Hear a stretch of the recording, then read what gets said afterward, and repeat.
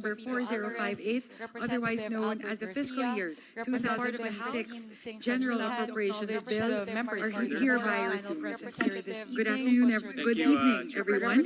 On the part of the House of Representatives, the proceedings of the Bicameral Conference Committee meeting on the disagreeing provisions on House Bill number 4058, otherwise known as the fiscal year 2026 General Appropriations Bill, are hereby resumed. Good afternoon, good evening, everyone. On the part of the House of Representatives, the proceedings of the Bicameral Conference Committee meeting on the disagreeing provisions on House Bill number 4058, otherwise known as the fiscal year 2026 General Appropriations Bill, are hereby resumed. Good afternoon, good evening, everyone. On the part of the House of Representatives, the proceedings of the Bicameral Conference Committee meeting on the disagreeing provisions 2025. And let me go through the salient points of this letter. In light of our continuous discussion regarding how to most accurately implement the reductions in the construction materials price data, CMPD, across the country to eliminate overpriced projects, we would like to respectfully apologize for the insufficient and limited data and information earlier transmitted to the Committee on Finance on the application of the updated CMPD. We recognize that the initial submission, which consisted only of the regional adjustment factors, was insufficient to arrive at an accurate adjustment to almost 10,000 affected projects. The initial adjustment factors, which were derived using more generic material cost assumptions, are only indicative estimates intended to model potential savings under assumed conditions. As such, they do not reflect actual project-specific impacts and should not be treated as conclusive basis for budget cuts or funding reductions. As clarified during the Bicameral Conference Committee hearing, proper CMPD applications require project-specific pay item level recomputation of programs of work and approved budgets for contracts consistent with established engineering and procurement rules. Without this granular data, any generalized adjustment risks being technically inaccurate and operationally difficult. To address this gap, the department is respectfully submitting additional project category-based data reflecting the effects of CMPD adjustments after considering key variables such as localized market behaviors, unique site conditions, and critical hauling distances. While this cannot be a substitute for a per-project application of the CMPD reduction, the updated adjustment factors now incorporate additional costs typically incurred during actual project implementation, particularly the cost implication of hauling materials from their sources to potential project sites. By explicitly accounting for this logistics consideration, the resulting adjustment factors are more aligned with actual project conditions. So, and this is signed by no less than Secretary Vivencio Dizon, addressed to yours truly as the chairperson of the Committee on Finance. So we just received this letter this morning, and the revised adjustment factors around 10 a.m. In fact, I was there to receive the adjustment factors and personally see to it that it will be applied to the 10,000 projects. Just to give you some idea, when we applied the old adjustment factors or the previous adjustment factors, it took us 3 weeks to apply it to the 10,000 projects. We were, this is a very daunting task, given that we have a timetable that we have to achieve because of this Bicameral Conference Committee. So this morning, our team in the Senate received the revised adjustment factors, and the apply this to the 10,000 projects. Unfortunately, they couldn't complete it by this time. We were hoping that they can complete it before the start of the Bicameral Conference Committee meeting, but because of the enormous task of applying it to 10,000. And hindi lang applying it to 10,000, dapat magbalanse lahat. No? Importante, nagbabalanse. So they needed more time to do this. So the team assured me that hindi ho sila matutulog tonight. No? Hindi ho sila uwi, and they assured me that all of these things will be ready by tomorrow. No? So with that, I would like to respectfully request from the chairperson to do the other departments first. We leave the DPWH budget for tomorrow, so that we will have the new CMPD as we discuss the DPWH budget. And we can tackle the budget of the other departments, such as the Agrarian Reform and the DILG. Madam Chairperson.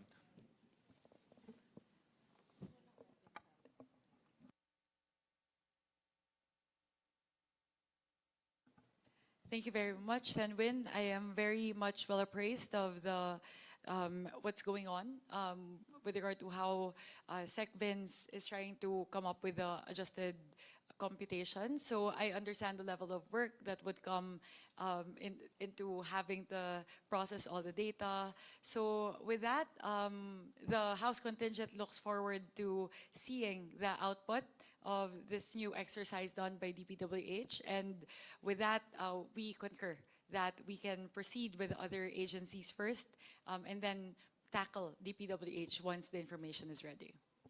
Thank you, and I'll keep you appraised on the developments of this application. So, but because of time's constraint, the team dedicated the whole night and tomorrow to finish all of these things, just in time for the Bicameral Conference Committee tomorrow. So, with that, we can proceed with the other departments, particularly the Department of Agrarian Reform.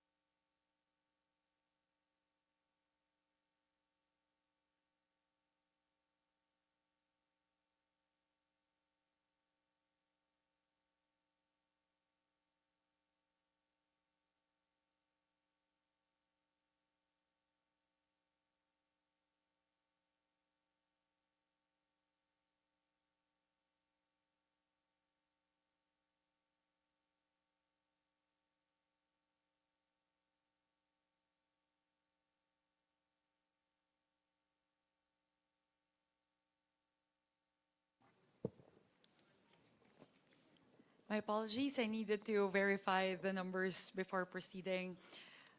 For the Department of Agrarian Reform, on the part of the House proposes an increase for the Department of Agrarian Reform from its NEP level of 16.08 billion to 16.72 billion pesos. So that is a 635 million increase to the Department of Agrarian Reform, broken down as follows: an additional 435 million towards the Agrarian Reform Beneficiaries Development and Sustainability Program to enable the construction of more bridges and roads towards agrarian reform areas, and an additional 200 million pesos for the Land Tenure Security Program to accelerate the implementation of the new Agrarian Emancipation Act. So in total, the additional amount that the House placed in the HGAB for the Department of Agrarian Reform is an additional 635 million pesos. Thank you, Madam Chair. The Senate proposes an amount of 16.8 billion, broken down as follows: landowners' compensation by LBP, Land Bank of the Philippines, 500 million pesos. Any questions? Any motion? Before we proceed, Madam Chair, Representative Marcelino Debanan. there's an item there which shows the digitalization project. Do we have funds for that or none?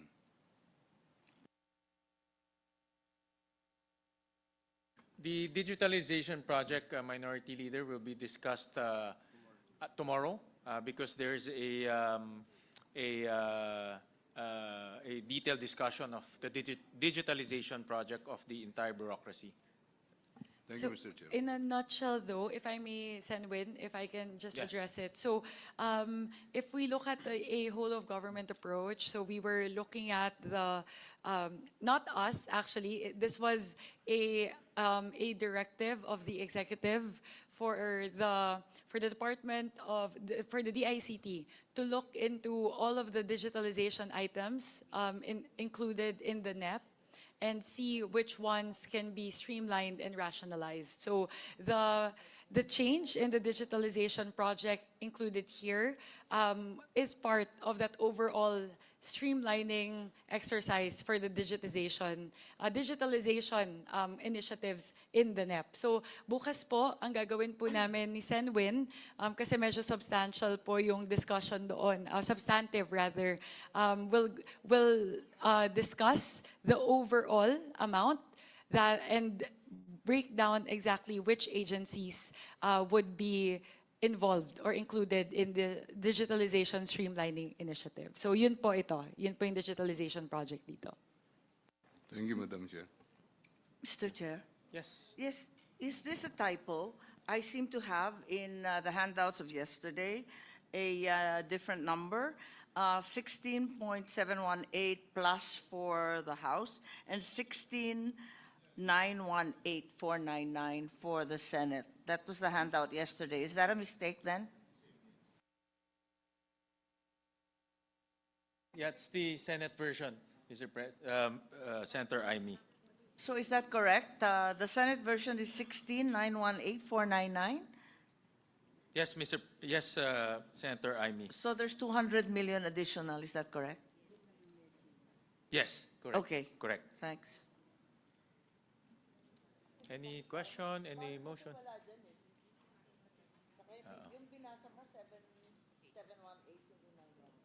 Baka na. It's 16, medyo na daming numbers, no? But it's 16,848, 16.8.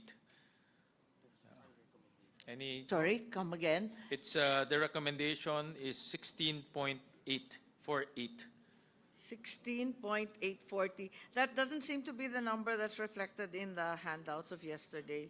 So 16, can we have it on the projected image, please? 16,848. Yes. So nagbago po from 16,918,499. Yes, nagbago po. Okay. Nagbago po. Thank you. Move to approve. Any Mr. Chair. second? Second. Duly seconded. The budget of the Agrarian Reform Department is deemed approved. With the permission of Chair Mika, can we skip first the NIA because Senator Kiko would he defended this this agency, and it will be better if he will be present later on also to discuss some of the important points of NIA. But he'll be back in a little while. We're okay with that, Thank you. Sen Win. Of course, we want to give due recognition to Sen Kiko as he defended it in the Yes. in the Senate. But our request is hopefully, not hopefully, actually our request is for us to tackle NIA before we suspend Yeah. the Bicam meeting today. Yes, yes. Thank you po. All right, so we go to the Department of Interior and Local Government.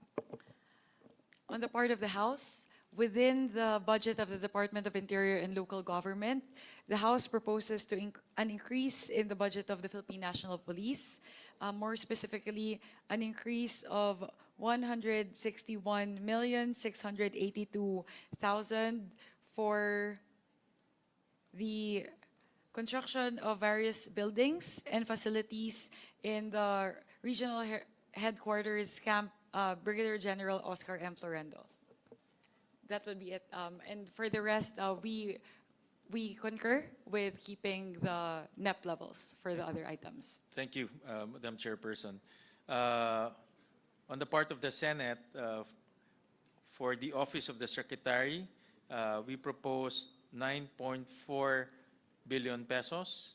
And this is composed of barangay officials' death and burial assistance of 50,000 pesos, general management and supervision 1.6 billion pesos. 50 million pesos, sorry. Medyo nakakahilo na ho. Barangay officials' death and burial assistance 50 million pesos, general management and supervision 1.6 billion pesos, strengthening of peace and order councils 313 million pesos. So any questions? Any Motion to motion? approve. Move to approve. And, duly- Second. Yep, duly seconded. The budget of the Office of the Secretary, DILG, is deemed approved.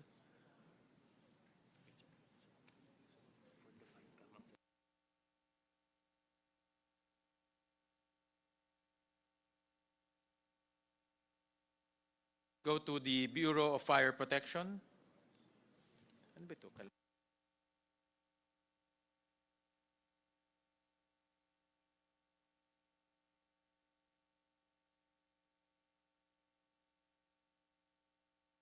Okay, all right.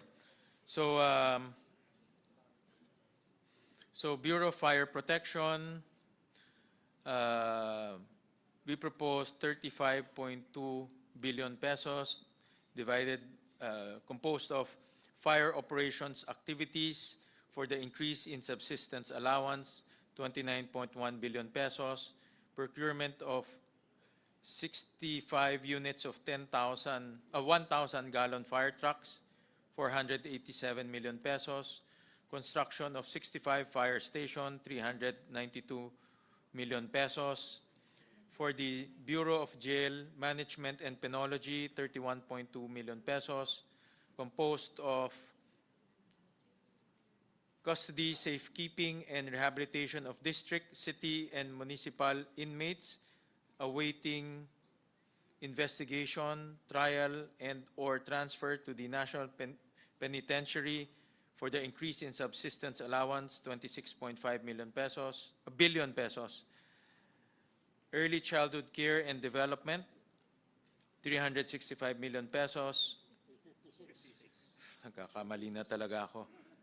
356 million pesos, composed of general management and supervision, 70 million pesos, capacity building and institutional development and intermediaries and other partners, 76 million pesos, accreditation of ECCD service partners, 207 million pesos, establishment, wala na po to, no? For local government academy, 544 million pesos, composed of general management and supervision, 108 million pesos. For the National Commission on Muslim Filipinos, 1.3 billion pesos, composed of administration and supervision of Hajj operation, 103 million pesos. Promotion and development, management and preservation of Muslim cultural centers, heritage, holidays, festivities, and cultural activities, 603 million pesos. Institutional support, development, and promotion of madrasa education, Sharia program, and Quran competitions, 141 million pesos. For the National Police Commission, 2.4 billion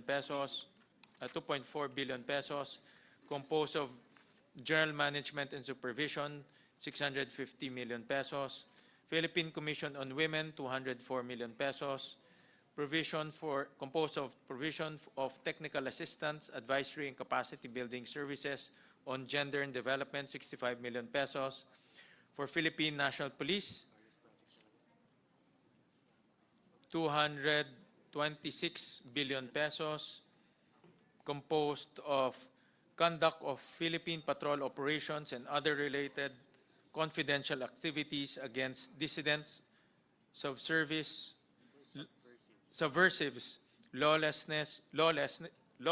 elements, and organized crime syndicates, and campaign against kidnapping, trafficking of women and minors, smuggling, carnapping, gun running, illegal fishing, and tackling of illegal drugs. Central Office for the increase of subsistence allowance, 187 billion pesos.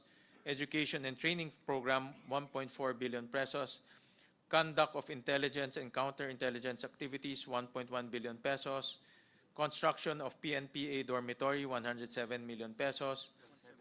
170 million pesos. Conduct of procurement, transport, storage, distribution of supplies and materials, including the maintenance of equipment and facilities for 911 equipment such as body-worn cameras, push-to-talk, two-way radios, 15 billion pesos, 15.3 billion pesos. Establishment of hangars in Davao, Cebu, and La Union, 65 million pesos. Construction of new building of the PNP headquarters phase 2, 10 million pesos. For the Philippine What is this? For Facilities for Philippine National Police. a construction.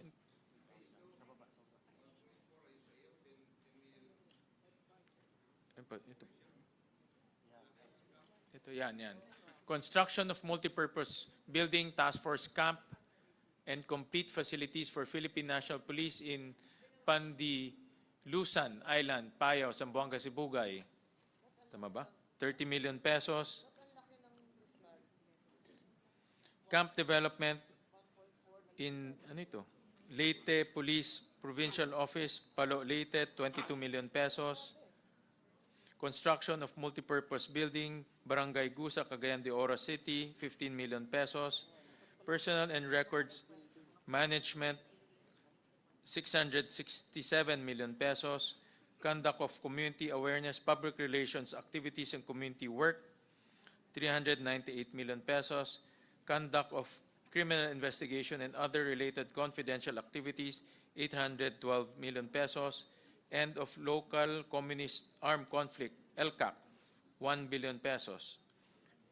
Construction of multi-purpose building, first quadrant of Camp Bagong Diwa along General Santos Avenue, Bicutan, Taguig City, 300 million pesos. Construction of 5-story regional forensic unit, Region 10, 60 million pesos. Human resource development, 490 million pesos. Enhanced and secured satellite communication integrations project, 170 million pesos.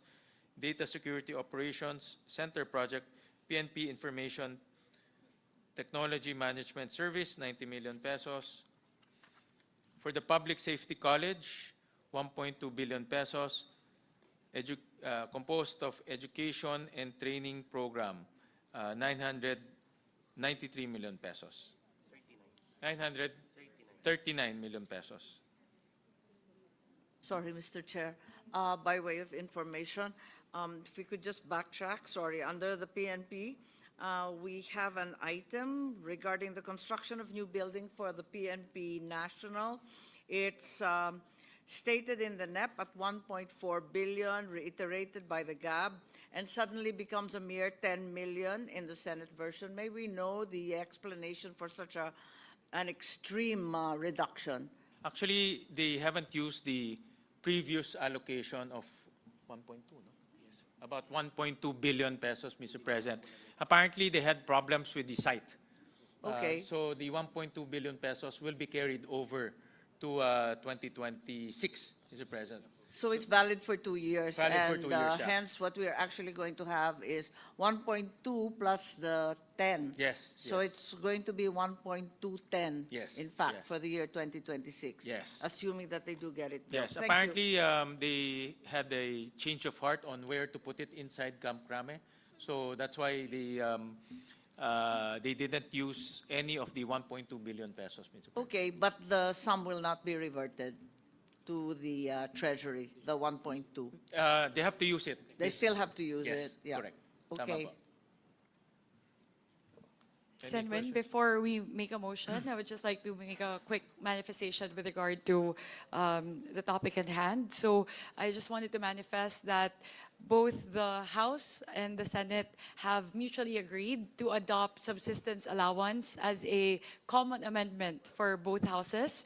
So that that would be an amount totaling to 23,696,822,000 across the different agencies and attached agencies: Public Safety College, PNP, PJMP, BFP, PCG, NAMRIA, and the Bureau of Corrections. Of course, this subsistence allowance increase from 150 pesos to 350 pesos per day is in consonance with Executive Order number 84 dated March 14, 2025. So we just wanted to, that's a very important point that I believe the Bicameral Conference Committee would like to highlight, that in the budget for the year 2026, we are able to fund the increase in subsistence allowance from 150 to 350 pesos per day.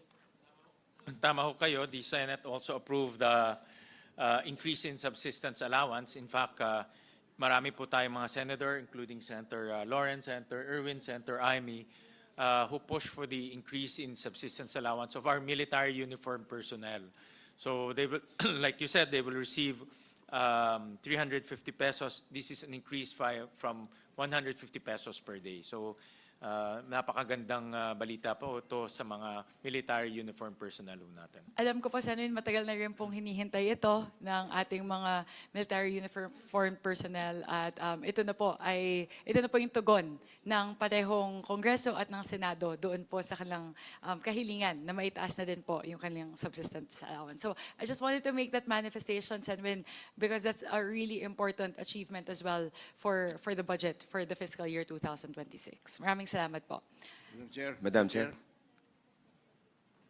Representative Pepito Alvarez, and then Representative Rufus Rodriguez, Madam Chair, next. and Representative Brian Yamsuan. Representative Pepito Alvarez? I yield to Okay. Representative Rufus Thank Rodriguez. you, Madam Chair and Mr. Chairman. We would like to thank the Senate for giving 975 million for procurement of 65 units of 1,000-gallon fire trucks, which are urgently needed by Mindanao especially.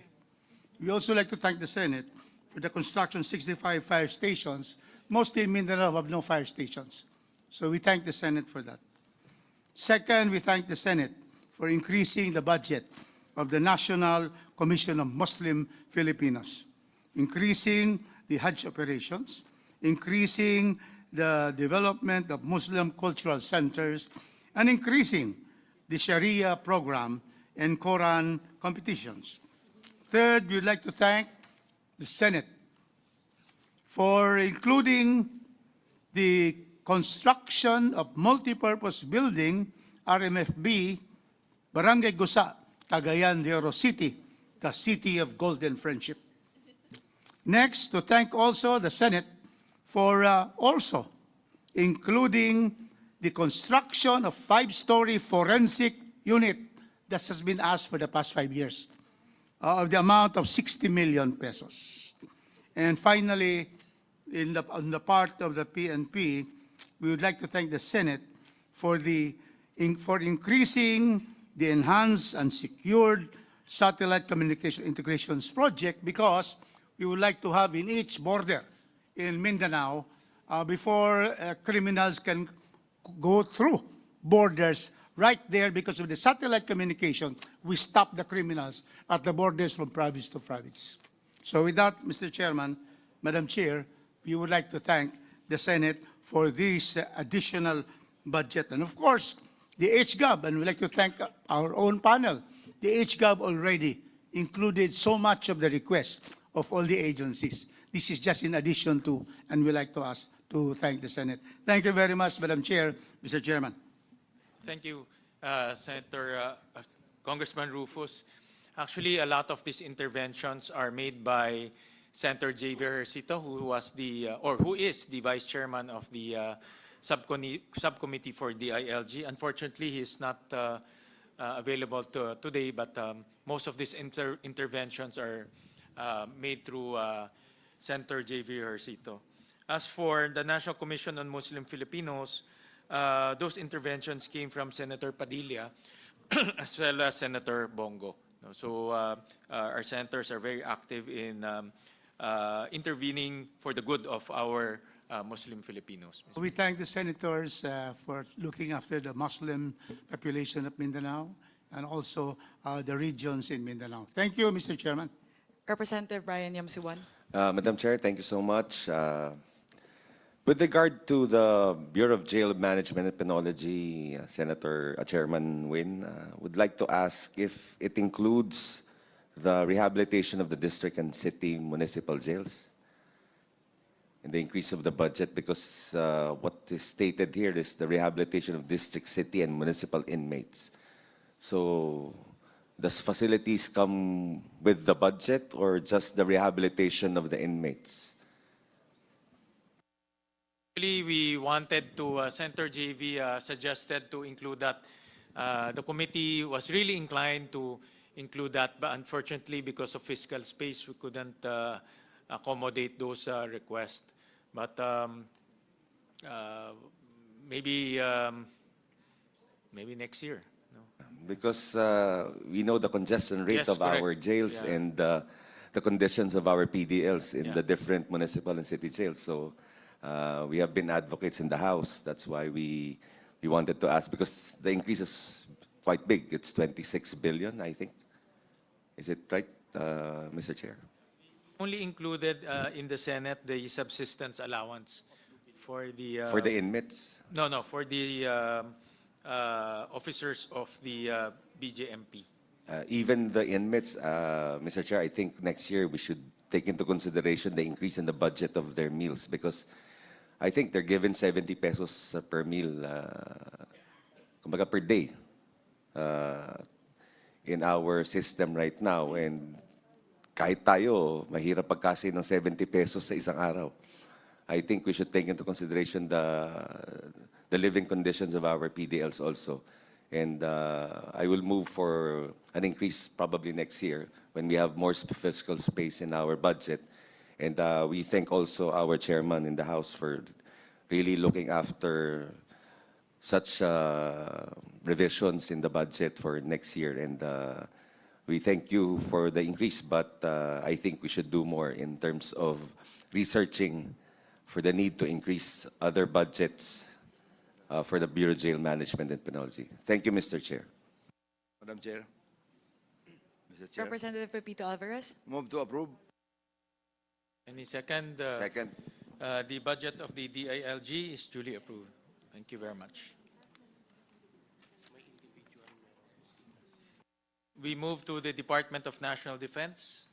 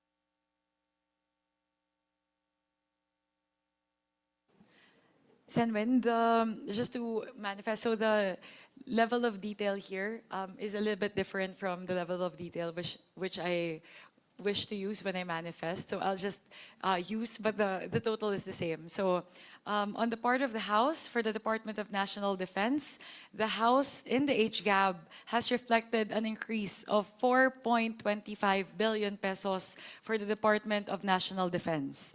The said 4.25 billion pesos is as follows: 362 million for the upgrade of the power system of the government's power arsenal, 250 million pesos for the construction of a two-story hospice at the Veterans Memorial Medical Center, an additional 278.4 million for the development of the forward operating base in Balabac, Palawan, 172.4 million pesos for the integrated missile, ammunition, and explosives logistics support system, an additional 733.3 million pesos for the PA Cyber Electromagnetic Activities or SEMA capability buildup, an additional 150 million pesos for the construction of living quarters, Building A, in Victoriano Luna Hospital compound in Quezon City, an additional 150 million pesos for the construction of a multi-purpose building, Building A, Camp General Emilio Aguinaldo, Quezon City, an additional 500 million pesos for the construction of the PMA Cyber Warfare Educational Excellence Center, or the CWEEC, at Fort Del Pilar, Baguio City, Phase 1, an additional 150 million pesos for the construction of the enlisted personal quarters at Camp General Emilio Aguinaldo, Quezon City, and an additional 1.5 billion pesos for the acquisition of the unmanned aerial system, vertical takeoff and landing. So in total, on the part of the House,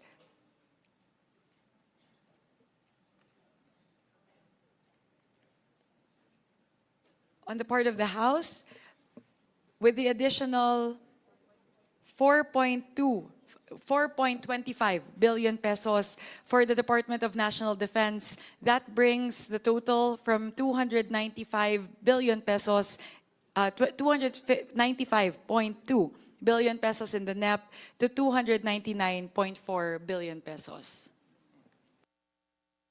That's for the entire Department of National Defense. Yes, So, that is for the entire okay. Including department. the Armed Forces of the Yes, Philippines. that Okay. includes the Office of the Secretary, the Government Arsenal, Office of Civil Defense, Veterans Memorial Medical Center, and the Armed Forces of the Philippines, broken down into the Philippine Army, the Philippine Air Force, the Philippine Navy, and General Headquarters, AFP and AFP-wide Service Support Unit. So that's a total addition of, sorry, 4.25 billion pesos in the HGAB for the Department of National Defense. Thank you. Thank you for that. On the part of the Senate,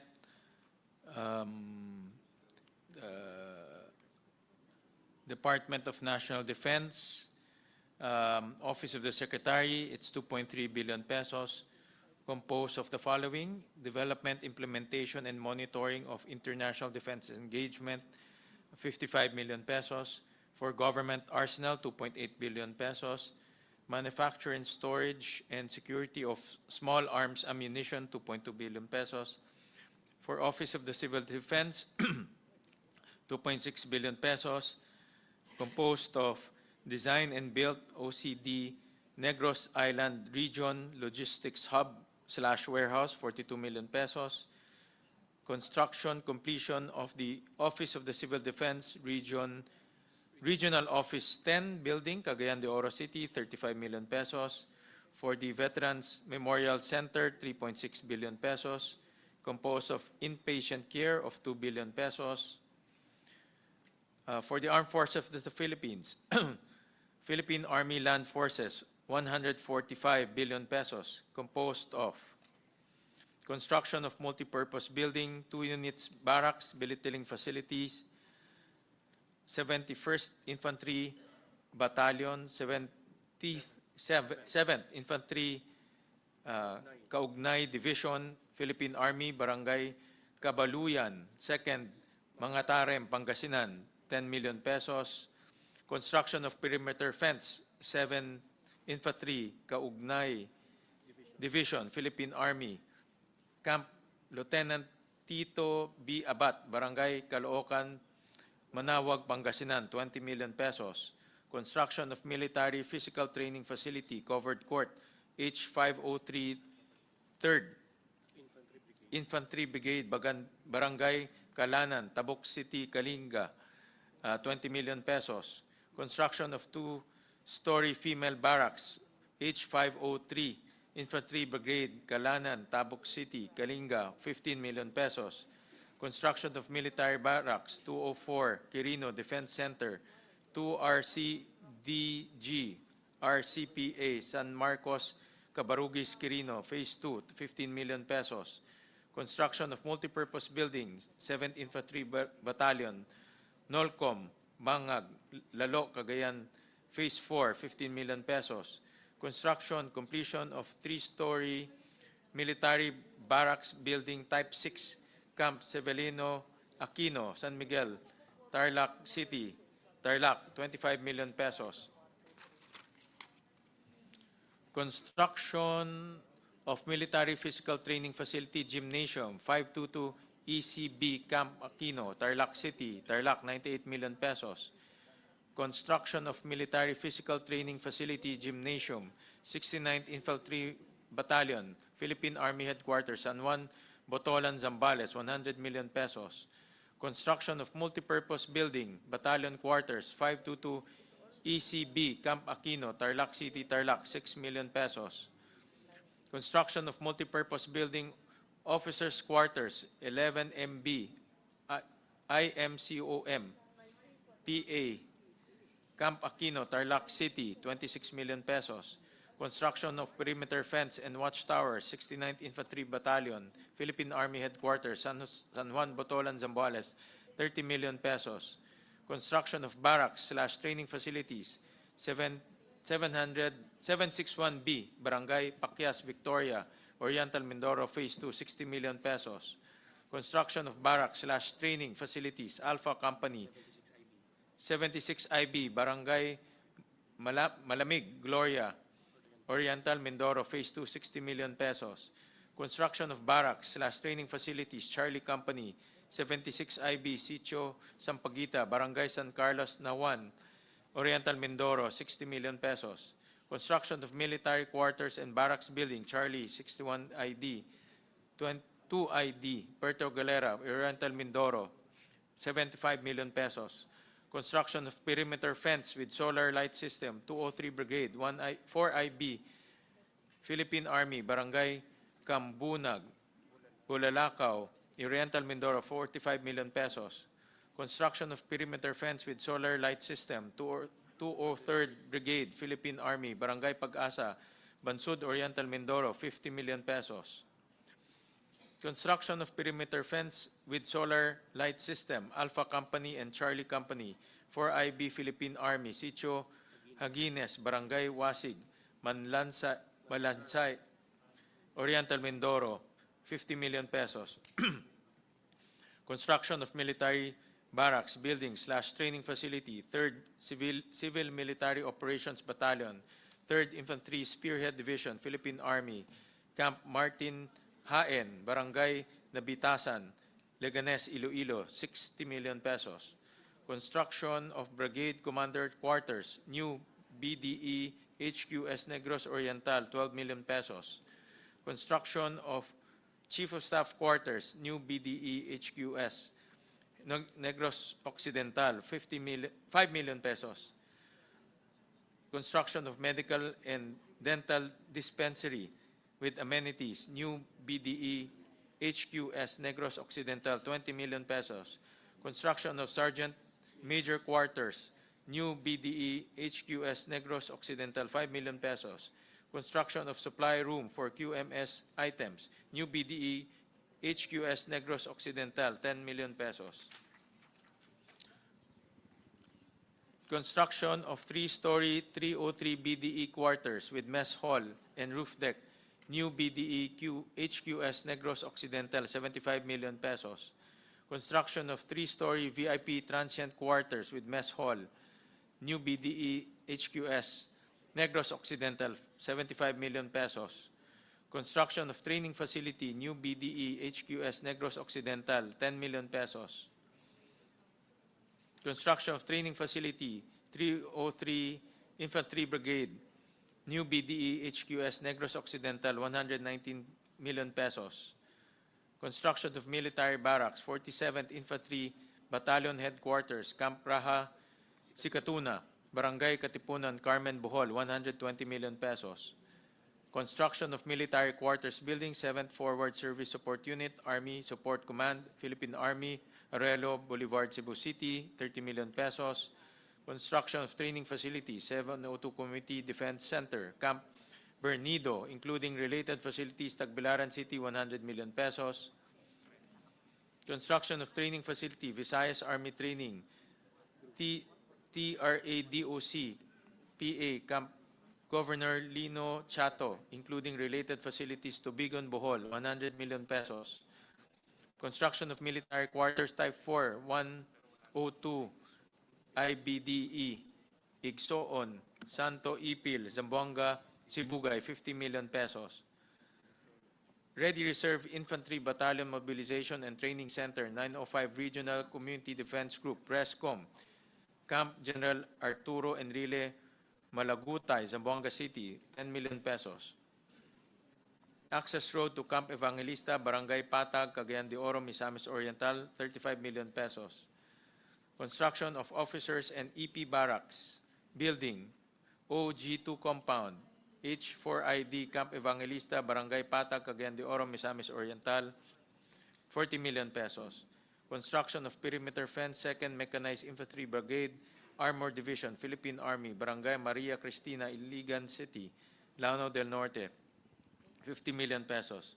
Construction of perimeter fence, Mindanao Army Training Group, TRADOC, PA, Kabatritan, Military Reservation, Barangay Malinaw, Kalilangan, Bukidnon, 40 million pesos.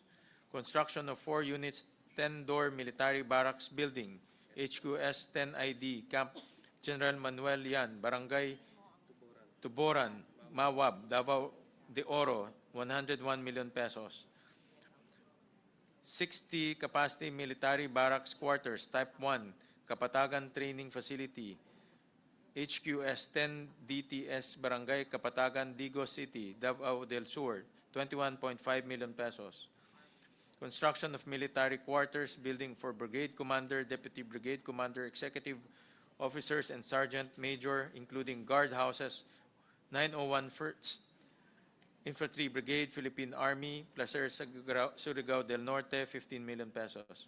Construction of officers' quarters, Camp Romulo Gubi, Barangay Romualdo Ruby, Barangay Bancasi, Butuan City, Agusan del Norte, 15 million pesos. Construction of perimeter fence with solar lights, gates, guardhouse, 401st Brigade, Barangay Awa, Prosperidad, Agusan del Sur, 100 million pesos. Construction of perimeter fence with solar lights, gates, and guardhouse, 901st Brigade, Barangay Santa Cruz, Placer, Surigao del Norte, 100 million pesos. Construction of perimeter fence with solar lights, gates, and guardhouses, Mount Mayapay, Military Reservation, Butuan City, Agusan del Norte, 80 million pesos. Construction of perimeter fence, 401st Infantry Unite and Fight Brigade, 4th Infantry Diamond Division, Camp Datu Lipus, Macapandong, Barangay Awa, Prosperidad, Agusan del Sur, 100 million pesos. Construction of perimeter fence, 901st Infantry Brigade, Philippine Army, Placer, Surigao del Norte, 40 million pesos.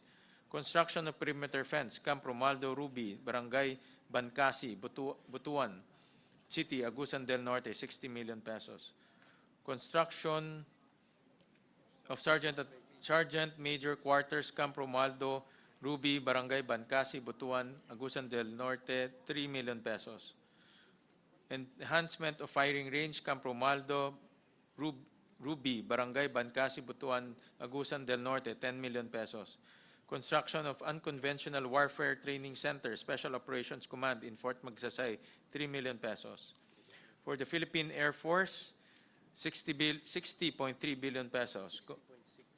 60.6 billion pesos, composed of development of forward operating base at Balabac, Palawan, 1.1 billion pesos. Construction of 2-story military barracks Type A, CNIA, Lalo, Cagayan, Phase 2, 10 million pesos. Construction of multipurpose building, 2-story training facility, TOG 3, Camp Aquino, Tarlac City, Tarlac, 17 million pesos. Construction of 5-story military barracks quarters Type 1, Lipa City, Batangas, 60 million pesos. Construction of 5-story military barracks quarters, building Type 3, Lipa City, Batangas, 50 million pesos. Construction of 3-story military barracks quarters, building Fernando Air Base, Lipa City, Batangas, Phase 1, 50 million pesos. Construction of fixed-wing hangar with parking ramp, Brigadier General Benito Ebuen Air Base, Lapu-Lapu City, Cebu, Phase 3, 40 million pesos. Construction of rotary hangar, BGB NEAB, Lapu-Lapu City, Cebu, Phase 2, 83 million pesos. Construction of Toismin Armory Building, Toismin Das, Barangay Sasa, Davao City, Davao del Sur, 12.3 million pesos.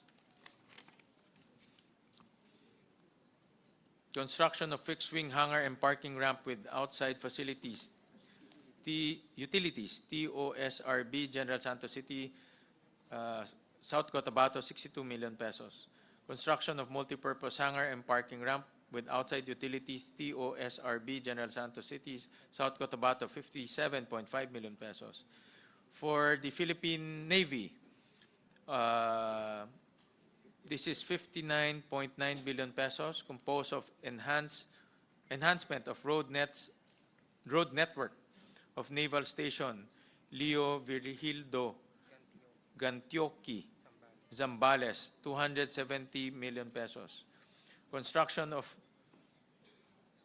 Married Military Headquarters Building, Naval Base Rafael Ramos, NBRR, Lapu-Lapu City, Cebu, Phase 4, 10 million pesos. Ba't kulang itong isa?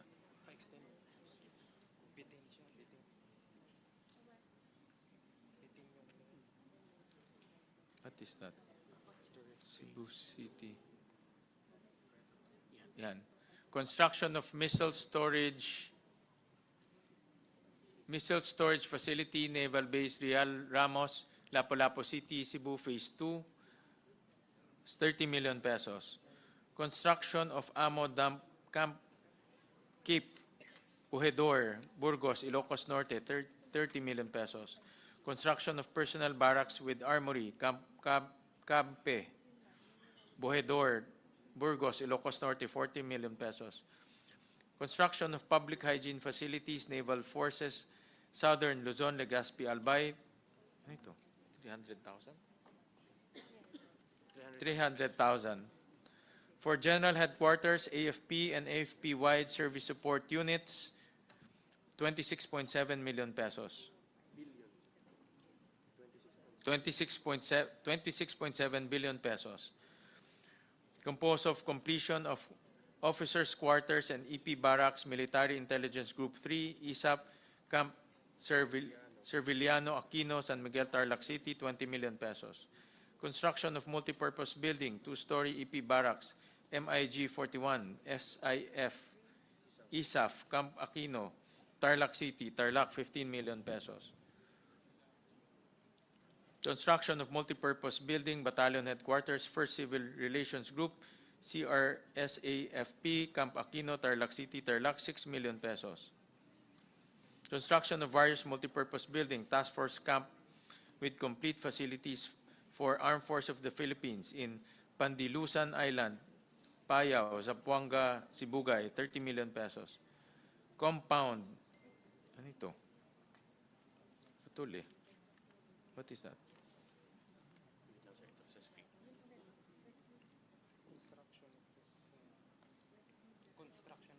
Construction of West Mincom Headquarters Building, Western Mindanao Compound, Zamboanga City, Phase 3, 50 million pesos. Joint Force Support Command, 7.5 billion pesos. Presidential Security and Protection, PSG Command, 2.2 billion pesos. Joint Force Support Units, 1.3 billion pesos. Mr. Chair, Yes. kanina ko po tinitignan pabalik-balik ako din sa pahina ng National Defense. Wala po akong makita rito na spare parts man lang or equipment, logistics. Puro infrastructure po ito, vertical, horizontal, pero none at all. Di po ba nila kailangan ng mga pyesa sa sakyan nila sa barko, helicopter, fighter jet? Marami po tayong mga equipment or bumili man lang ng eroplano or yung ating mga kailangan po siguro ng mga spare parts nito mga patrol craft natin, helicopter natin. Baka mamaya sir, alambre na lang tinatali doon sa mga yon. So, kailangan ho natin siguro. Ano hong paliwanag nila dito? Bakit wala pong spare parts, wala pong logistics, Mr. Chair? Ito pong nabanggit ko po, ito po yung tinatawag na TICAS projects na dati po na sa DPWH. Tapos ho nagkaroon ho tayo ng hearing,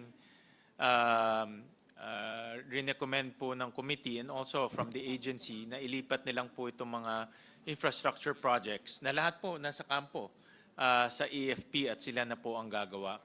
In regards to sa mga spare parts, yan po ay nakasama po sa kanilang MOE. No? So yung mga iba't ibang ahensya at iba't ibang armed forces components, meron ho sila sariling mga MOE po. About new equipment, Mr. Chair, like right now we have problems at the West Philippine Sea. Maski mga patrol craft lang sana, kulang na kulang po tayo, particularly with the Air Force and of course the Navy siguro. Yan naman po nakapasok sa kanilang capital outlay. So meron ho silang mga budget for capital outlay na pwede ho nilang magamit. But it's not specified here, Mr. Chair. I was looking over these pages and I can't seem to find it, Mr. Chair. Doon po ay naka-built-in na po sa kanilang original budget. So yun naman po ay kineri po ng Senate. No? All right, thank you. Thank you, Senator Tulfo, for what you mentioned, because we have similar observations that the amendments which we carried, which is actually what they asked for, are mostly infrastructure, but nothing that really strengthens our military capability. But I also take note that in the NEP, that's where they placed it. But I noticed, yes, it's mostly infrastructure development. Also take note that if we compute everything put together, including the NEP, the HGAB, if ever they did any amendment, and the Senate amendments, this only comprises 1% of GDP. And ideally, at least according to what they said during the hearing, we must invest minimum of 2% of GDP for our military. And that includes both air assets, our ground assets, and of course, being an archipelago, we must be prepared. And it does not even include the Coast Guard, which is, of course, civilian in nature. So we are underfunding our capability for our military strength. We need to invest more, perhaps in the NEP of 2027, but that's something I would not like to mention since we're live streamed, and we would not like to say to the world that we are militarily incapable, but okay, but it's obvious that we are underfunding it, yes. But I appreciate your comment that yes, if you notice, puro vertical development. Kasi no? since we're live streamed, Senator Lauren, people are asking or wondering, they're waiting na may mabasa rito sana na purchase or logistics or equipment. Mga barko sa West o Philippine puro Sea, construction. That's true. You're That's actually what correct. they're asking here, itong mga netizens po natin. Yes. But actually, if you look at the NEP, the chair is correct in saying that's where they put it. But malaki po ang kakulangan kasi pag sama-samahin mo yan, 1% of GDP lang yan. So malaking kakulangan. Yes. Mr. Chair. Yes, Senator Amy. Yes, Mr. Chair. You very patiently read out the exact locations of all this new infrastructure and some repair and rehab. However, the shift in our military operations from internal subversion to external threat is not manifested in any way in the infrastructure expenditure. I'm a little bit perplexed by that. The only visible change appears to be in the AFP modernization program, where the House as well as the Senate very generously almost doubled their expenditure. But it also behooves me to observe that there is no shift in the infrastructure expense that should reflect the shift towards external aggression, defense against invasionary and other forces from overseas, as opposed to the usual domestic insurgency that has plagued us for many, many decades. Yun lang. Bakit ganon? Kasi parati natin pinag-uusapan, hindi na NPA, hindi na Muslim secession, hindi na kung ano-anong domestic ang problema natin ngayon, kundi ang challenges sa ating tinatawag na territory, sovereignty, ECC, at iba pa. Kaya nagtataka ako, ito naman puro sa mga infrastructure at mga building at gastos sa panloob. Bakit ganon? Bakit hindi nagpalit ang ating strategy? Parati natin pinag-uusapan. Yun lang po. Ganon din ang kinatatakutan ko sa kabila ng pagnanais natin na doblehin halos from 35 billion. Ginawa natin 40, tas ginawa pang 60. Baka naman yung bibilhin pa rin, small arms pa rin, na talagang kasi ito nakikita ko, manufacture, storage, and security of small arms, paano yung mga kinakailangan natin sa dagat, sa karagatan, at eto nga, sa Air Force, na wala naman tayo nakikita. Yun lang ang kinatatakutan natin. Maraming salamat, Senator Amy at Senator Tulfo sa mga tanong. Meron din ho tayong AFP modernization program na 90 billion pesos, both program and unprogram appropriations. At typically ho, itong mga components ng AFP modernization ay pinag-uusapan po sa executive session because of national security issues. But rest assured na meron tayong pondo for the modernization. And tama ho si Senator Loren na talagang kailangan po ay patuloy ang pagtaas po ng budget ng ating armed forces. In fact, with the AFP modernization, aabot po tayo to 1.25% of GDP. Alam ko medyo malayo pa yan sa 2% na recommended ng NATO, pero at least ho, tumataas ho tayo dahan-dahan. Hopefully by in the next 3 years, umabot ho tayo ng 1.5 para po talagang mabili ho natin at masuportahan ho natin ang ating armed forces ng mga kagamitan na kakailanganin ho nila. Tama si Senator Amy na nagsishift po to external defense. No? At kailangan natin ng suportahan siya doon. Pero lahat ng pinapatayo, wala naman sa western sector, wala rin sa eastern, at konting-konti, isa lang yata o dalawa na banggit sa Taiwan Straits. Kaya nagtataka ako, bakit dito pa sa ating budget, you put your money where your mouth is, and we're not doing that. Isa pa, dito sa AFP modernization, sa haba ng panahon na hindi natin napopondohan ng tama. May natitira pa sa Horizon 1, may natitira pa sa Horizon 2, dapat natapos na yung Horizon 3, baka hindi na siya modern pag natapos yung modernization. The nature of war has changed significantly over the past few months, years, with the drone technology taking over almost all manned efforts. So I'm wondering if we're anywhere near that sort of technology. Yun lang po. Senator Loren, who's the chairperson of the Defense Committee in the Senate, alam ko ho na umpisahan niya na po magkaroon ng hearing regarding modernization and also some of the concerns surrounding our armed forces. At alam ko maraming mga batas na dapat i-update, including the AFP modernization program. Yes, Mr. Chair. And take note, regarding investment in military, ang Vietnam, noong 2018, ay 1.8% na ang kanilang, of GDP, ang kanilang investment. Tayo, 2025, ay 1%. So mababa talaga. We could probably take this up after, in the standing committee and compare it to our ASEAN neighbors. Thank you. All right. Any motion?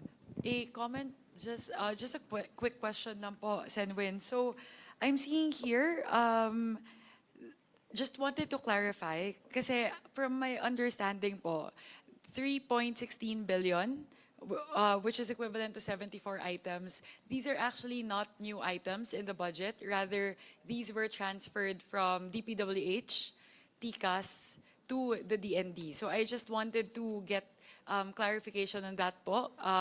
So hindi po talaga siya new increase in the budget, but rather linipat lang po natin yung 74 items sa ilalim po ng TCAS mula po sa DPWH papunta po sa DND. Tama po ba? Is that correct po? Tama ho. Galing ho yan sa DPWH, yung pondo, at we also found out during the hearing na maraming mga projects na uncoordinated with the DND. Yung iba hindi pa nga natatapos. So, doon sa hearing lumabas na mas maganda ang DND na rin magpagawa. No?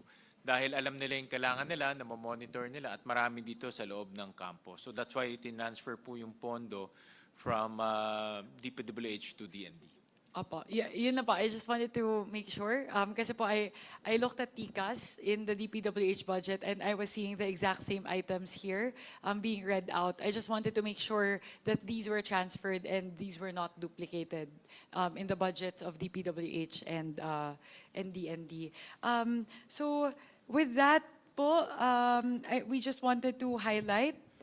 So with the 4.25 billion pesos increase introduced by the House of Representatives and the additional 3.29 billion pesos increase introduced by the Senate, the total increase for the Department of National Defense is at 7.54 billion pesos po. Madam Chair? May I say something?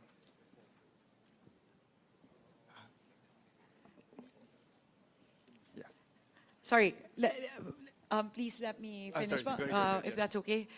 So with that po, we just wanted to highlight that with the 4.25 billion pesos introduced by the House of Representatives and the additional 3.29 billion pesos added by the Senate, the total change, or the total increase rather, from NEP to the current proposal would be 7.54 billion pesos for the Department of National Defense. Representative Javi Benitez. Okay. Thank you, Madam Chair. Apologies for that earlier. Ang ganda po ng sinabi ng ating mga counterparts po sa Senate panel. Agree po ako doon. At gusto ko lang i-reiterate ang sinabi ko doon at tinanong ko po sa House budget briefing, na sana po ang Department of the Defense will also invest in our capability building in terms of instead of acquiring ating mga assets, maybe we can have part of a contract na may technological transfer, no? Tech transfer po ito. Like for example, sa Cavite, meron pong na successful na Shaldag Mark V na ginawa sa Cavite, which is a fast attack interdiction craft. Meron pong mga missiles. This was acquired by the Philippine Navy, but we're able to build our own capability. No, so this is in the Cavite Naval Shipyard, sa Naval Station, Pascual Ledesma. Parte ito sa AFP modernization goals. So hopefully in the future, hindi lang tayo mag-acquire, we can also build our own capabilities. So gusto lang po ilagay yon sa record. And while we are here as a representative of Negros Occidental, gusto ko lang magpasalamat sa Department of Defense, kay Secretary Gubot Teodoro, and of course our Chair, Win, and the Senate panel for including, of course, on the OCD, ang NIR Logistics and Warehouse Hub that will really help disaster preparedness para sa mas mabilis na response sa aming rehiyon. And the several items for Negros Occidental para sa security, humanitarian assistance, and civil-military coordination. So maraming salamat po. It will help the overall resilience sa aming probinsya. Thank you. Madam Chair. Yes, Representative Rufus Rodriguez. Madam Chair, I am concerned because we are talking of matters of national security. And, although it's the first time that we have live streaming, probably next time discussions like this will not only be, heard by the Filipino people, but our enemies. And so therefore, probably in the next cycle, we should not, for national defense, it should be an executive session, and there should be no printout on this except during the time of executive session, because we are already announcing our defense postures. And so therefore, just a manifestation, Mr. Chairman. Now, first time, we wanted to be transparent, fine. So then, but the discussions in the present, in our panel, both panels now, there are very, very, very sensitive, and there are matters of national security. The DND would really be on national security. And we don't want to telegraph or to inform others, other countries which are, having an adverse interest to the Philippines. But that is an observation. So we hope that we stop now and be able to have, so therefore, with that manifestation that in the next budget hearing, we will have a national security, then it should be an executive session on the national defense. So therefore, we would like to move for approval of the same, Mr. Chairman. Second. Mr. Chair. Yes. I beg to disagree because in their speeches, even the AFP, Philippine Coast Guard, the Department of Defense, they do mention about our equipment, purchasing, we have to buy equipment, and it's a given fact. Everybody knows. I mean, the entire world that we are a third world country, and we are so dependent on our allies, Mr. President, Mr. Chair. Before I answer that, to the panel, let me just approve, because there's a motion, approve the budget of the DND. Actually, the projects mentioned earlier are all improvements of barracks, improvements of minor facilities inside the camps. But I do agree with Congressman Rufus that sensitive matters such as what equipment we will be purchasing, how we'll be modernizing, I think those should be discussed during executive session. No? That's why, and I do agree with Congressman Rufus that we have to be mindful and sensitive, no, to the AFP because of the national security implications. But as far as we can be transparent, no, as far as we can divulge the amendments related to DND, then we will do so. Mr. Chair, my point was, I was just asking earlier, like, how come we don't have, of course, we need to buy spare parts. I didn't ask, like, are we buying submarines? Are we buying aircraft carrier? Are we buying cruise missiles? No, Mr. Chair. All I was referring to, how come we don't have, it's not specified here for logistics, ammunitions or spare parts of our aircraft and ships. That's all I did ask, Mr. Chair. I mean, I did not ask if we're going to buy cruise missiles, long-range missiles, or attack helicopters or jets. Rather, I just pointed out, and I was asking, where are funds for spare parts, Mr. Chair?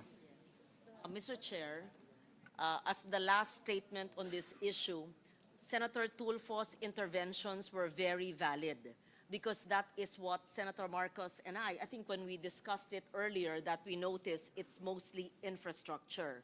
And that's why I stopped short of saying that we must invest more because it's only 1% of GDP as a national security specialist in a way, that being my masteral course and being in the reserve for 20 years. We know where to stop, and that's why we did not discuss it any further.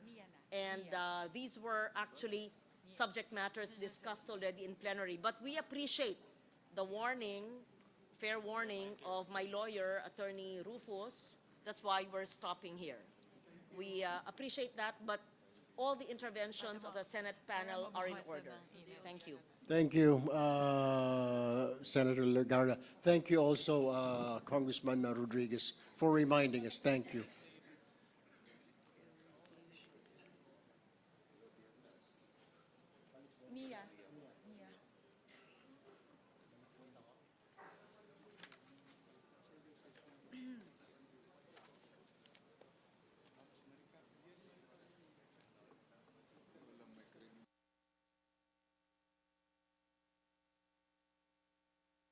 All right, since Senator Kiko is already here, we can jump back to the National Irrigation Administration.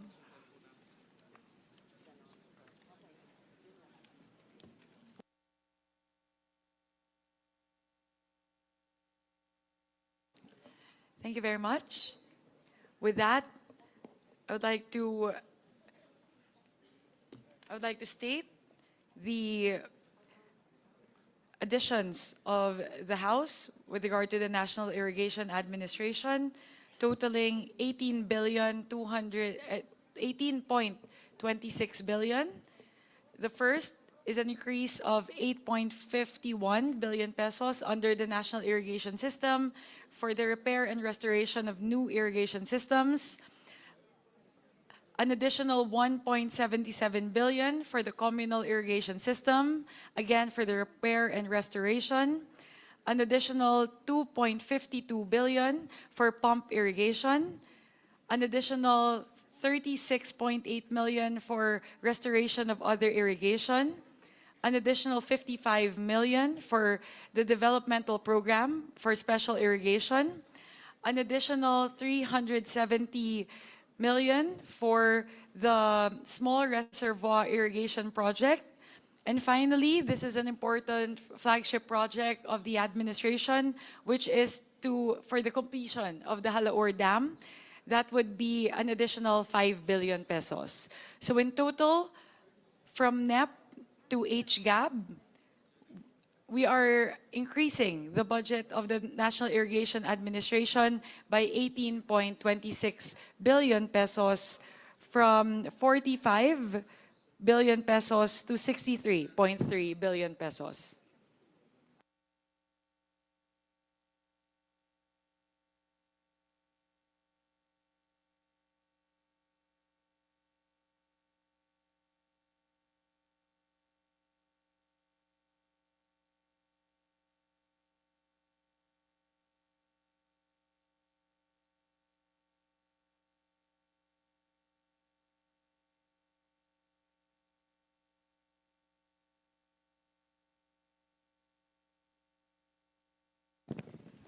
For the National Irrigation System,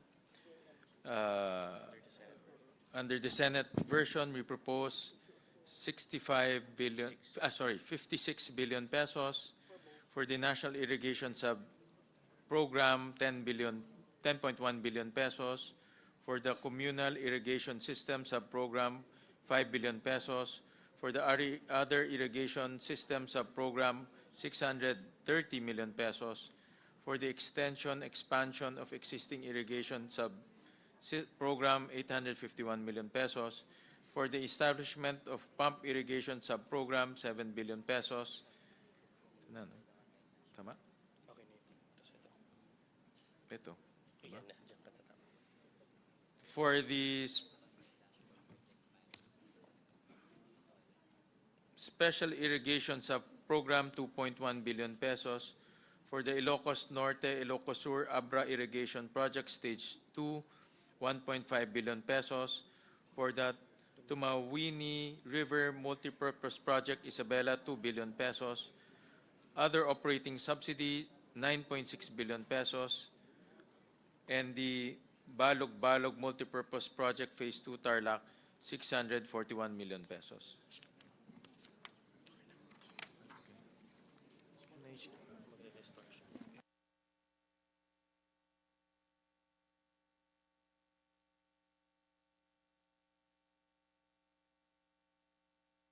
Senwin, if we may request po, just so we can compare, would it be possible to type the figures as well?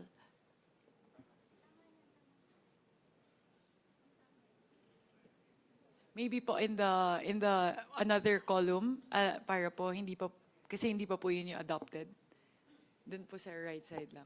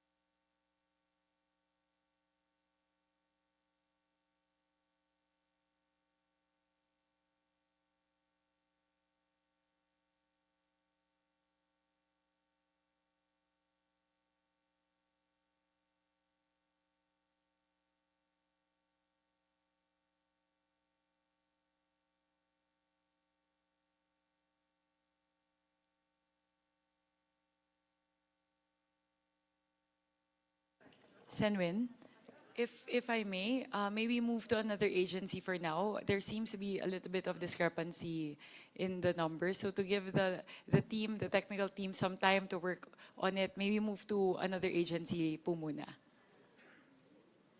If that's okay po. We can do that. Thank you very much po.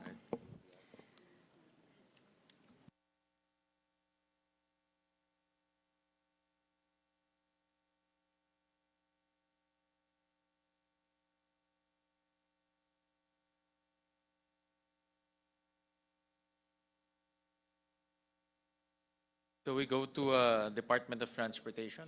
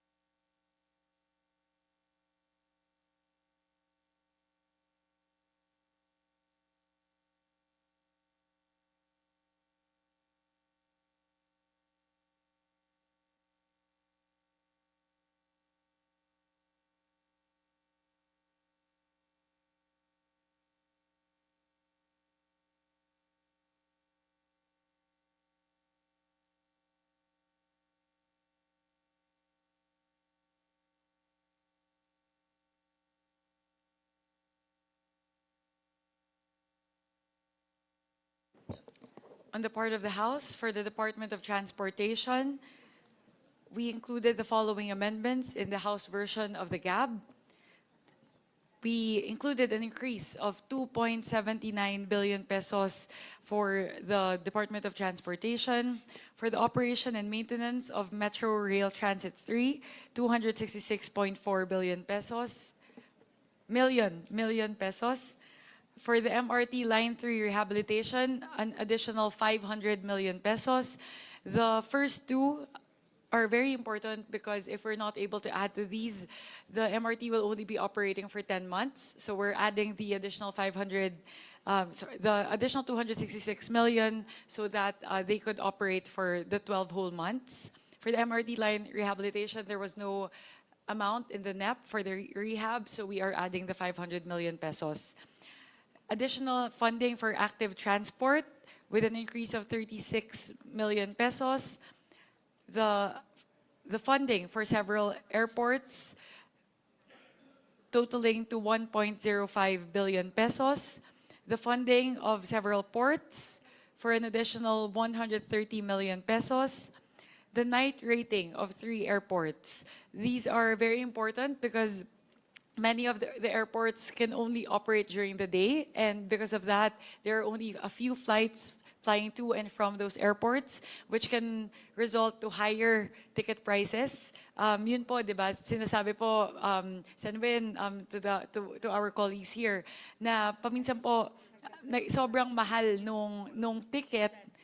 Yung lagi pong binabanggit, yung Siargao at saka yung Busuanga, dahil po konti lang po yung nag-ooperate na flights dahil hindi nga po sila makalipad sa gabi. So ito pong night rating ng mga airports ay napakahalaga para po mas marami pong mga flights yung pwede pong pumasok dito po sa mga lokasyon na to at mas mapamura po yung presyo noong mga tickets. So ano-ano po yung mga airports na to? 3 airports, Kawayan Airport, Busuanga Airport in Palawan, and Siargao Airport. So with this, these airports would now be night rated. For funding requirements for the Magna Carta of Filipino Seafarers, an additional 66.2 million pesos. This is a new law that is yet to be funded. So this is the first time that it will be funded. The GOP counterpart for the procurement of 40 fast patrol crafts for the Philippine Coast Guard, at 1 million pesos. The procurement of high-speed response boats. Parang ito din po yung nabanggit ni Senator Erwin kanina, doon po sa West Philippine Sea. So we are providing the Philippine Coast Guard with an additional 367 million pesos for the procurement of 8 8 high-speed response boats para po mas makagalaw po sila sa West Philippine Sea. An additional 150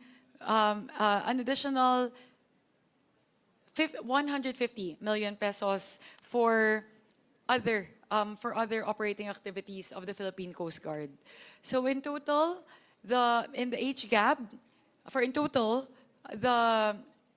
additional amount reflected for the Department of Transportation in the HGAB would be an additional 2.79 billion pesos.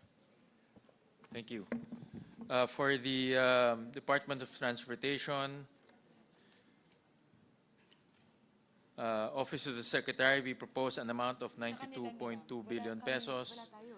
This is composed of General Management Supervision of 5.7 billion pesos, Metro Rail Transit Sub-Program Operations and Maintenance of Metro Rail Transit, 2.2 billion pesos, Navotas Feeder Route of 200 million pesos, Bicol International Airport of 150 million pesos, Daet Airport 150 million pesos, Camiguin Airport 150 million pesos, Siargao Airport 100 million pesos, Catbalogan Airport 200 million pesos,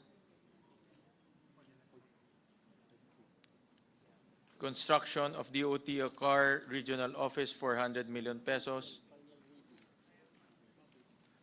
Public Transportation Modernization Program realignment of 1.3 billion pesos Public Transportation Modernization Program of 2.5 billion pesos.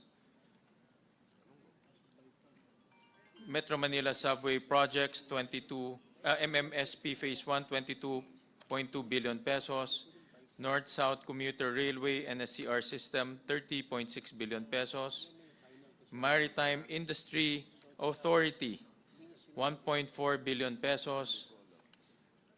Maritime Industry Regulatory and Supervision Program, registration and provision of authority for ships and shipyard certification and documentation for seafarers, accreditation of training programs, faculty and maritime enterprises, 994 million pesos. For the Philippine Coast Guard, general management and supervision for subsistence allowance and fuel, 6.9 billion pesos. Support to operations, conduct Coast Guard training courses, 2 billion pesos. Maritime Search and Rescue Program, Maritime Search and Rescue Operations, 3.9 billion pesos. Maritime Search and Rescue Program, Disaster Response Operations, 2.6 billion pesos. Maritime Security and Law Enforcement Program, operate the National Coast Watch Center, 46 million pesos. Maritime Security and Law Enforcement Program, Shore Operations, 2.3 billion pesos. Maritime Security and Law Enforcement Program, Sea-Based Operations for Subsistence Allowance, Fuel, and PCG Floating Assets, 13.8 billion pesos. Maritime Environmental Protection Program, Site Inspectors, 1.4 billion pesos. Maritime Environmental Protection Program, Site Recovery Activities, 961 million pesos. Maritime Environmental Protection Program, enforce laws, rules, and regulations for the protection of maritime environment, 1 billion pesos. Maritime Safety Program, salvage operations, 648 million pesos. Maritime Safety Program, provision of aids to navigation, vessel traffic system, and maritime communication, 1.4 billion pesos. Maritime Safety Program, enforce flag and port state control inspection, 876 pesos. Million pesos. Maritime Safety Program, enforce salvage regulation, 624 pesos. Million pesos. Ano ito? Yes, sir. 1 million lang yan. Bahay lang siya. Acquisition of 40 units fast patrol crafts, 1 million pesos. Construction of various multi-purpose buildings. Task Force Camp with complete facilities for Philippine Coast Guard in Pandilusan Island, Payo, Zamboanga, Zipugay, 30 million pesos. Mr. Chair, Yes. I have two quick questions. Pakiulit po yung acquisition of 40 units of fast craft, 1 million pesos pa lang po yun. 40 po ito. Ito po ay foreign assisted project, Mr. President. So loan po ito, magiging loan. Kailangan lang ho nila ng counterpart funds. Okay, another point, Mr. Chair, you were mentioning about Navotas feeder route and Bicol International Airport. Parang iba po yung figure na nabanggit ninyo dito sa figures dito sa day 2 na copy na hawak po natin. Can you repeat that one more time, Mr. Chair? Navotas feeder route po is 200 million pesos. Bicol International Airport is 150 million pesos po. But this is 800 that we have here, Mr. Chair. This is just to jumpstart the program, Mr. President. Okay. Right. Doon po sa Bicol naman, magre-relocate lang sila. Actually, hindi siya airport eh. Magre-relocate sila ng transmission line. So after analyzing their work program, nakita namin na magre-relocate sila ng transmission lines. No? And last point, Mr. Chair, yung request po nila, para hindi po yata nakasama dito, doon pa lang po sa committee natin, nagre-request po ang Philippine Coast Guard yung kanilang health card benefits dahil wala po sila yung kanilang health benefits, Mr. Chair. And they were saying, which I can understand, whenever they're out in the seas, tapos pag tumawag yung pamilya nila na may sakit yung family member nila, kinda bumababa ang moral nila because they don't know kung umaasa lang sila sa PhilHealth. So yun po yung how do we deal with this, Mr. Chair? Unfortunately po, hindi sila nakalagay sa National Expenditure Program at due to fiscal space po, inuna natin muna yung subsistence allowance nila. So guaranteed na yung subsistence allowance nila. And we promise His Honor Senator Erwin na pagdating po next year, we'll try to fund the HMO nila. No? Also with the other agencies, kasi may mga agencies rin, lalo na yung mga military uniform personnel na ganun po yung request para pantay-pantay po. So we'll analyze that, we'll consult with you regarding this incentive, kung paano natin i-execute sa this coming year po. Thank you, Mr. Chair. Maraming salamat po. Mr. Chairman, Okay. I'll yield No, to... it's okay. Go ahead. I think it's the House's turn. Thank you, Madam Chair. Kong Rufus Rodriguez. Thank you. Mr. Chairman, Madam Chair, Mindanao is the second largest island in the Philippines with 26 million population. If you will look at the Department of Transportation, there is no railway system in Mindanao. We can recall that during the time of President Duterte, there was already a feasibility study, everything was ready for phase 1 of the Mindanao railway system, which is from Tagum, Davao City, and then Digos. May we know the status of that because it was a very long project study. We spent so much for that. And may we know why there has been no implementation of this, the first railway project in Mindanao? Because in Luzon, you can see here, there is a North Rail, there is a South Rail, there is an East Rail, there is a West Rail, no single inch of rail in Mindanao. According to the agency, to DOTR, the funder of Mindanao Rail backed out, or I think maybe backed out is the wrong term, but there was a mutual agreement not to pursue the loan program. This is according to the DOTR. But in 2025, they allocated 200 million for the Mindanao Rail project to continue the activities of Mindanao Rail. But of course, 200 million, hindi yung magkakasya to. No?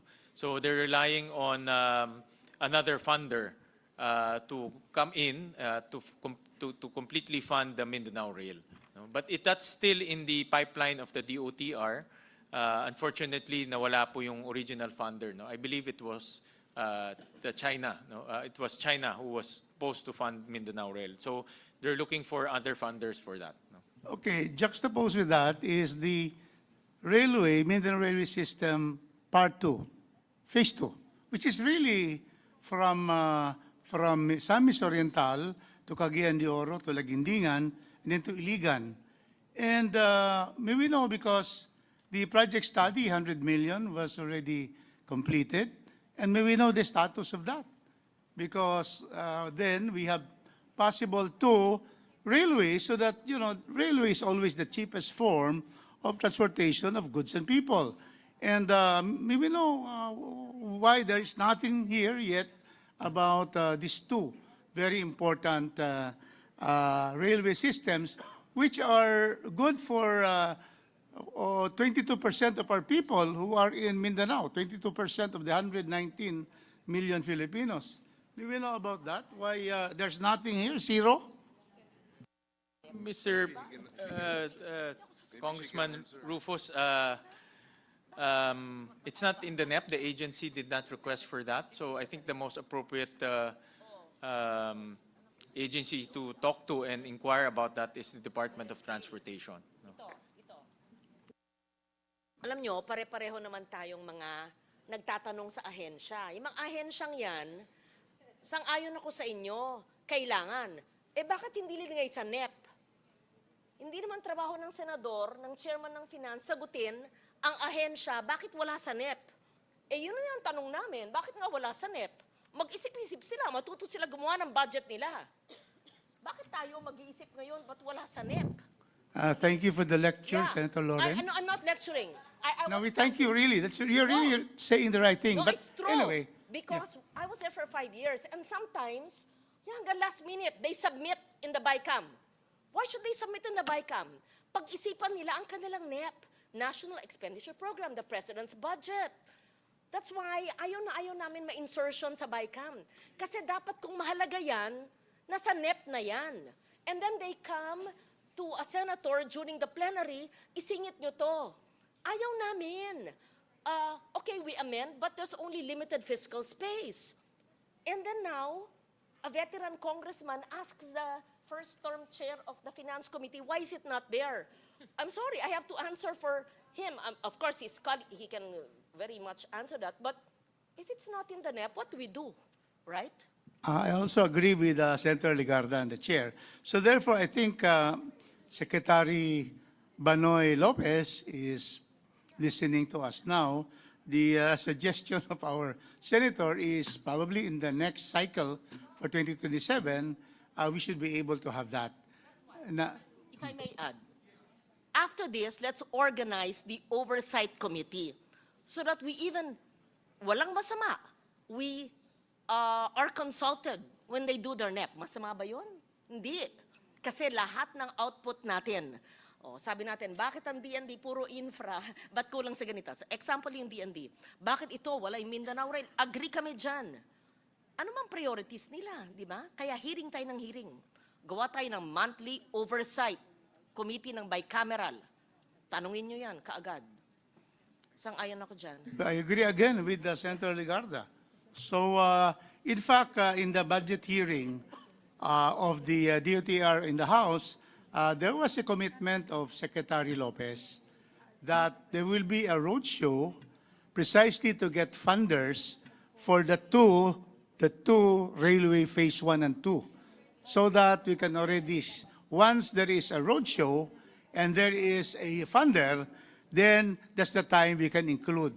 So I would just like to seek the support of all the senators and all the congressmen that the oversight will be created, and we would wish that DOTR would really go into the roadshow for these two projects, so that for the first time, Mindanao will have the two railway systems. So again, my thanks to Senator Gatchalian and Chairman Gatchalian and Chairman Mika Swansing for taking this up, the possibility already of the DOTR, probably in the budget of 2027, already include amounts, once we have funders already, for these two vital, important projects for Mindanao, the railway system. Thank you so much, Chairman and Vice Well, Chair. I will try to answer as much as I can, but there are a lot of information that the agency the agency can answer more appropriately. No? But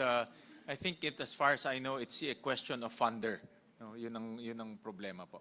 Yes, Mr. Chair. Mr. Chairman, Yes. Mr. Chairman. We'll recognize Senator Aimee first. Yes, and then- thank you very much. I think this has to do with the railways as well. I noticed two FAPs that have been reduced quite severely. Both the Metro Manila Subway project at 45 billion under the NEP has been reduced under the Senate for 25 billion. In the same manner, the North-South Commuter Railway at 76 billion in the NEP has been reduced to 37. My question is, are the amounts indicated in the NEP the minimum payments for our counterpart? Yes, Senator Aimee. In fact, we received a letter dated December 1, 2025. Let me just read it. Considering the remaining unobligated funds under the current FAPs and in line with our urgent priorities of the national government to further boost economic growth and social equity, we would like to respectfully inform the Senate of the possibility of reclassifying 34 billion out of the total loan proceeds allocation in our fiscal year 2026 proposed budget to the unprogrammed appropriations to support various priorities of national government. This adjustment will ensure more efficient use of available resources and present a timely opportunity to put existing resources to work where they are needed most. And we were also looking at the utilization rate of these two projects. The average, for example, in 2024, the utilization rate of the North-South Commuter Railway is only 23%. And the Metro Manila Subway is only 17%, Mr. President, Senator Aimee. So definitely the amounts allocated are not being utilized. So that's why they sent us a letter so that we can consider this. Yes, the concern, of course, is that firstly, the cost to the public has been measured many, many times by the World Bank, by JICA, and they run into billions every day, as well as, of course, the handling costs, because those are billions too.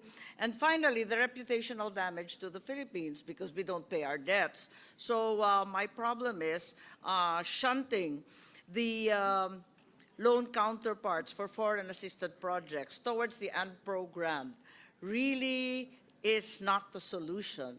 I think perhaps the solution is more efficient absorption and implementation of the projects. If we are at 23 and 17%, surely the solution is to renegotiate the loan and start from scratch rather than constantly paying handling costs and being indebted for who knows how much, immeasurable in terms of reputation. Actually, in the past 5 years, the North-South Commuter Railway, the average utilization is only 33%, and the Metro Manila Subway is only 36%. So the utilization remains very low for these two projects. However, the recommendation of the agency was to transfer it to unprogrammed funds because the unprogrammed funds normally comes in second quarter of the year, and that can be used to fund the two projects that were mentioned. Ganun pa man, hindi po solusyon yun. Kasi alam naman natin, kapag unprogrammed, ala chamba yan. Hindi naman sigurado na may savings. Ano? Kaya't itong mga project na ito, inaasam-asam ng ating mga kababayan. Na hirap na sa traffic, lalo na ngayon. Tag-ulan, plus Christmas pa. Talaga naman oras-oras na nawawalda sa traffic. Ito na lang talaga ang solusyon. Sana maisip natin kung paano gagawin to dahil kailangan na talaga ang public transport dito sa Metro Manila at sa North-South commuter railway areas. So, yung pag-aawas at paglilipat ng budget sa unprogrammed para sa akin ay hindi tunay na solusyon. Yung ang program ho na later on pagpunta ho natin sa ang program, makikita ho natin na kumonti po yung mga items ho doon at dahil po kumonti, yung allocation po sa mga foreign assisted mas lumaki. No? So yun po ang ginawa ho natin para po magamit po yung program sa mga foreign assisted projects po. Opo, ipagpaumanin ninyo, pero sa ganitong panahon na sunod-sunod ang bagyo, lindol at iba pa, talagang hindi ako maasa na marami po tayong savings. Although, syempre, kinikilala naman natin na malaki na ang binawas sa program. Maraming salamat. Mr. Chairman, Minority Leader Marcelino Libanon. Madam Chair, thank you. I would like to go back to the earlier suggestion of Senator Legarda on creating a joint Bicameral Conference Committee oversight committee so that we can exercise oversight monthly on the proposed budget and even go back to the expenditure of government. Napaka-importante po ito dahil kahit yung Mindanao Rail, hindi na naitutuloy, malaki ng ginasto natin. Mayroon din tayong Leyte Samar Rail which will connect Luzon and Mindanao. Wala rin sa budget ngayon. Hindi natin alam. Kaya kung ayaw kong bitawan yung kanyang thoughts, kaya if it is proper, I would like to present a motion for the creation of the Bicameral Conference Committee Oversight Committee, that joint oversight committee that we can even, if possible, include in the special provisions of this GAA. So moved, Madam Chair. Second.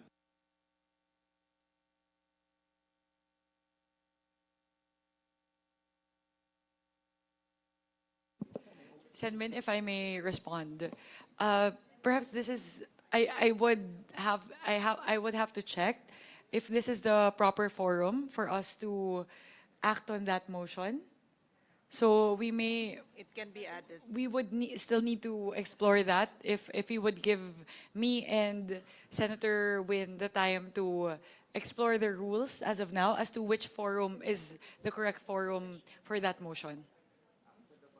In fact, I would suggest to Chair Mika to immediately create the Joint Congressional Oversight Committee on Public Expenditures. This is a built-in oversight committee for the Committee on Finance and the Committee on Appropriations to conduct oversight on all the expenditures and, of course, those items that are not being spent as well. No? So we can constitute that early next year. Yes, I would be very much supportive to convening that. We will act on that motion, Maino, if you could give Senwin and I the opportunity to figure out the mechanics, the procedures that we would have to follow to convene the said joint oversight committee, joint between the House and the Senate. Gladly, Madam Chair. Yes, that is really a great idea. We want to exercise stronger oversight over the implementation of the 2026 budget, and us convening that joint committee would actually do a big part in for us to be able to operationalize that. We'll get back to you po, Maino, and we'll get back, of course, to all of the Bicam conferees as to the next step forward as we convene that committee. Madam Chair. Representative Albert Garcia. Thank you, Madam Chair, Mr. Chair. In line with what Senator Amy was saying earlier, there was a JICA study way back 2017, if I'm not mistaken, where it says we're losing 3.5 billion pesos a day because of the inefficiencies of our economy. This is due to time wasted, traffic, pollution, productivity loss, work-life balance loss, and so on. So, 3.5 billion pesos a day. Ngayon po, gabi na, Mr. Chair, Madam Chair, we already lost 3.5 billion pesos. And if we will multiply this by 365 days, that will amount to 1.2 trillion pesos. And the study further says that by 2030, kung hindi ma-resolve yung problema ng congestion, it will escalate to 5.4 billion pesos. Times 365 days, that is 1.9 trillion pesos. Madam Chair, Mr. Chair, my dear colleagues, that will totally negate everything that we are discussing here, easily. So, mas grabe pa to sa kahit anong delubyo na dumarating sa ating bansa, mas grabe pa to sa kahit anong korupsyon na pinag-uusapan natin. This is times 100 times 1,000. And it seems like hindi po natin nasusolusyonan. So, habang iniintay po natin yung mga flagship projects ng rail, ng subway, ng mga tulay that will give efficiency to this congestion, may item po tayo dito pagdating sa modernization ng ating public utility at yung service contracting or libreng sakay. May I suggest, Mr. Chair, Madam Chair, na dito po sa modernization, isama rin po natin, hindi lang sa land, but also sa maritime. Nang sa ganon, mas maging efficient at multimodal yung ating transportation.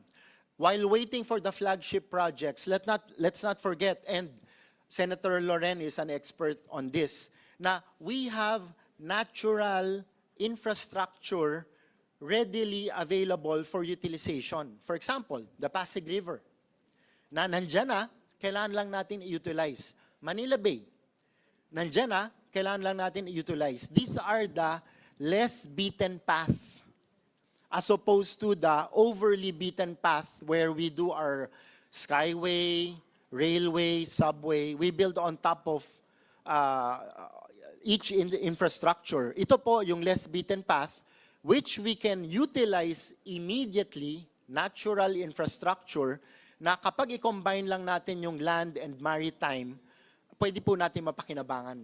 So I suggest and I move that dun po sa modernization, aside from public land, we include maritime, transport, modernization, nang sa ganon, yung symbiotic relationship na ito will deflate the 3.5 billion pesos a day of losses kahit papano while waiting for the flagship projects to be completed. At the same time, dun po sa other item below the modernization, ito po yung contracting services or libreng sakay, which from the feedback of DOTR, 100% utilization po ito. Sana po malagyan natin ng pondo at masama rin po natin yung maritime passenger services. Nang sa ganon, with modernization and support to the passengers, ay ma-deflate po natin itong 3.5 billion pesos a day of losses in Metro Manila at makatulong po sa Visayas and Mindanao itong mahalagang proyekto na ito. So, with the indulgence of my colleagues, I so move, Mr. Chair, Madam Chair. Salamat po.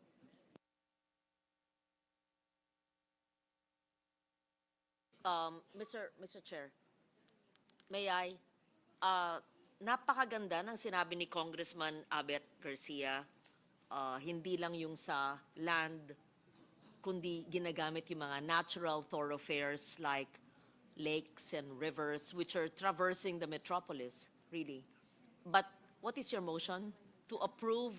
Is it a motion to convene the oversight or is it monetary? Is it an amendment to a monetary provision? Both, Madam Chair, kasi yung modernization only includes land.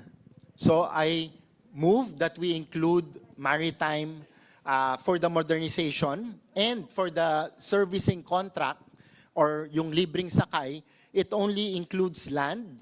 Isama na rin po natin yung maritime passenger services. Nang sa ganon, this will be complementary to each other and immediately help deflate the ballooning 3.5 billion pesos a day of losses.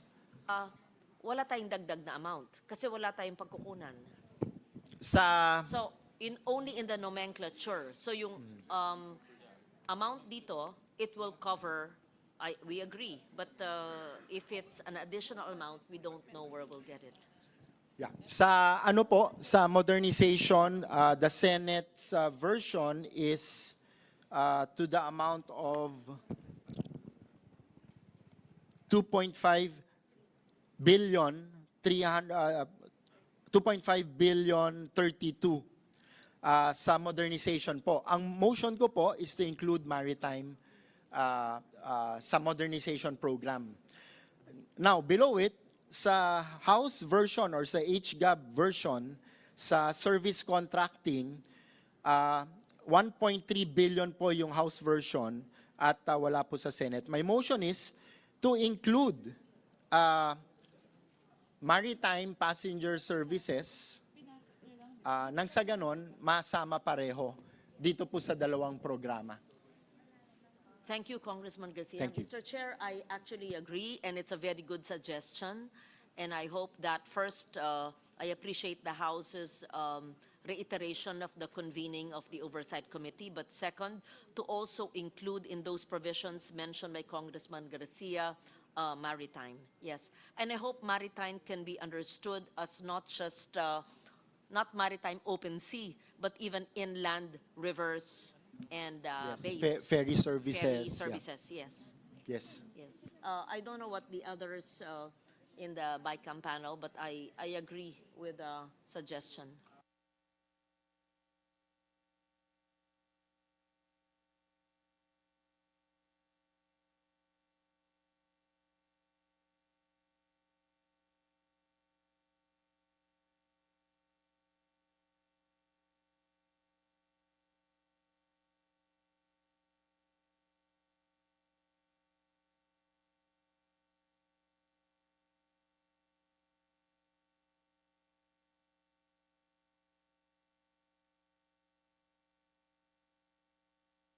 This is for public, the whole 1.3B is a realignment. So does that mean we will divide the funds for, but we don't know where? Maritime would be so broad. I agree with you in concept, but where do we, in what program? Because this is very specific. It's not my amendment. Whose amendment is it? May I request the suggestion? I can see the benefit of the suggestion by Congressman Abet, but may I suggest that the committee studies it because the locally funded project is geared towards the public POV modernization program.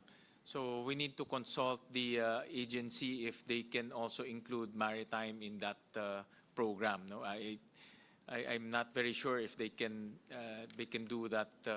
They can integrate those programs because I know the modernization is geared towards replacing the Jeep and converting it into modern Jeeps. No? So I'm not very sure if maritime can be included in that program. Okay? Mr. Chair, I consulted also Secretary Banoy on this, and he agrees. Kung mako-consider ng Bicam, they would welcome the program, Mr. Chair, Madam Chair.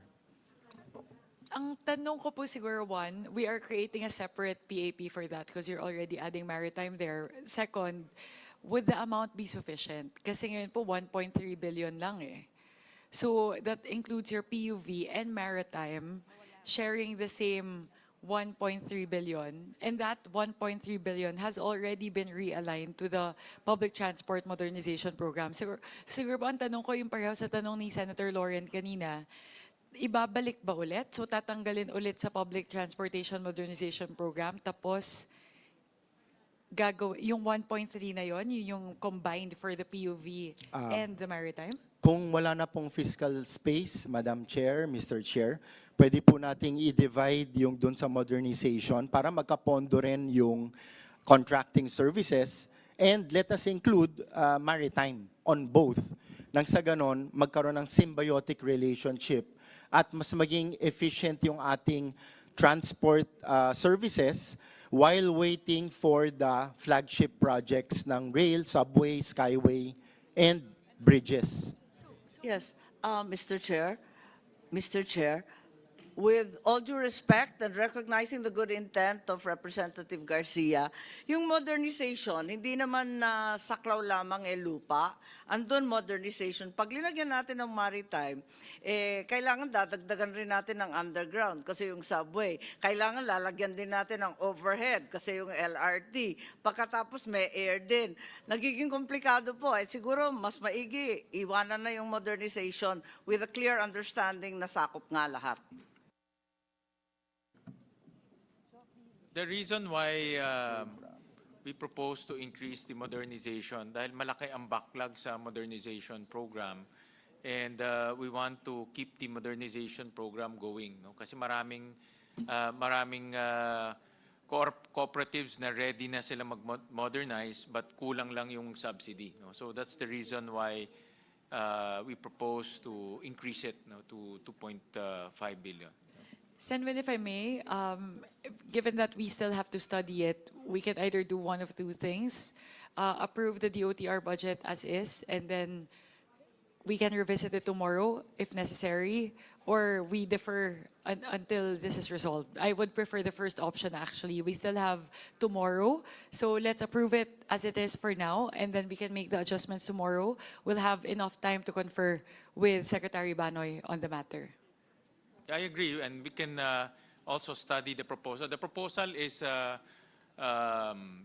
quite novel, and also the benefit will. Yeah, it's very good. It's novel, and I'm sure it will benefit a lot of our constituents. But give us time to study, and give us time to also consult with the agency on that project. I agree also, actually SVC Abet consulted me also before he made the manifestation. I was also in agreement of the intent. We just need to fine-tune how we would actually affect it on the budget. So by tomorrow po, SVC Abet, if that's okay, we'll revisit, and then we still have another item to revisit within the OTR tomorrow. There was also a request from Secretary Banoy with regard to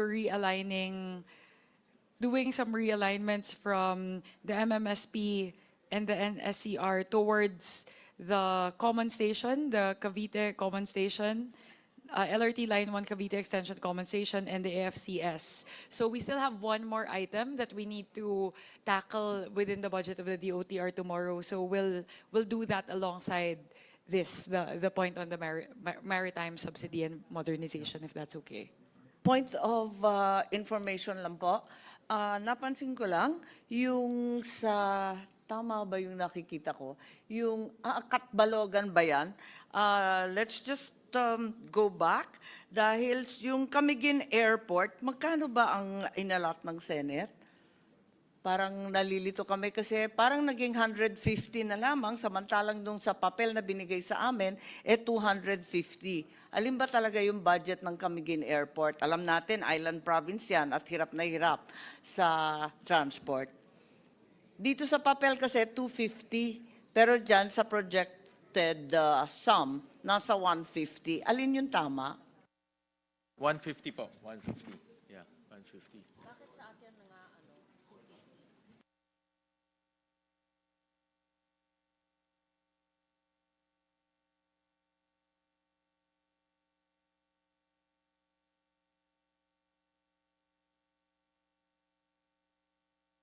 Hindi ko alam eh.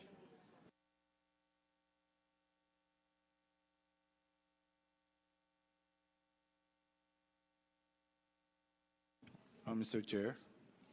Madam Chair, Yes, Representative JJ Romualdo. Honorable Chairman of the Senate, Sen. Sherwin, may I appeal that maski lang po 200 to, if it's okay.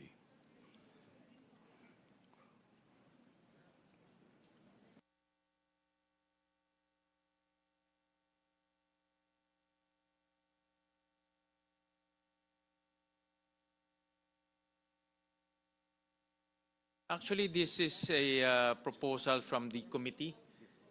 Senator JV proposed this, And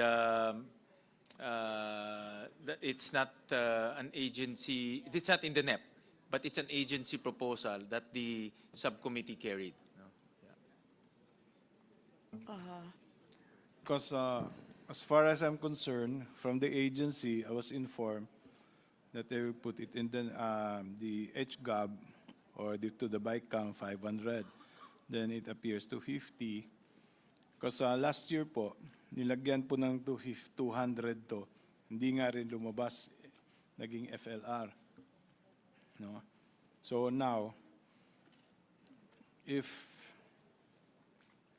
it's okay, Mr. Chair. Again, I raise the point again. If it is so important to the agency, why did they not put it in the NEP? And then they come to the Senate, and of course, I'm very supportive, Kong JJ. Kaya lang, hindi nila linigay sa NEP. Can I have a 1-minute suspension, Mr. Yeah, Chair? let me just say, and if it's in the GAA 2025 na FLR, then we ask DBM to release it. Yeah, magkano yung na FLR dyan? Oh, tapos hindi sila maglagay sa NEP. Ano bang ahensya yan? Bakit sila ganun? May pondo pa sila dahil so na merong FLR. na FLR, ang way forward dyan, iparelease yung FLR na yan. Yeah. Kasi makikerry Nandyan yan eh. Oh, para tapos itong Senado nagpasok nito, hindi man nila sasabihin nila priority nila pero hindi lagay sa NEP tapos sa Senado pupunta. It's not even in the HGAB and there's a congressman from Camiguin. So it really baffles me. Ba't ganito? That's why these agencies have to learn. Yes, Mr. Chair, marami naman po tayong linalagay talaga sa NEP, sa Bicam na wala naman dito sa NEP. Pero nagtataka ako kasi yung nasa papel at yung nasa projected image, iba-iba yung number. Alin ba talaga yung number? Halimbawa sa Navotas, feeder route, sabi 800 dito sa papel na pinamigay, andyan 200 na lamang. Bicol Airport, 500, naging 150 na lamang. Tapos yung Daet, 250, naging 150. Tapos yung Camiguin nga, tulad ng sinabi natin. At yung Katbalogan, dati 300, ngayon 200 na lamang dyan sa projected image. Alin po yung tama at bakit nagkakaganito? Yun po yung mga, tinignan din ho natin yung utilization, then we also consulted with the agencies. Ang kailangan po is to jumpstart the project. Wala ho siya sa NEP, wala rin ho siya sa GAB, but linagay ho ng Senate para po to jumpstart the project. No? So, at we consulted along the way kung ano pa yung amounts or minimum amounts to jumpstart the project. So ito yung mga amounts na recommended po. No? So but in other words, matutuloy po yung project. And these are Senate interventions, no? So that matuloy po yung project. May mga cases katulad ng Camiguin po na may pondo na FLR lang. No? So matutuloy rin siya in 2026. No?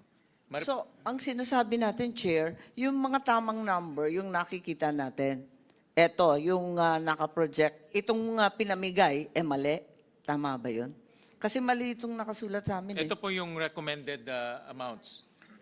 Okay. Yun po yung Tapos, recommended amounts. meron rin dito na hindi ko nakita dyan, yung Rail Transport Program Light Rail, LRT Line 1, Passenger Subsidy, walang nakasulat dyan, samantalang dito sa papel na pinamigay sa amin, nasa 3.6 billion.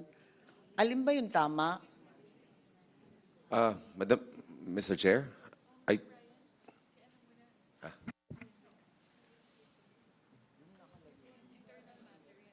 May I? dapat Okay.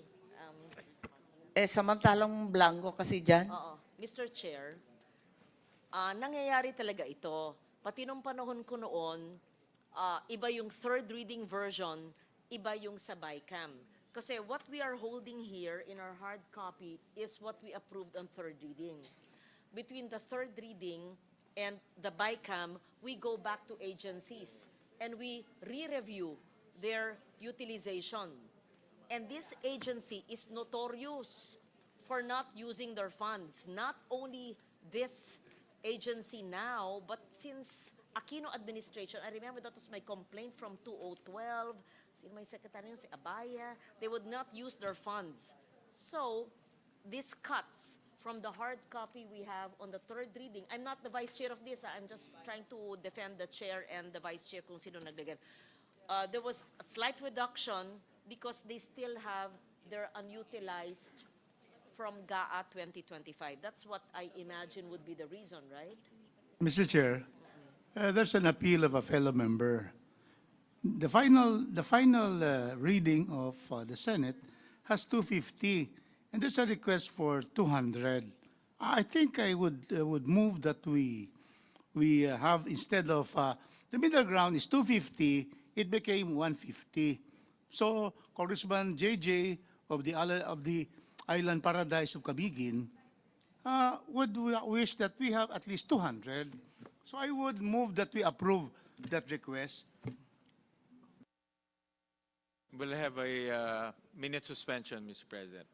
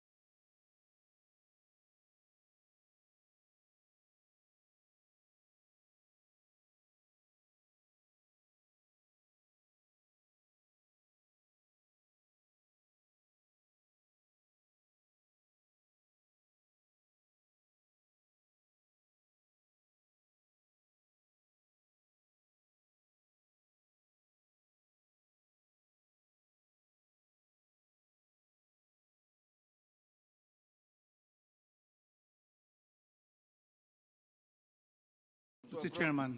Mr. Chairman, Chair. just on the Philippine Coast Guard, kasi for the past 4 years, our Regional Development Council had recommended to put up an administration building of the Coast Guard in a 16-hectare property along the sea beside the Laguindingan International Airport.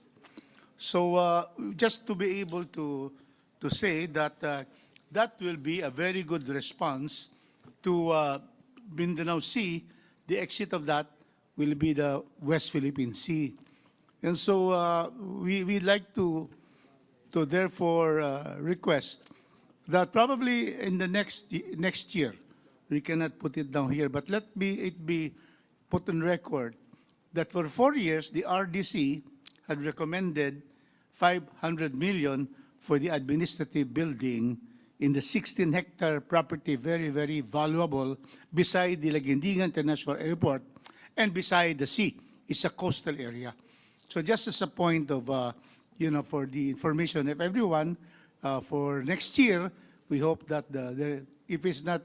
if it will be taken both by the HGAB and the Senate, 500 million for the Philippine Coast Guard Administrative Office Region 10 in Laguindingan, in Misamis Oriental. Thank you, Mr. Chairman.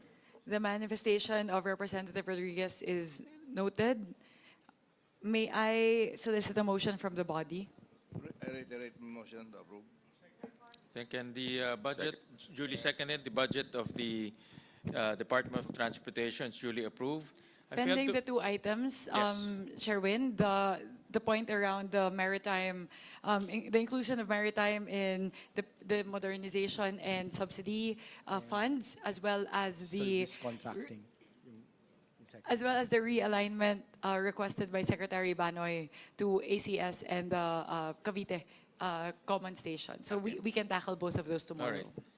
And I also failed to mention some items under the DOTR. This is budgetary support to government corporations for light rail transit authority under the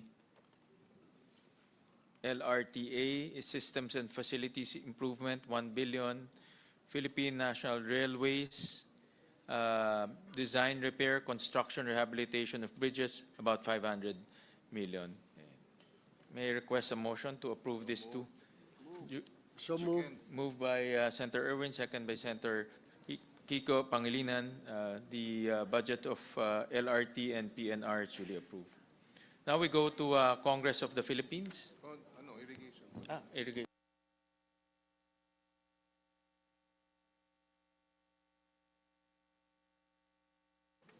Mr. Chairman. Yes, we move now. We go back to the National Irrigation Yes, we have been given the figures, Office. the reconciled figures. National Irrigation Administration.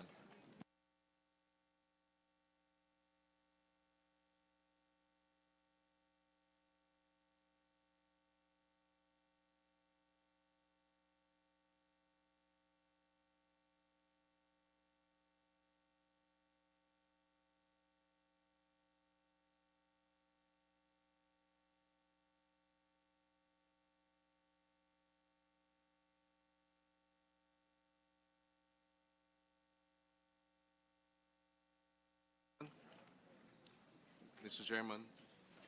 We recognize Senator Kiko. Yes, while we are looking for the reconciled figures as earlier manifested, we just have some concerns about the proposals for the additional appropriations for the National Irrigation Subsistence Program, as well as the Communal Irrigation Sub-Program and other irrigation system sub-program, because on the part of the Senate, we requested the NIA to submit coordinates of the various irrigation systems corresponding to the amount of 10 billion, for example, in the Senate version, and they were able to submit. But upon inquiry, there are a number of items that have been proposed by the House wherein the coordinates of the systems, whether it's the national irrigation system or the communal irrigation system, have yet to be submitted. In the Senate version, when we passed it on third reading, the 10 billion pesos worth of national irrigation system projects, the list form part of our annex, together with coordinates, together with the detailed description, and that's why we would like to suggest, or we request that the House panel provide the Bicameral Conference Committee the list of projects totaling about 8 billion pesos. But based on my computation, I could be mistaken. For the record, Mr. President. Mr. Chairman. Madam Chair, Mr. Chairman, Yes, Representative Allen. thank you. Mr. Chairman, we are in receipt of a letter from the National Irrigation Administration dated December 12, 2025, requesting that its operations budget be structured at the program and sub-program levels as presented in the National Expenditures Program and to be consistent with the DBM program expenditures classification. Instead of being itemized by the specific projects, the request is premised on unforeseen technical issues, field conditions, or implementation constraints. Likewise, NIA requested the withdrawal of its earlier submissions dated November 26 and November 27 before the Senate concerning a proposed special provision granting authority to modify the list of irrigation projects, citing inconsistency with the general provisions on modification under Section 83, as well as the rules on savings under Section 80, and 81 rules on augmentation. In lieu thereof, NIA requests the inclusion of a new special provision consistent with the rules on modification and augmentations to be read as follows. Special provision submission on the list of irrigation system and projects prior to the release of allotment. The release of funds under operations shall be subject to the submission by the National Irrigation Administration of a special budget request to the Department of Budget and Management, together with a complete and updated list of irrigation systems and projects under each sub-program. The said list shall be duly certified by the head of agency and shall serve as the basis for the implementation of irrigation programs, activities, and projects, or PAPs. Any change or modification to the submitted list shall be supported by appropriate technical justification approved by the head of agency and submitted to the DBM for monitoring purposes. These are pending requests made by the National Irrigation Administration before this committee, Mr. Chairman, Madam Chair. Thank you, Mr. Chairman. We also received a similar, well, the same request, and we discussed this with the chairperson, Chairman Wynn, and we felt that we could make some qualifications in terms of, or exceptions to the rule. The general rule is that there has to be a listing and that the coordinates would be annexed, but modification will be allowed on the on certain grounds. The grounds. What are the grounds? Oh yes. So we are suggesting a special provision that yes, modifications can be undertaken, but before that, we asked the NIA, among the thousands of projects, systems, how many times did you have to modify? And they said 10 to 20. about 10 to 20 times. Therefore, it's really more, it's a very small number. And they acknowledged that it was a small number. And so because on our part, on the Senate version, since it's a small number, then let's make the exception based on the actual technical description, and then the modification would be, among others, a failed pump test due to insufficient groundwater recharge can lead to a modification. Unstable subsurface condition encountered during well development, likewise, can lead to a modification. Confirmed inaccessibility or logistical constraints preventing implementation. And then such conditions shall be certified by the NIA regional manager and a licensed geologist or geotechnical civil engineer recommended by the NIA administrator and approved by the NIA board. The reason why we would like to limit the discretion of modification is precisely because, it could be open to abuse, to put it bluntly. And therefore, yes, modification can happen, but along the following, based on the following grounds. And I think the NIA agreed, no, that they found that acceptable. Actually, Mr. Chairman, the NIA already proposes a special provision, and we can add on what Senator Kiko has manifested before this committee. And anyway, Mr. Chairman, we have a general provisions already on the rules on modification under Section 83. So it's just that NIA is requesting for operational flexibility that it be allowed to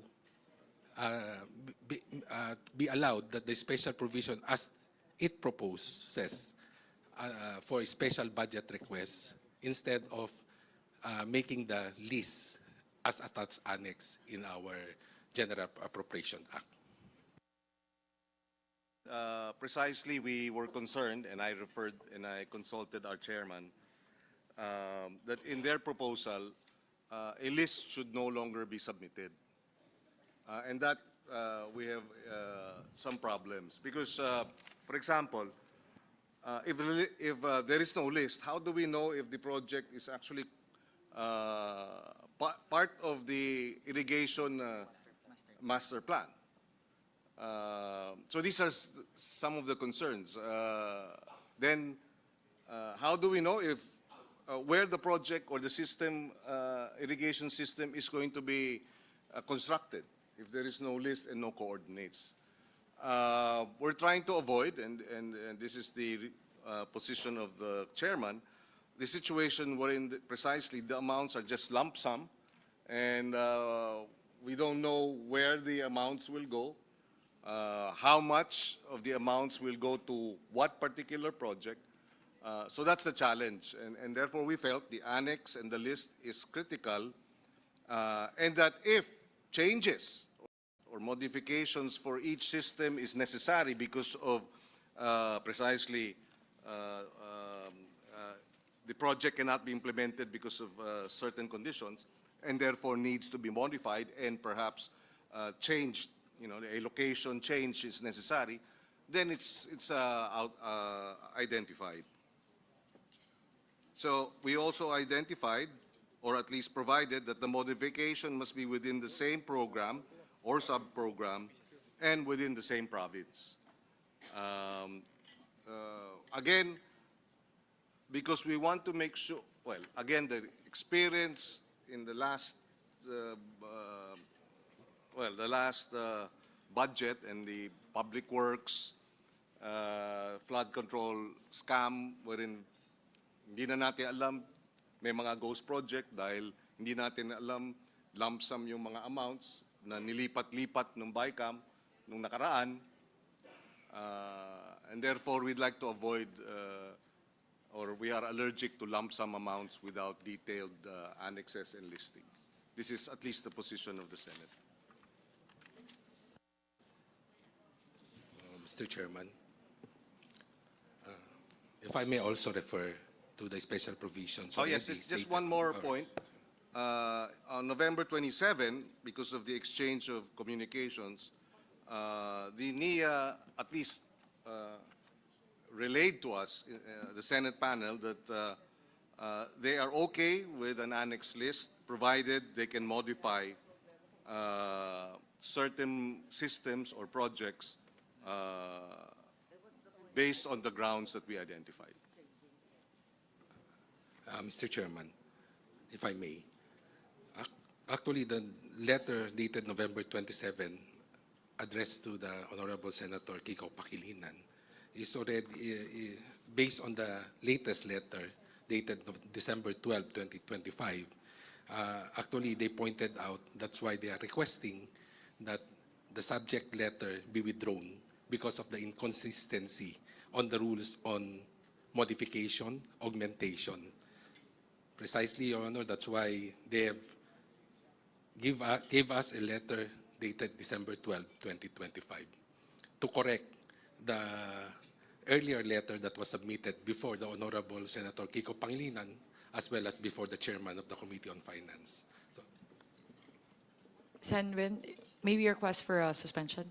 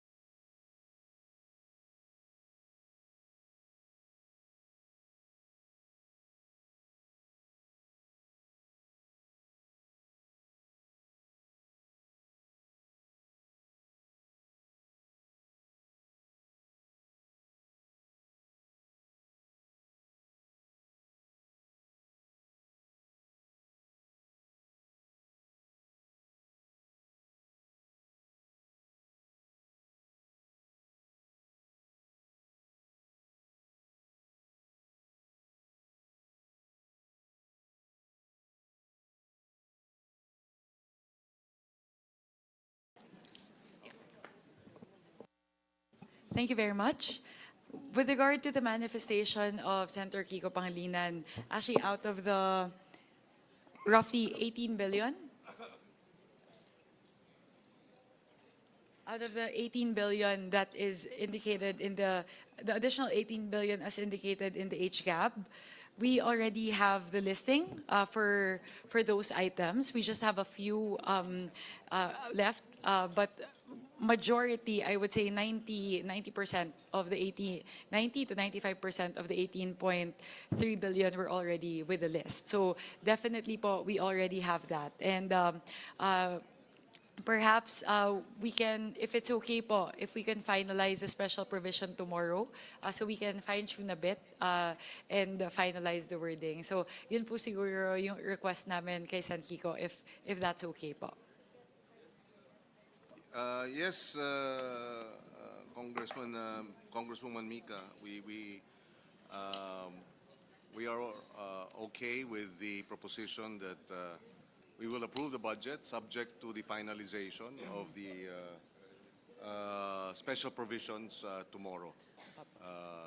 So thank you, and we are happy to note that there are, you have a list. It's a work in progress, and hopefully we can resolve,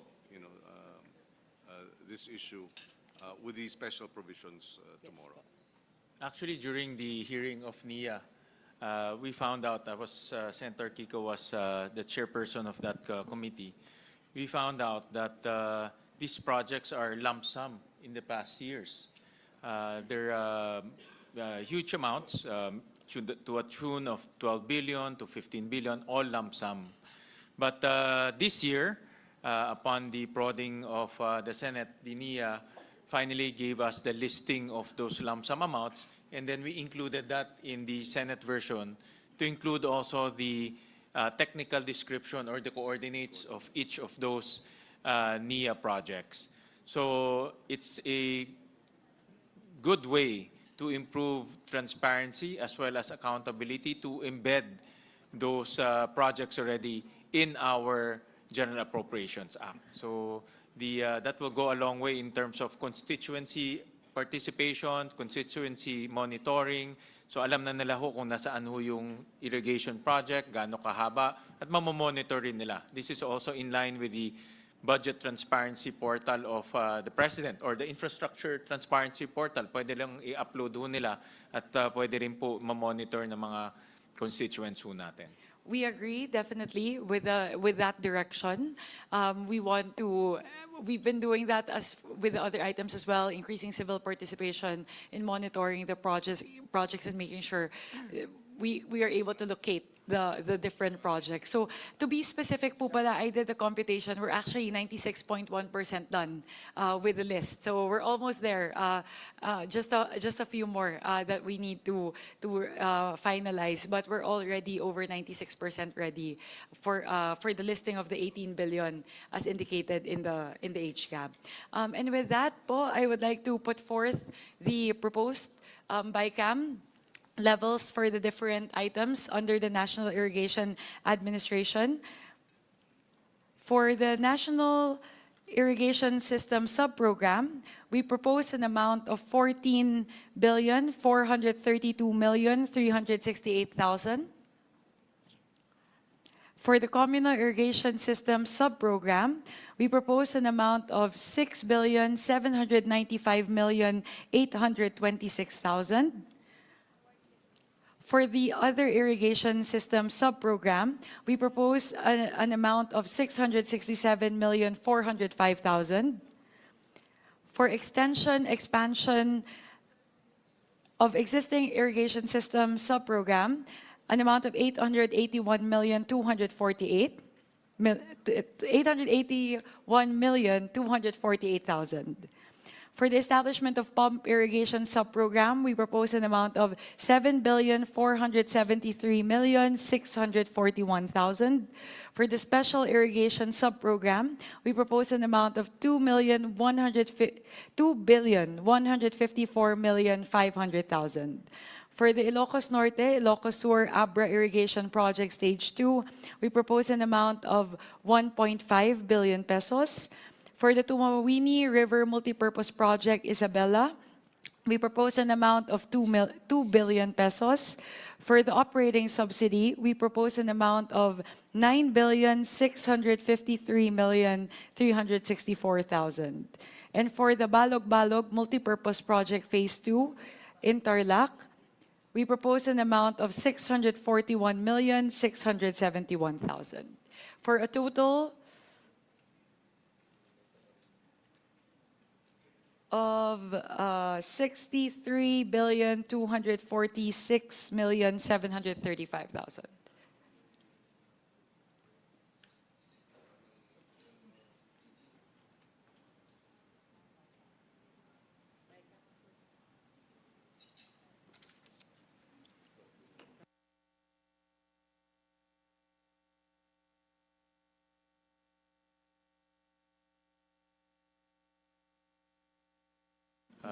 Any second?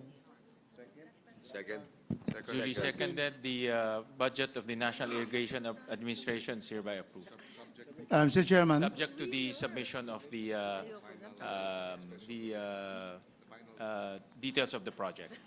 Madam Chair. And the special provision, yeah.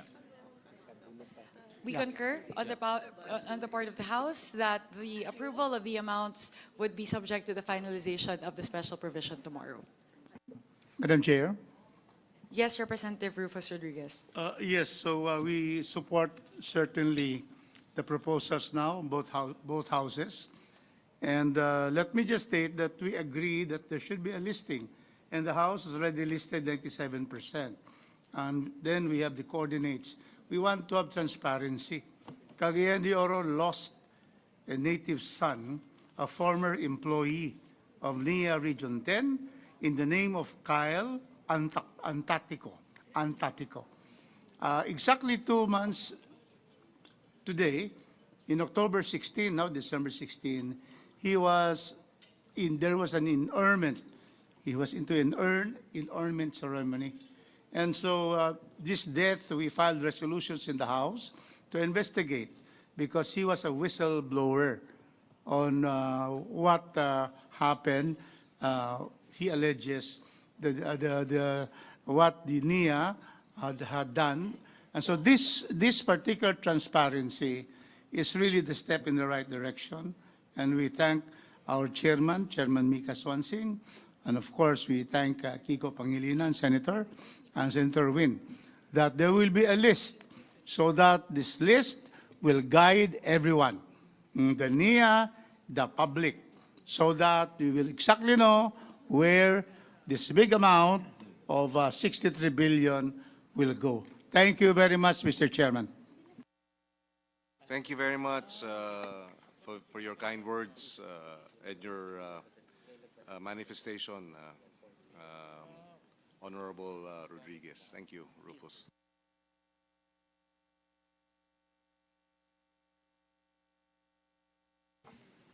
All right, so we go to Congress of the Philippines.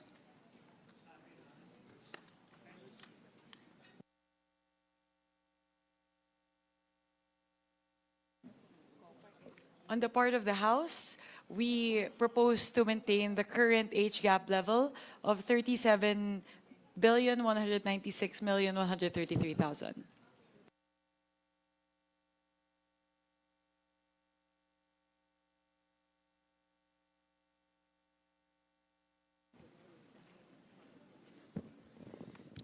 On the part of the Senate,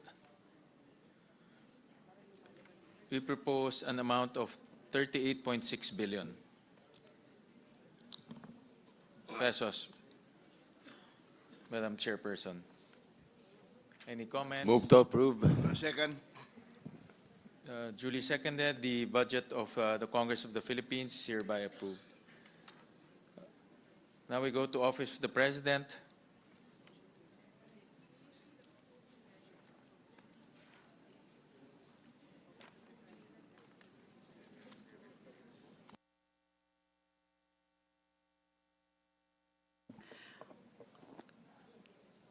On the part of the House, the amount that was indicated in the HGAB was 27,286,435,000.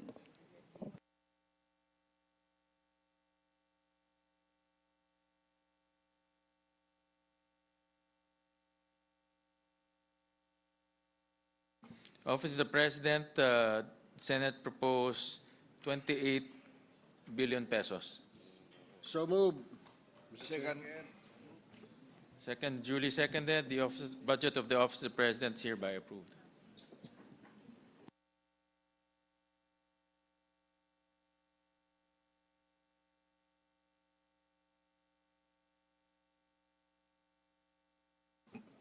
On the part of the House, the amount that was indicated in the in the HGAB was 733,198,000.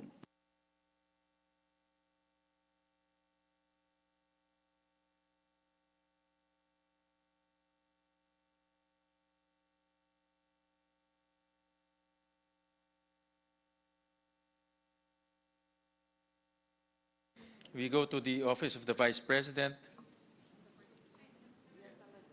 Nabanggit. Nabanggit mo na? Okay. The Senate proposed the NEP level of 889 million pesos. Move to approve. Second motion. Duly seconded. The budget of the Office of the Vice President is hereby approved. Now we go to the Department of Budget and Management. On the part of the House, the amount indicated in the HGAB was 3,464,394,000.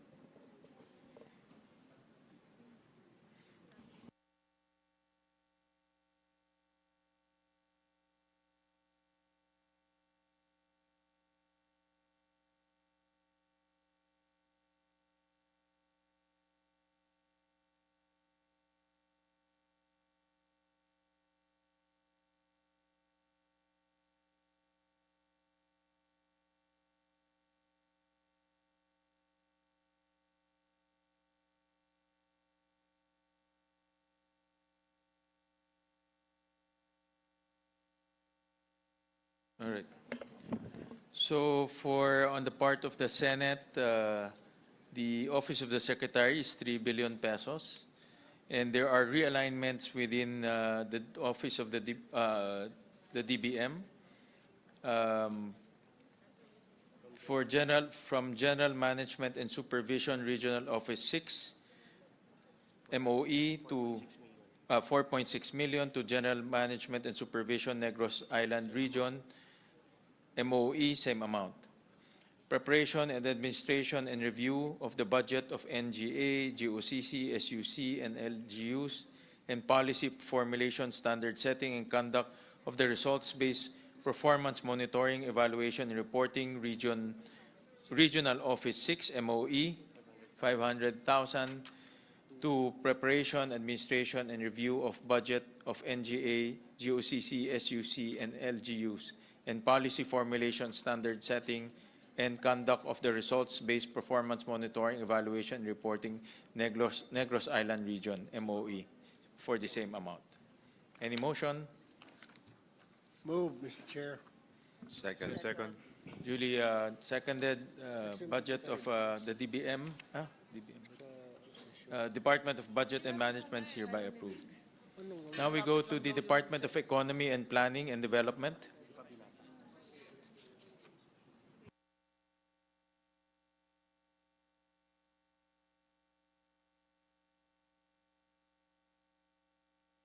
For the Department of Economy, Planning, and Development, the HGAB level was 13,726,195,000.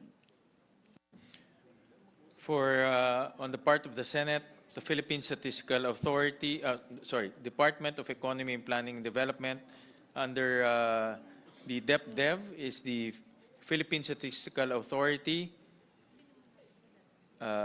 We proposed 8.7 billion pesos, composed of survey of food demand of 100 million pesos, annual poverty indicator survey of 220 million pesos. Any motion? To approve. Move to approve. Duly seconded. The budget of the Department of Economy and Planning and Development is duly approved.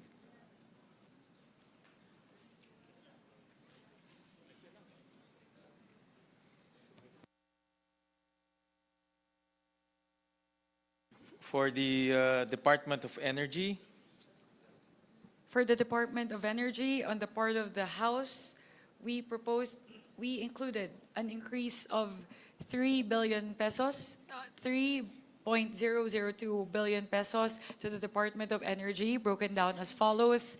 For the additional funding for the Philippine Gradiometry and Seismic Survey Project, or the PGSSP, an amount of 627,496,000 that is under the Office of the Secretary. And under NEA, for the CTO electrification program, we propose an increase of 2.375 billion pesos for the CTO electrification program. So that is a total for the Department of Energy, a total increase of 3,2,496,000 from the NEP level to the GAB level. for the Office of the Secretary, the Senate proposed a 2.9 billion pesos. And the digitalization project will be discussed tomorrow. Yeah. The digitalization project will be discussed together with the other departments tomorrow. My Any motion? apologies, Mr. Chair. I just realized that NEA is not yet included in this. So the proposed increase on the part of the House only for the Department of Energy is an increase of 627,496,000 for the Philippine Radiometry and Seismic Survey Project. So once again, the Senate proposed a 2.9 billion peso for the Office of the Secretary. Any motion? Move to approve. Duly seconded. The budget of the Department of Energy is duly approved. Now we go to the Department of Environment and Natural Resources.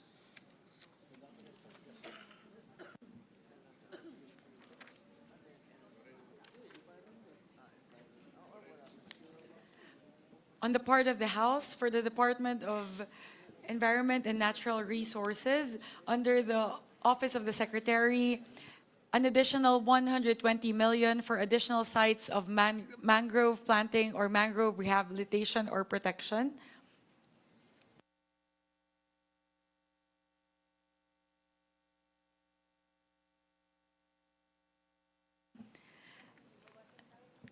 And then for the soil conservation and watershed management, the construction of one multipurpose facility, water supply and irrigation system, an amount of 150 million pesos.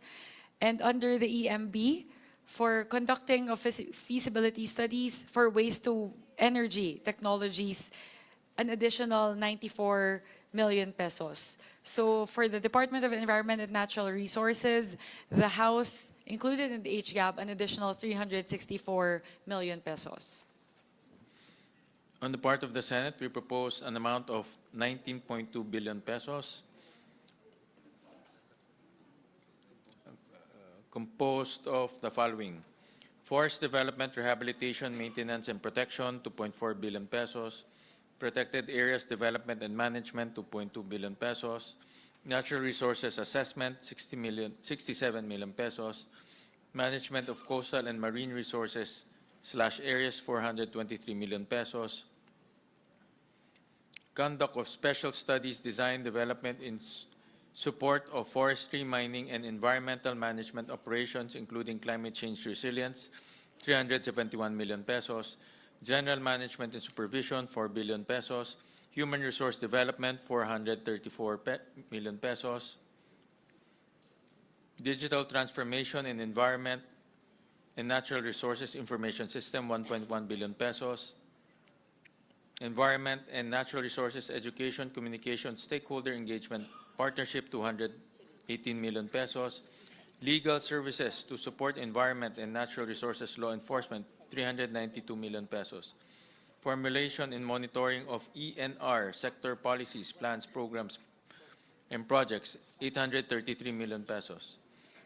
Natural Resources Management Arrangement / Agreement and Permit Issuance, 1.6 million pesos. Operations against illegal environment and natural resources activity, 110 million pesos. Ang yellow.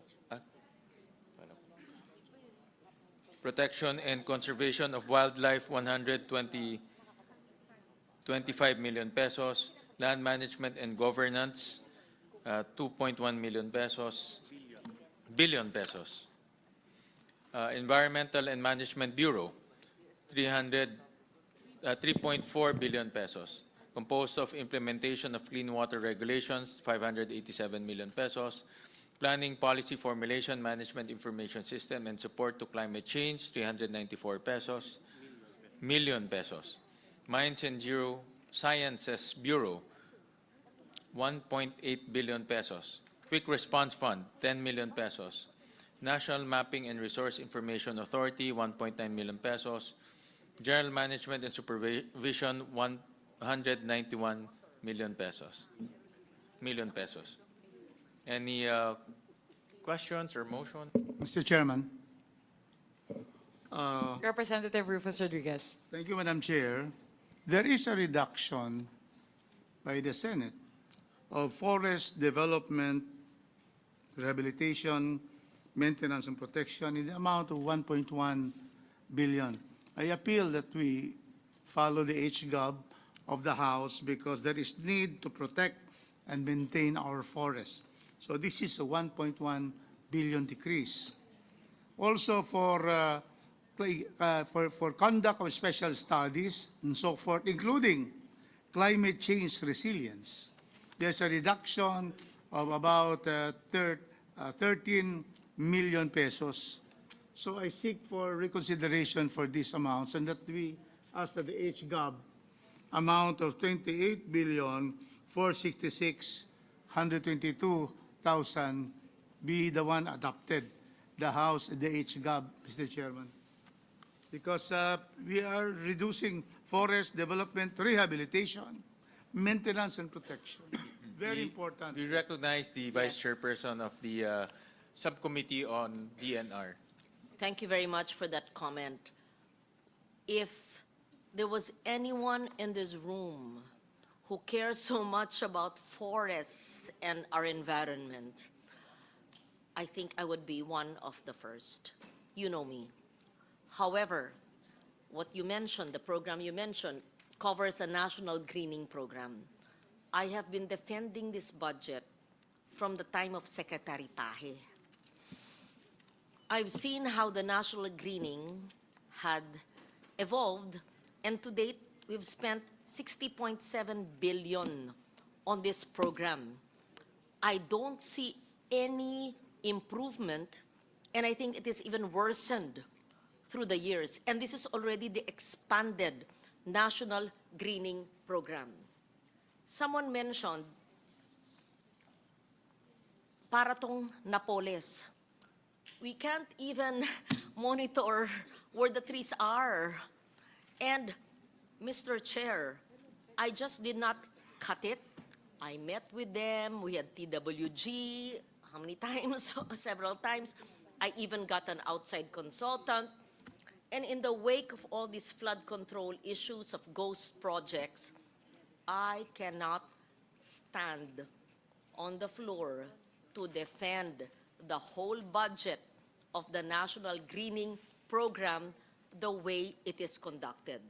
Allow me to cite some figures and put it on the record. Again, with due respect to the Secretary now and the previous secretaries. As I said, I've been defending their budget since the beginning, day one of this NGP. And I recall the former Senator Serge Osmeña would talk like this when I was defending it.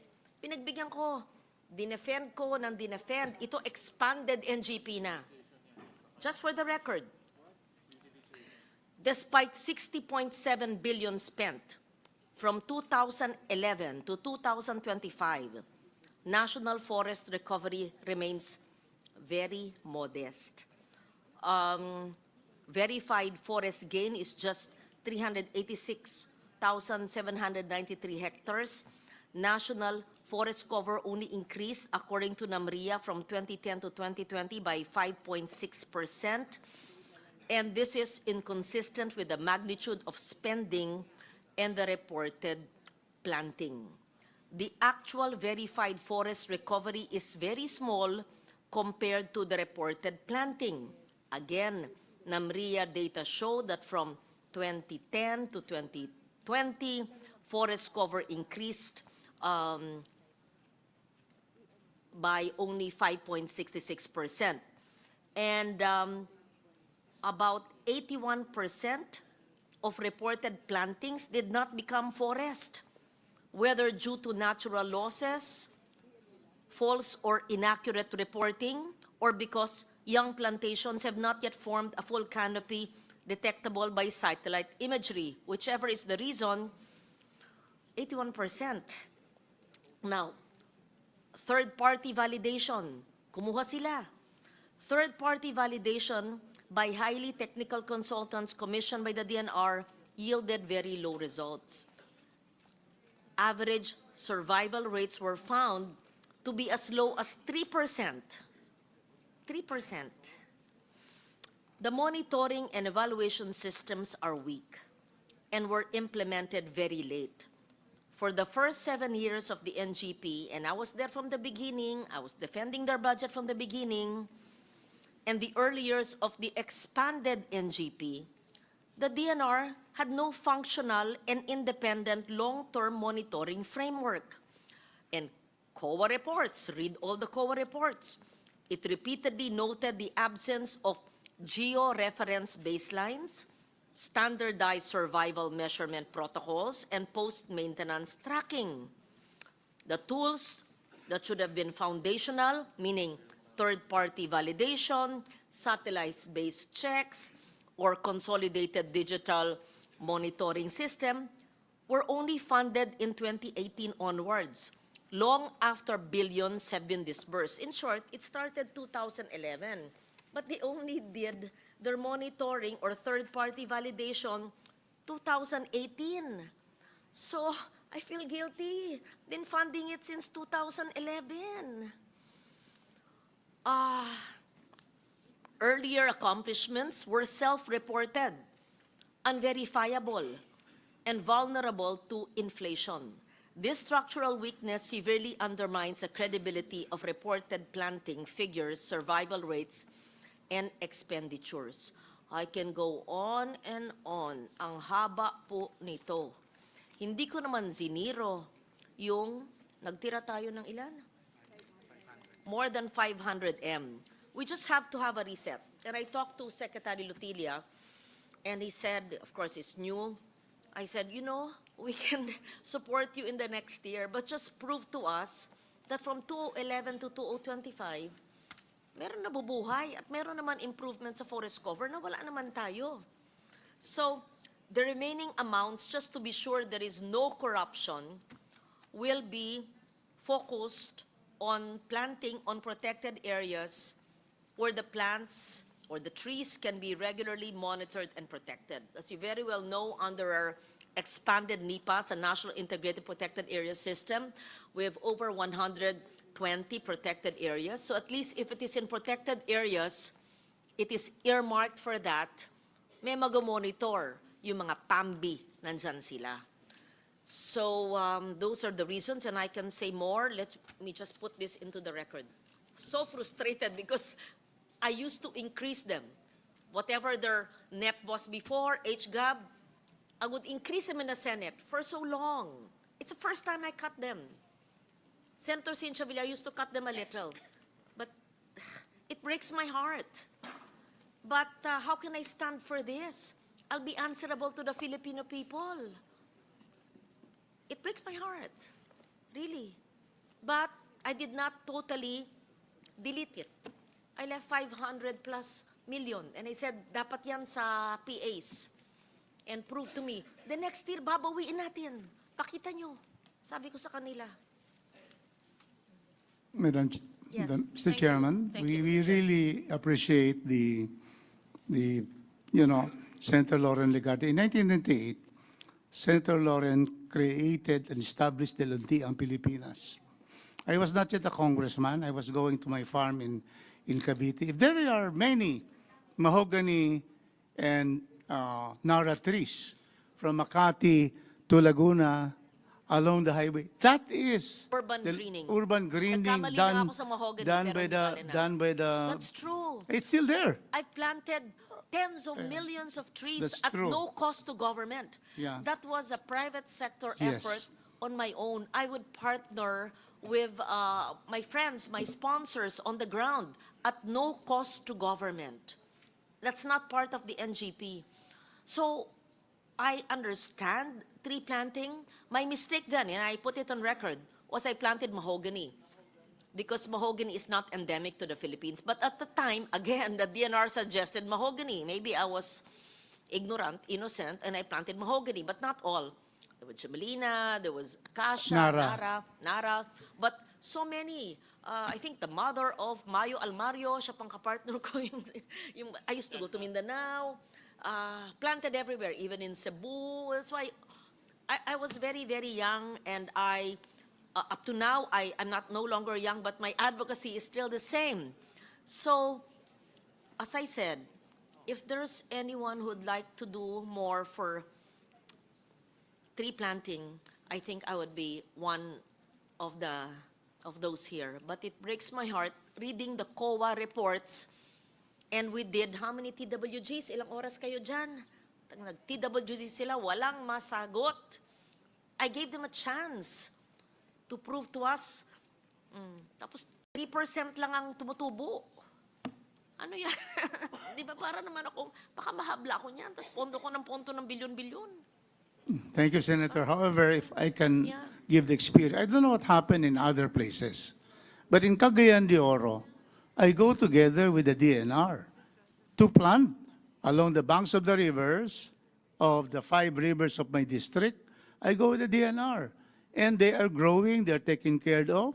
It includes the barangay. The barangay would take care of nourishing them until they will not need any more watering, including also in the mountains we have in Cagayan de Oro. So I don't know what happened in the other parts of the country, but I assure you that in Cagayan de Oro, all the greening program, inauguration, the planting itself, we were there. Because I am very particular about our environment in Cagayan de Oro. So that's why I still make an appeal, because I think it's important that we are able to engage the barangay officials, because when we plant, if it is not taken care of by barangay officials, they would die. In Cagayan de Oro, a barangay officials, especially along the banks of the rivers, we plant bamboo. And they were there, and they nurture it, and now it's quite, they're very much alive, and they're now tall. So my point is that it's very small. We have only 3 billion, and then it's now 2.4. So I mean, let's give it a chance. Probably, a re-engineering on how there will be planting and the taking care of the greening program. But I tell you, you come to Cagayan de Oro, I can show. In our banks of the rivers, in our reforestation area, we're doing very well. Cagayan de Oro, 1st and 2nd district, we have forests there. We have communal forests. So that is not a zero my experience. Yes. My experience in Cagayan de Oro. Thank you, Mr. Chairman. But it depends There's on 500 the body. million. Thank you very much. We appreciate your comments, and there's 500 million, and this will be spread out in different regions of the country, and we will make sure that Cagayan de Oro is covered by the remaining 500 million. It's not even 2.4. It's only 500. 2.4 billion. But the NGP, different kinds of tree planting It's programs. 500. Yes, So 500. yeah, thank you for that. Yes. Okay, so that's a very good observation of the Senator. Yeah. The second one is climate change resilience. It does not give us, it's not a proper message that climate change resilience and the conduct of special studies is reduced by 13 million. It's from 384 to 371. So it's here, including climate change resilience. So This was requested by the agency to transfer it to EMB.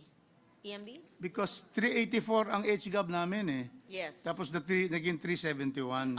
We did not cut it. The EMB had requested, No, it's on the, here, conduct special studies, because the word climate change resilience is there. It is reduced by 13 million. yeah. They moved it to EMB. It was an agency request to move it to EMB, to the Environmental Management Bureau. I didn't cut that. I didn't touch it. They just asked that it be moved to EMB. That was an agency request, Mr. Chair. Okay, I'm clarified. Thank you. So it increases the support to climate change. It increases it to, yes, exactly the 13 million that was removed is placed in it. Thank you. So that clarifies it.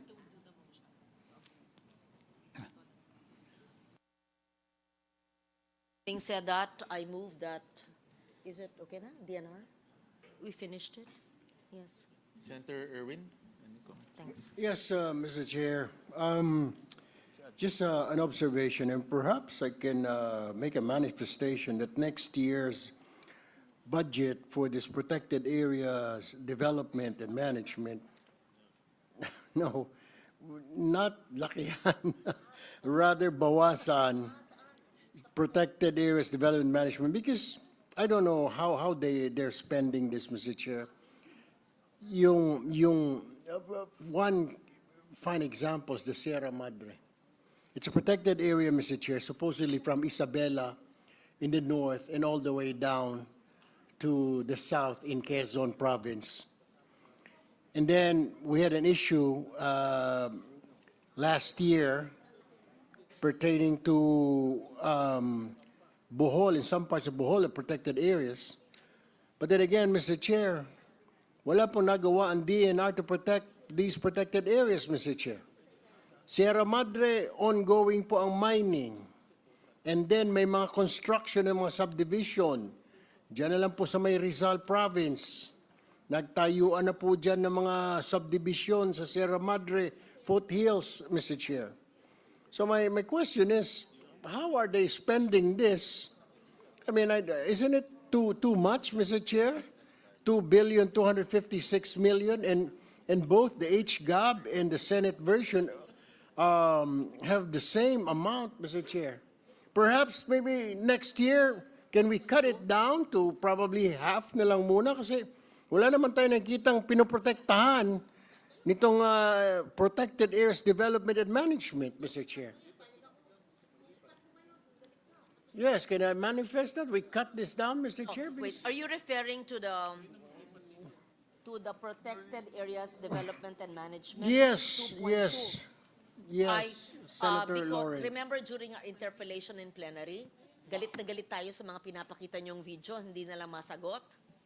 So, hindi ako magagalit pag ikalahati mo ito. Yeah, maybe we can transfer this somewhere else, Mr. Chair. With the permission of our counterpart. Pero teka, sino nandito ba diyan? Ang mag-suffer dito yung mga PAMBI.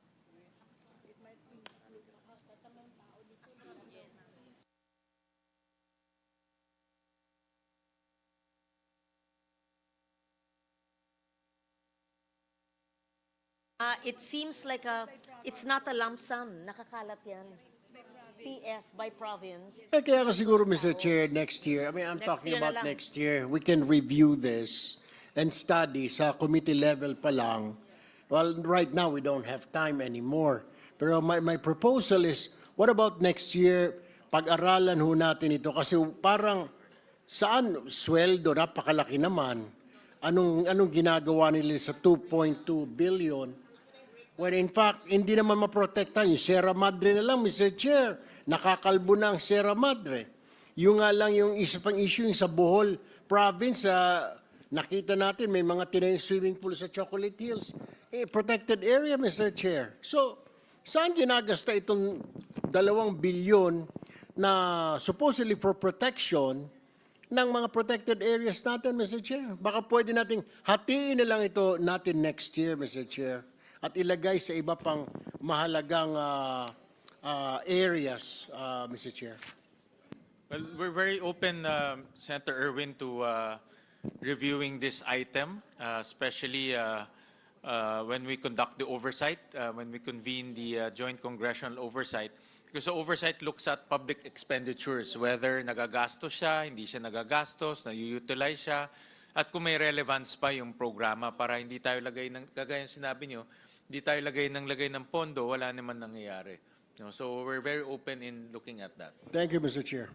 I appreciate the intervention of Senator Tulfo, and after January 2, we can have an oversight hearing along with our counterpart so that the congressmen in the regions can also monitor what's happening in the PAMB. Ang PS pala dyan sa 2.2 is 997, the MOE is 1.1, and the capital outlay is only 107. But the details of, and it's spread throughout all provinces, every region, every penro kasama dyan. Yeah. In every penro office in all the provinces all over the country. So we can't just cut it sweldo ng mga tao at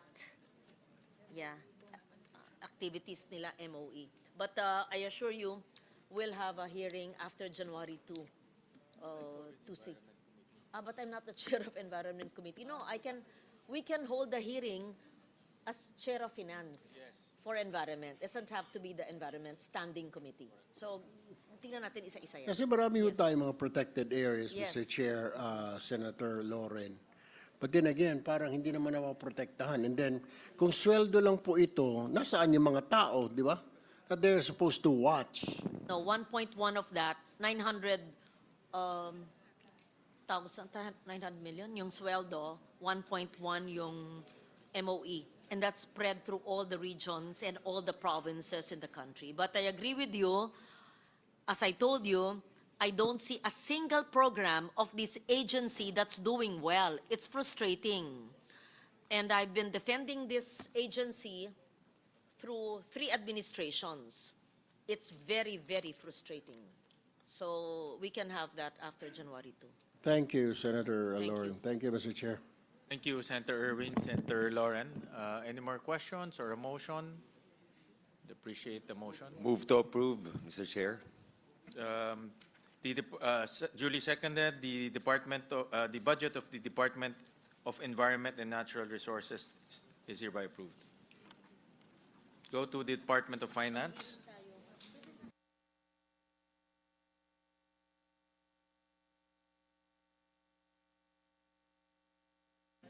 On the part of the House, for the Department of Finance, under DOF, OSEC, an additional 35,950,000 to support the DOF's mandate under Republic Act number 12022, or the Anti-Agricultural Sabotage Act. Just wanted to manifest, I'm one of the principal authors of the Anti-Agricultural Sabotage Act, so this is the first time that it will be funded. Next would be support operations of the Fiscal Analytics Intelligence Unit or Climate Finance functions, also within the DOF, an increase of 31,733,000. For the Bureau of Customs, for the lease of alternative office space for the BOC Central Office, given the structurally unsafe condition of its current facilities, an amount of 166 million additional.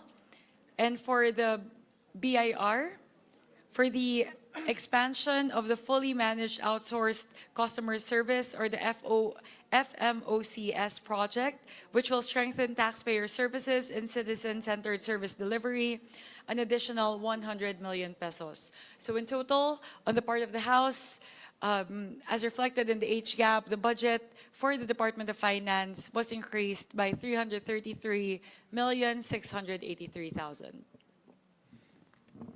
For, on the part of the Senate, for the Department of Finance, Bureau of Customs, we propose an amount of 4.9 billion pesos, composed of General and Management Supervision, 1 billion, Surveillance and Prevention of Smuggling, 1 billion, Department of Internal Revenue, 7.2 billion pesos, 17.2 billion pesos, Bureau of Treasury, 4.6 billion pesos, government as composed of wala na. Just Bureau of Treasury, 4.6 billion pesos. Any motion? Questions or motion? Move to approve, Mr. Chair. Duly seconded. The budget of the Department of Finance is hereby approved. Now we go to the Department of Foreign Affairs.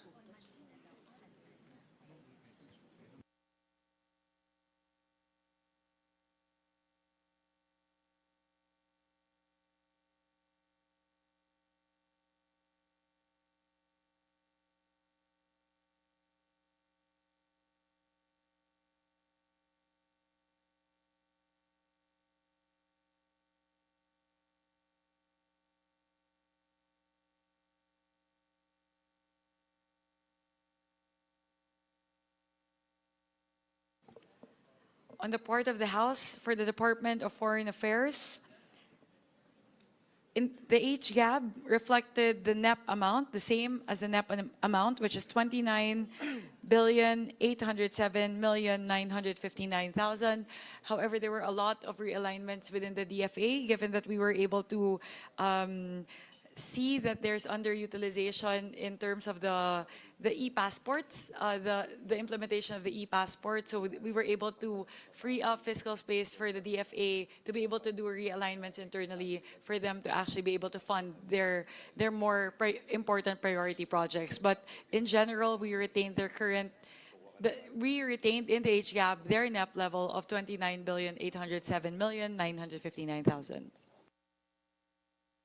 For the Department of Foreign Affairs, Office of the Secretary, 28.3 billion pesos, composed of Formulation, Coordination, Supervision of Foreign Policy, 3.6 billion pesos, directives.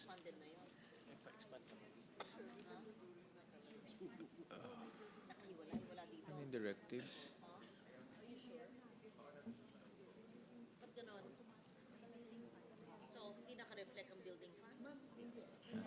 Conduct of bilateral and multilateral relations in accordance with foreign policy directives, 9.8 billion pesos.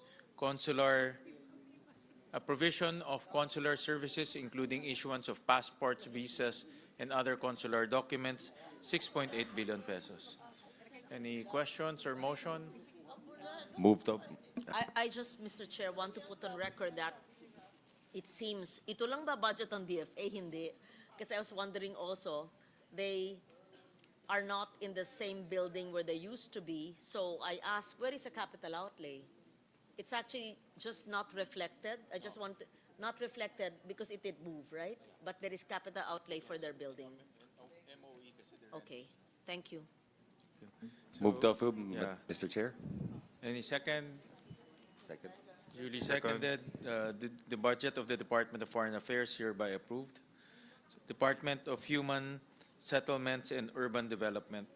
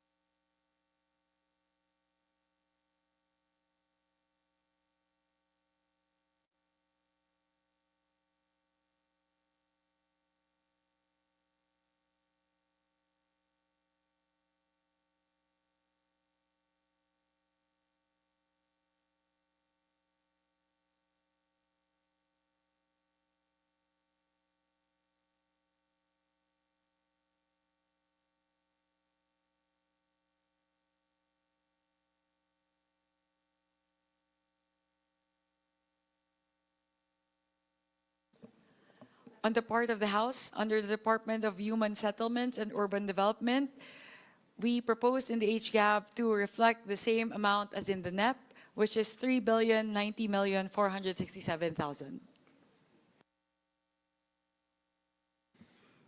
For the Senate, we propose, for the Office of the Secretary, we propose 1.3 billion pesos, composed of General Management and Supervision, 498 million pesos, Technical Advisory Services for LGU in Shelter Planning, 77 million pesos, Monitoring of Subdivision and Condominium Projects, issued permits and licenses, and Homeowners Association issued registration certificates, 196 million pesos, provision for technical assistance to LGUs in preparation / updating of comprehensive land use plans and zoning ordinances, 191 million pesos, Pambansang Bahay para sa Pilipino for PH program, 35 million pesos. Yep. Madam Chair. Mr. Chair. Madam Chair. Madam Chair.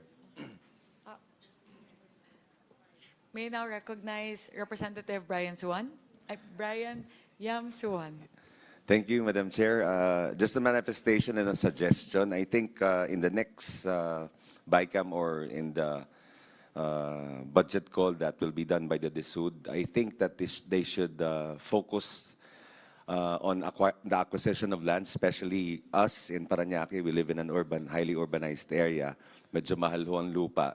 And ang condition lagi, yung ating mga kababayan, ang ginagawa nila, ilalagay sila sa Laguna, Cavite, sa mga lugar na malalayo sa amin, pero ang gagawin pa rin, babalik pa rin dun sa lugar kung saan sila tinanggal. And I think the acquisition of land should be a priority also, and you should look into it kasi ganun din ang magiging sistema. And if we acquire land and put them in the place where they, kumbaga yung habitat nila, nandun sila, I think it will be beneficial kasi hindi masasayang yung ginagawa nating mga relocation sa ating mga kababayan na doon na rin lumaki at kumbaga tumanda sa lugar natin. And I have seen this experience to be very much talagang nangyayari. Kumbaga, in reality, yun talagang nangyayari sa atin. Dadalhin natin sila sa malalayong lugar, bibilin yung bahay, kukunin sila doon, and in the end, ang gagawin nila, ibebenta lang yung, ipapatirahin lang kung sino-sino mga kamag-anak nila doon, babalik pa rin sila doon sa kung saan sila nakatira. And magkakaroon pa rin tayo ng problema. Whereas gagawin natin in city na yung relocations natin, it will be beneficial for us, especially those who live in Metro Manila na mga kababayan natin, talagang naging problema siya. So I think we should look into this when we do the budget for next year. Kung makita natin yung mga pabahay programs natin sa ating mga lugar at kung magja-jive naman siya sa budget natin, if we have fiscal space to accommodate, I think it's a honest-to-goodness program that we can look into, especially sa DSUD. Thank you. We recognize Senator Erwin. Mr. Chair, ano nangyari dito sa pambansang pabahay para sa Pilipino? Hindi po ba ito ay isa sa mga flagship programs po ng administrasyon? From 700 million, 35 million na lamang. Ibig sabihin, 35 bahay na lang po yata ang mabibili ho nito. Whatever happened to this? I mean, are they junking this? I mean, this program ng pambansang pabahay, Mr. Chair? Actually, Senator Erwin, pagtapos ng, nagkaroon ho sila ng palit ng administration, no? Nagkaroon sila ng palit ng secretary. So ito ho, nagkaroon ho sila ng pagbago sa programang ito. Reform ni Secretary Aliling yung 4PH program completely. Kaya naapektuhan rin yung implementation. Pero bago rin niya reforma, may problema na rin sa implementation. Like in 2024, ang utilization rate lang niya is 5%. No? So in 2025, 0%. No? Kaya ho, actually, naalala ko during hearing, siya na rin nagsabi, Sen, tanggalin nyo na ho yung pondo namin dahil meron pa kaming natitirang pondo dahil nga nagreforma ho siya. No? So hindi naman ho natin tinanggal-transfer ho natin sa NHA. Ang kanilang policy ngayon, ang DSUD will be policy, NHA will be the shelter shelter builder of DSUD. So ganun nga ngayon ang kanilang division of labor. No? So based on the utilization rate, napakababa ho talaga. But hindi ho naman ibig sabihin titigil yung pagpapatayo ng bahay. Tuloy-tuloy pa rin po. Tuloy-tuloy pa rin yung kanilang 4PH program. In-expand pa para yung mga lower income makaka-avail po dito sa 4PH program. Actually, Mr. Chair, listening to what Congressman Yamsuan was saying kanina na kung po pwede dito sa cities, wag na itapon sa kung saan-saan yung mga kababayan natin, yung mga informal settlers. Actually, I have read in one of a survey na meron po tayong oversupply ng condominiums dito po sa Metro Manila. And they keep on rising, so many building subdivisions. Because ang nangyari po dati, na-occupied ng mga taga-Pogo, nagsilayasan na po yung Pogo, wala na pong Pogo. Ang dami pong subdivisions. Dito po sa atin, malapit lang po dito sa Makapagal, 5 complex po dyan na wala na mga tao. I mean, binibenta na lang nga po yung studio type, nasa 3 million na lang pesos, 2.5 million pesos Pero dati, ang benta po ng isang company, I'm not gonna mention the company, nasa 5 million, 6 million. Ngayon, nasa 2.5 million, wala nang bumibili rin, Mr. Chair. Ba't di kaya tignan ho ito ng gobyerno? Siguro, you may be able to suggest them, or suggest it to NHA, baka pwedeng tignan po ito. Tsaka sa Paranaque, ang dami mga condominiums na tinatayo, Mr. Chair. Correct, Mr. Chair. Possible ho yan. Itong 4PH program, actually, ang subsidy nila doon sa amortization. No? So, sa interest rate and amortization. So, that's possible na pwede hong i-subsidize yung mga condominiums na hindi naman occupied. No? I think depende lang doon sa price point ng condominium unit. But it's a possible program. Thank you, Mr. Chair. Thank you, Mr. Chair. Thank you. Any... One more, Sen, with the permission of the body, may I recognize Representative Marcor Zamora. Yes, Mr. Chair, Madam Chair. Just want to be clarified with Integrated Disaster Shelter Assistance Program, kung ano din po ang dahilan at naging zero siya sa Senate version.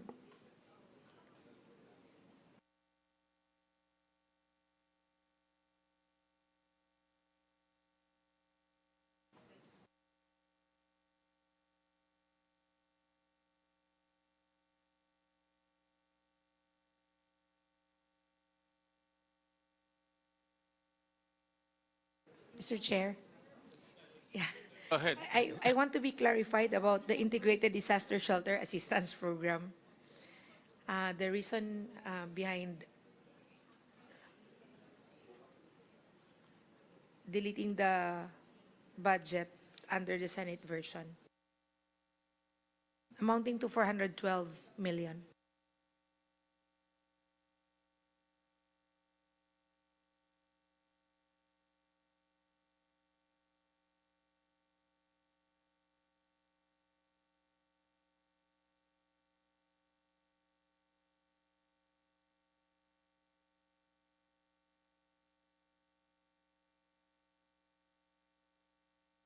Yan, thank you for the question, Congressman Maricar. Yung itong Integrated Disaster Shelter Program, tinransfer rin sa NHA upon the request na rin ng agency during the hearing. Because what they're doing right now is they're dividing the responsibility. So ang gusto na lang ng DSUD is policy. No, they create the policy, they create the programs. Ang shelter implementation is NHA. No, even emergency response NHA. So that's how they divided it. But the budget is still intact, but under NHA. And it's under NHA. Okay, thank you, Mr. Chair. All right. Any motion? Motion to approve, Mr. Chair. Second. Duly seconded. The budget of the Department of Human Settlements and Urban Development is hereby approved. Now we go to Department of Information and Communications Technology.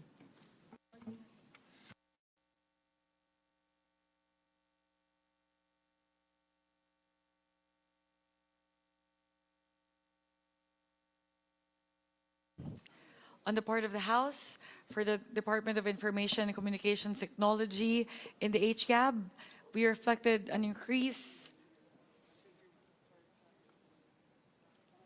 of 2,195,457,000 for the DICT.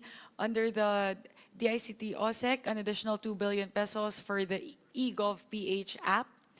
Under the CICC, expansion of the Cybercrime Response Center, or the CRC, for an additional 60.5 million pesos. For the expansion of the Cybercrime Complaint Center, or the C3, an additional 30.5 million. For the establishment of the Threat Monitoring Center, or the TMC, an additional 24.996 million. For the NTC, funding requirements for the implementation of the Konektadong Pinoy Act, again, a new law that is yet to be funded, an amount of 79,461,000. On the part of the Senate, for Office of the Secretary, it's 11.7 billion pesos.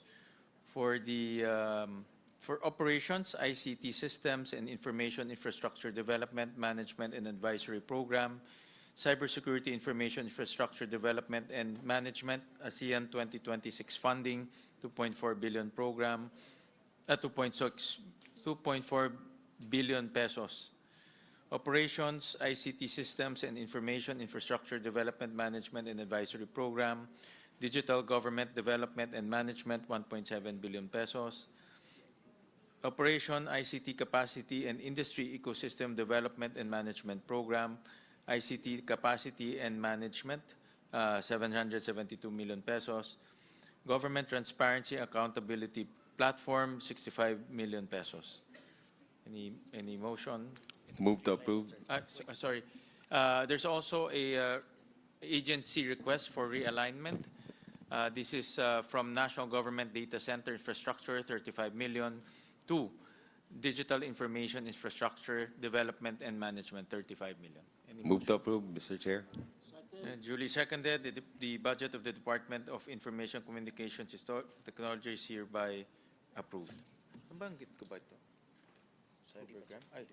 Sorry, can I also add, I think I failed to mention this, for the Cybercrime Investigation and Coordinating Center, operations, formulation, coordination, and monitoring of cybercrime plans and policies, 444 million pesos. Move to approve, Mr. Chair.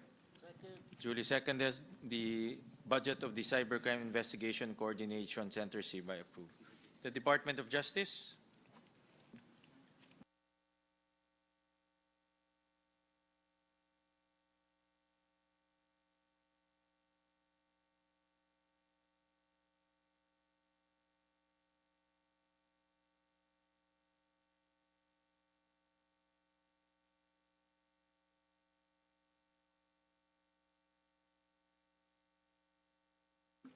On the part of the House, for the Department of Justice, the following increases are reflected in the HGAP. First, for the Department of Justice Office of the Secretary, an amount of 158.2 million pesos increase for the continuing training education for the law enforcement agents and implementation of the DOJ annual training plan. So this is for the training of police personnel. 11.45 million pesos for the one-stop shop assistance and complaints, or the OSSAC handling program. An additional 42.54 million for additional budget for operating requirements of the NCC OSAIC. An additional 49.9 million pesos to restore and augment the budget for the operating requirements of 25 task forces nationwide, particularly relating to IACAT task forces.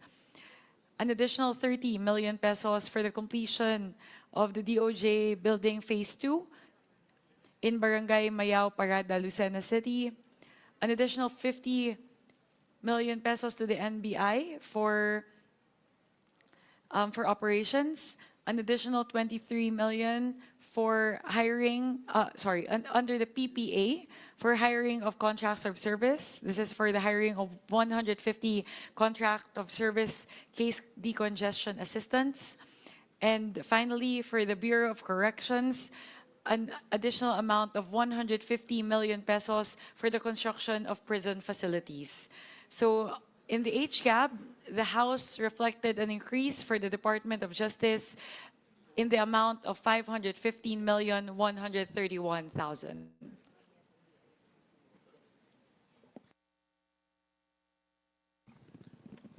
On the part of the Senate, for the Office of the Secretary, Operations,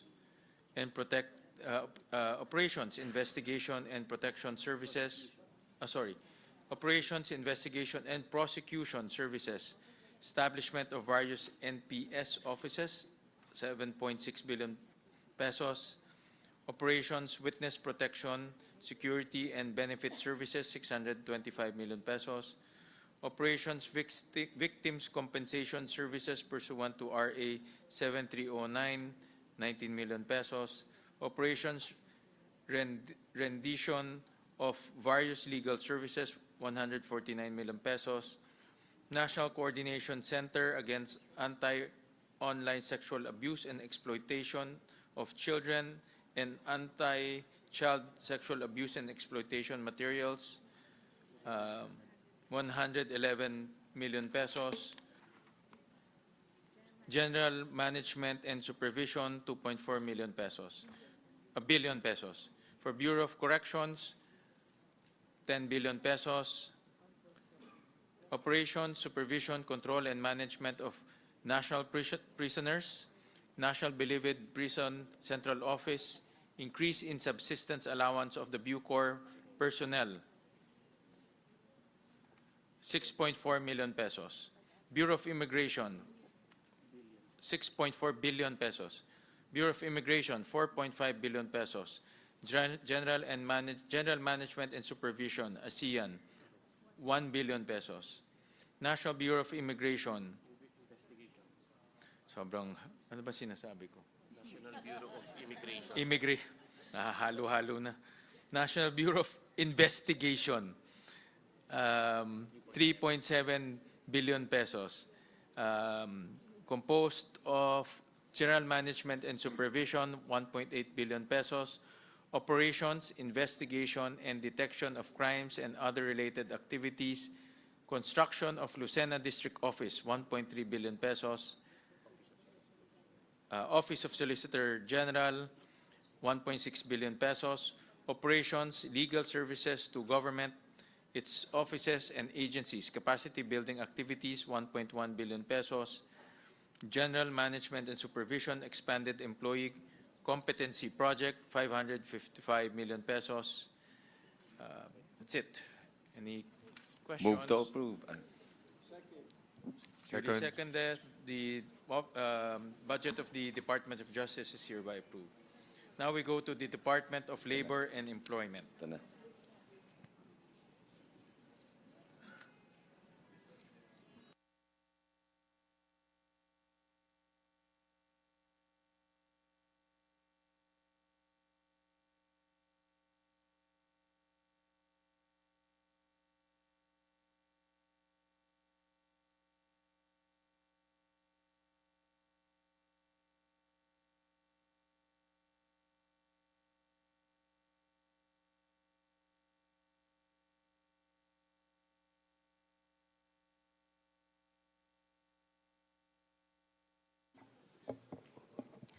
On the part of the House, under the Department of Labor and Employment,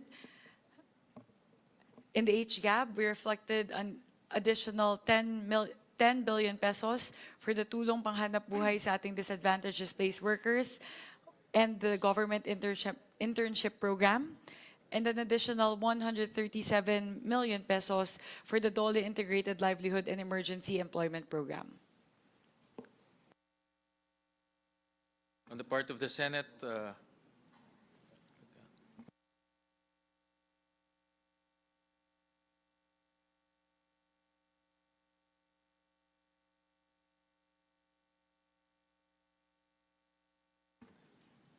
under the Senate version, Office of the Secretary, 21.7 billion. Operations, Livelihood and Emergency Employment for TUPAD, 17 billion pesos. Move to approve. Second. Di ba? I withdraw my second. Excited eh. I withdraw my motion, Mr. Chair.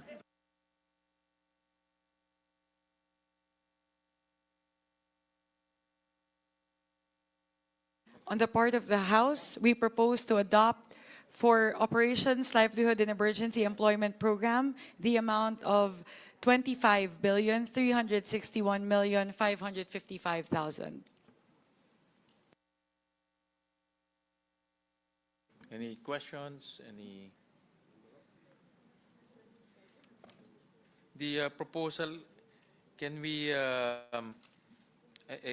recognize that there's a proposal to increase it. How many beneficiaries will the increase target?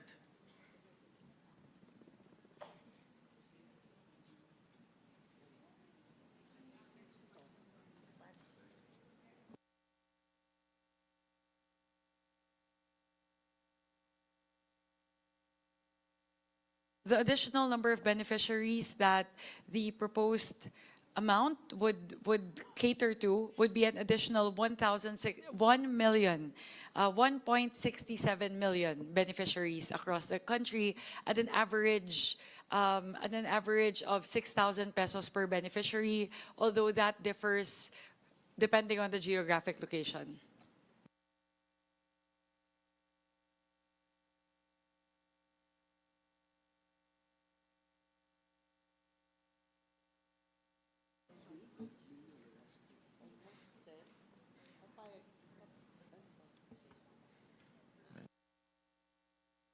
Where will be the beneficiaries coming from?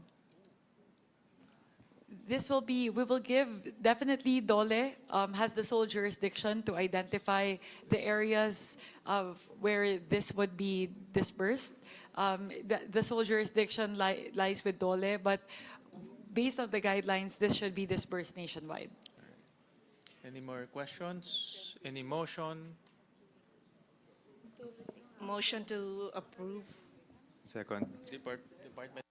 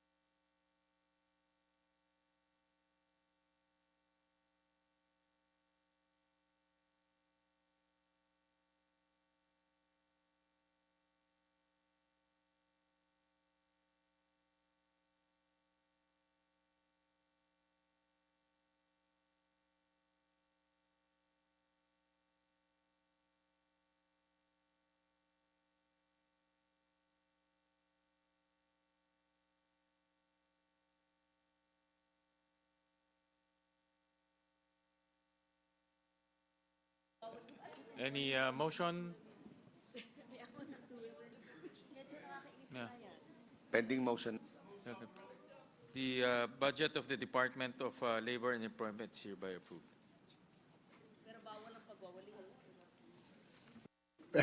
Pero Mr. Chair, can we make some provisions? Kasi this has been the complaint of the beneficiaries. Bakit daw pagkakailangan pag-uniformihin pa sila, pagbilhin ng dustpan at saka walis, binabawas daw ho doon sa ibinibigay sa kanila, some areas. Yes. Kasi may pictorial. Totoo, they hate tupad. Kailangan may pictorial pa yon, Senator Loren. Pesteng-peste sila. May pictorial. Kaya kailangan naka-uniform kayo lahat. Tapos, pati walis ting-ting, pati pictorial. At saka isa pa, hindi pa magkasya yung uniform. Dahil ang size, parang one size fits all. Parang medium lang. Paano kung malaki?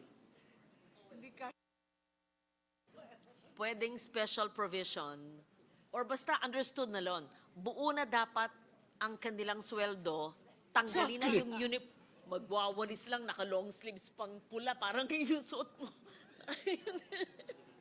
Ang kulay pulang-pula, ganyan. Anyway, nakakatawa. So, hindi na kailangan ng uniforme para buo ang kanilang bayad. I didn't know kinakaltasan sila sa sweldo. I didn't know. Kala ko, that's over and No, above. in some areas. It's unnecessary. It's completely unnecessary. Yeah. Yeah, Yeah. I don't know. it's uniform. Sayang ang pera. Tapos para sila mga preso dahil may nakalagay tupad. Oh, parang preso. Akala ko dati NBI o DOJ. Wala nakalagay tupad. Madam Chair. Madam Chair. Yes, Representative Javi may Benitez. inquire and validate. Then Representative JJ Romaldo. Madam Chair, I don't think ang uniform is being subtracted from their salaries. Pwede po natin i-validate po ito. If it's not being subtracted from the salaries, it's an additional cost which Exactly. can go to other tupad workers. O check natin yung procurement ng uniform. So mahal overprice yan. That's what I meant, Senator Loren. Kaya nga yung I mean, oversight. yung cost. Yeah. Eh Sayang. kung ilang libo yung tupad na magwawalis-walis. Or sabi nga ni Chairman Swansing, 1 million pa additional. Di 1 million na t-shirt. 1 million na dustpan, 1 million na walis ting-ting. Mr. Chairman, Madam Chair, in Cagayan de Oro, Rufus. we give in full Kong 4,000 Rufus. season. Yes. My apologies. Next on deck I will is yield, Kong Madam JJ. Chair. I will yield with Representative Rodriguez. Go ahead, Kong Rufus. Thank you, Madam Chair. In Cagayan de Oro, no deduction, but they were in full uniform. So I don't know how the regional, magaling si yung regional director, but they get 4,610. That is the amount for work. So walang deduction sa amount. Hindi, what we're saying, Mr. Chair, tama naman yun, pero what we're saying, yung cost, nagiging source of corruption pa yun. Bakit kailangan pa pag-uniformihin sila kulay pula, akala mo mga PDL? Minsan, di pa nga masuot ang uniform, Mr. Chair. Dahil parang one size fits all, medium. Paano kung malaki masyado? Nakasabit na lang yung t-shirt dito, nakatali na lang sa liig. Para sa bilang tupad. When useless, Mr. Chair, di ba? Instead of buying those t-shirt, may babayad pa yung para sa ibang beneficiary. I think the T-shirts are meant to identify who are the two beneficiaries on the ground. It's even worse, Mr. Chair, para sila mga PDL, para hindi tumakas. I think ano ho talaga, dapat mapag-usapan ho yan sa standing committee kung ano ba yung magandang gawin ho dyan. But we take note of that, Your Honor. Hindi ko pa, ha? Hindi pa na namin na hide. No change. So we go to the Department of Migrant Workers. On the part of the House, for the Department of Migrant workers under OWA, in the HGAB, the House reflected an increase of 300 million pesos for the OFW airport terminal lounges. Sobrang importante po nito kasi kung hindi po ito mapondohan, titigil po ang operasyon ng lounges sa mga airport para po sa ating mga pinakamamahal na mga OFWs. So with the additional 300 million pesos, sapat na po yun para po mag-operate na po. Ang alam ko po, dalawa na. Yung dalawang OFW lounges po natin sa dalawang airports. Thank you. For the Office of the Secretary, Workers, Welfare, and Government Placement Services for Action Fund for 4.8 billion pesos. For the Overseas Workers Welfare Administration, Social Protection and Welfare for OFWs Program, Welfare Services, 3.1, tama ba? Tama ba yung binabasa ko? 3.1 billion pesos. Both interventions came from our Vice Chairman Erwin Tulfo. Itong improvement po ng kanilang action fund at social protection and welfare for OFW program. Yan po ay mga intervention ni Senator Erwin. Of course, to help our OFWs and to make sure that they have social protection in times of need. So any questions or motion? Move to approve, Mr. Chair. Second. Duly seconded. The Department of Migrant Work, the budget of Department Workers hereby approved. The Department of Science and Technology.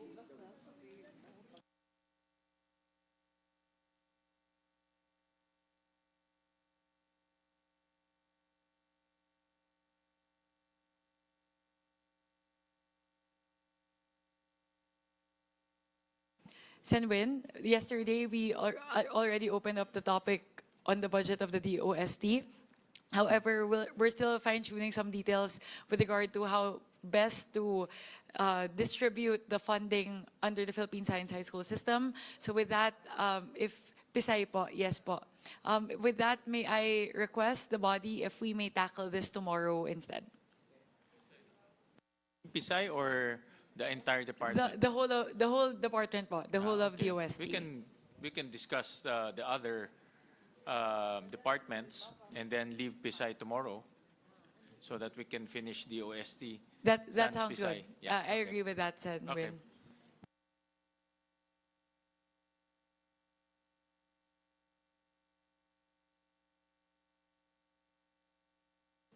On the part of the House, in the HGAB, we reflected the amount as in the NEP, which is 30.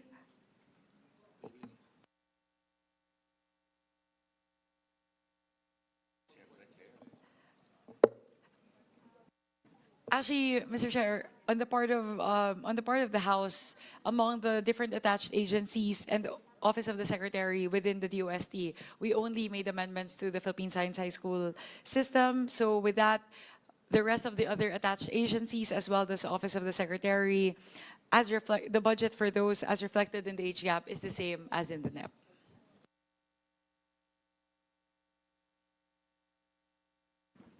On the part of the Senate, for the Office of the Secretary, Operations and Office of the Secretary, 8.1 billion pesos. Operations, Enhancement of Science and Technology, Projects Activities, 1.8 billion pesos. Forest Products Research and Development Institute, 286 million pesos. Composed of establishment of FPRDI Wastewater Facility, 10 million pesos. Operations, Forest Product Research and Development Program, Scientific Research and Development Services on wood and non-wood forest products, bamboo and other non-wood forest products, 81 million pesos. For the Philippine Atmospheric Geophysical Astronomical Services Administration, 2.8 billion pesos.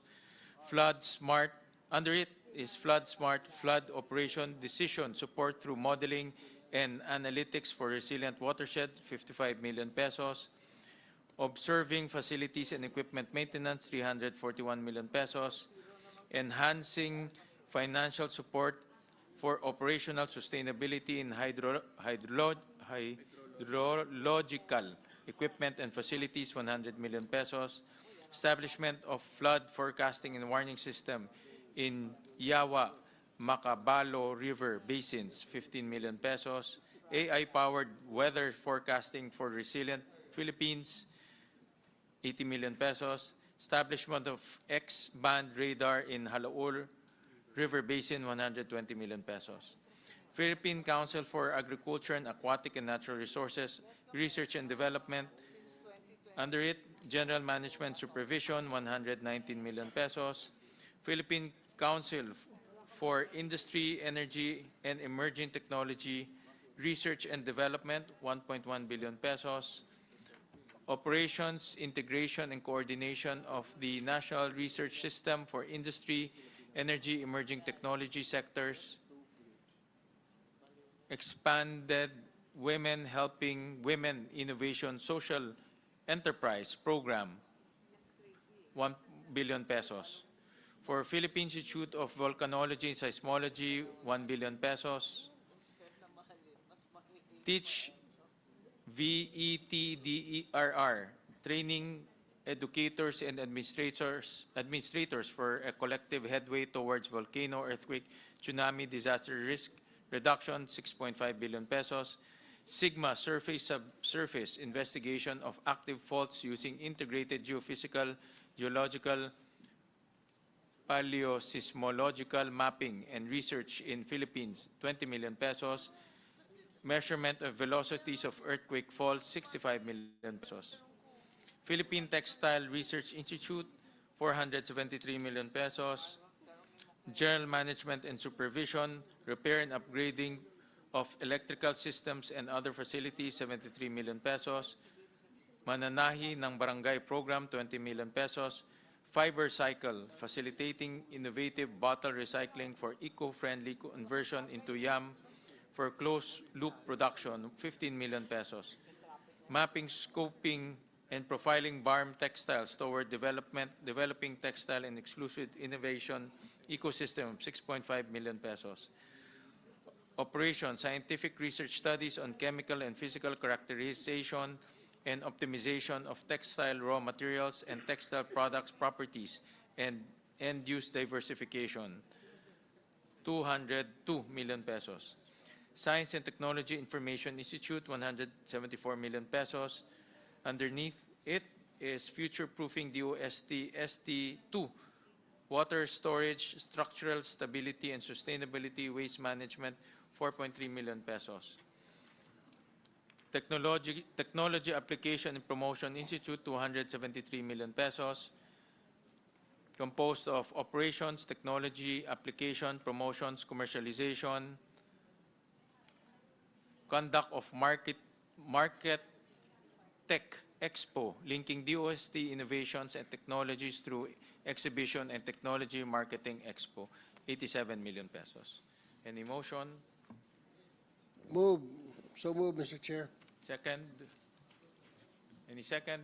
Duly seconded. The budget of the Department of Science and Technology, except Philippine Science, is duly approved. Okay. Now we go to Department of Social Welfare and Development. Yun.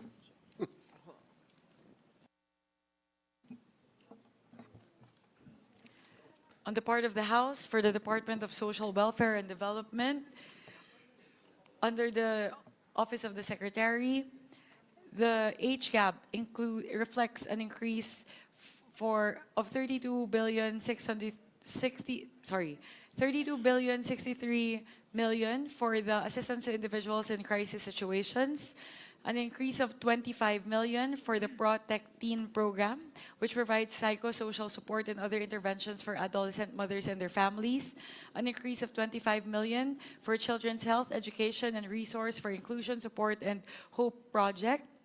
This is for the Disability Inclusive Social Protection for Children, an additional 25 million pesos for Project SAFE, for online sexual abuse and interventions for adolescent mothers, 500 million pesos for the construction of the Mindanao Disaster Resource Center, Phase 1 under MICA. This is very important because this will be the first repacking facility for relief goods in Mindanao. There are already two, one in Luzon and one in Visayas, but there is none in Mindanao, so this will be the first that will be built in Mindanao. An additional 75 million pesos for additional allocation for the establishment of 5 regional Bahay Pag-asa centers, also under MICA, and an additional 35 million pesos for the Sustainable Livelihood Project. So the total increase reflected in the HGAP for the Department of Social Welfare and Development is a total of 32,748,000,000. Thank you, Madam Chair. For the Office of the Secretary, 264 billion pesos.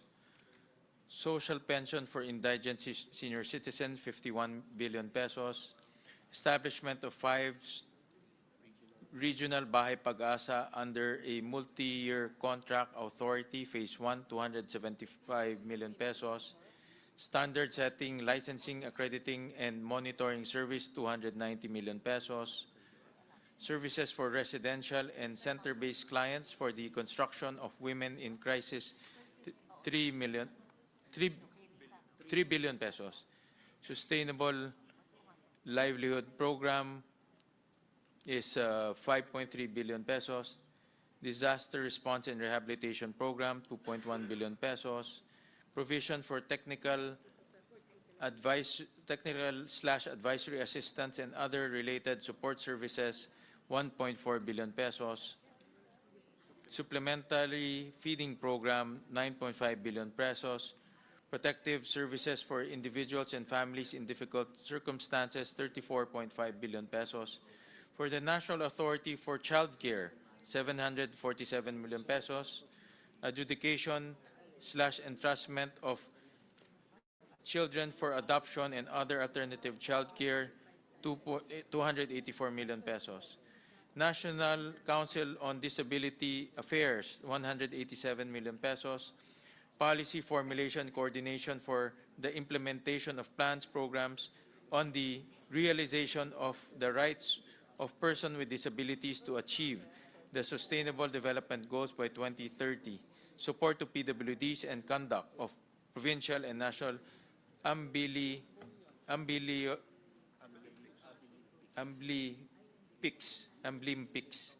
167 million pesos. Any questions, any motion? Yes, Mr. Chair. Point of clarification, please. There appears a line item indicating standard setting, licensing, accreditation, and monitoring. May we be enlightened? There is a massive increase from the 2026 NEP value of 85.853, maintained also by the HGAB. And then there is a very large increase of 290,832. Why is that? And what standards are being set and accreditations and licenses being given? Napakalaki ng increase po.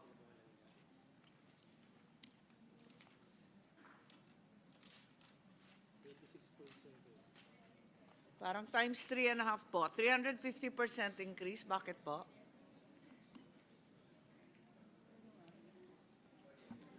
For the standard setting, licensing, accreditation, and monitoring services, this aims to Don't say the number. This aims to decongest DSWD managed centers and residential care facilities in the form of subsidies given to private social welfare and development agencies, where 1,300 clients will be referred to.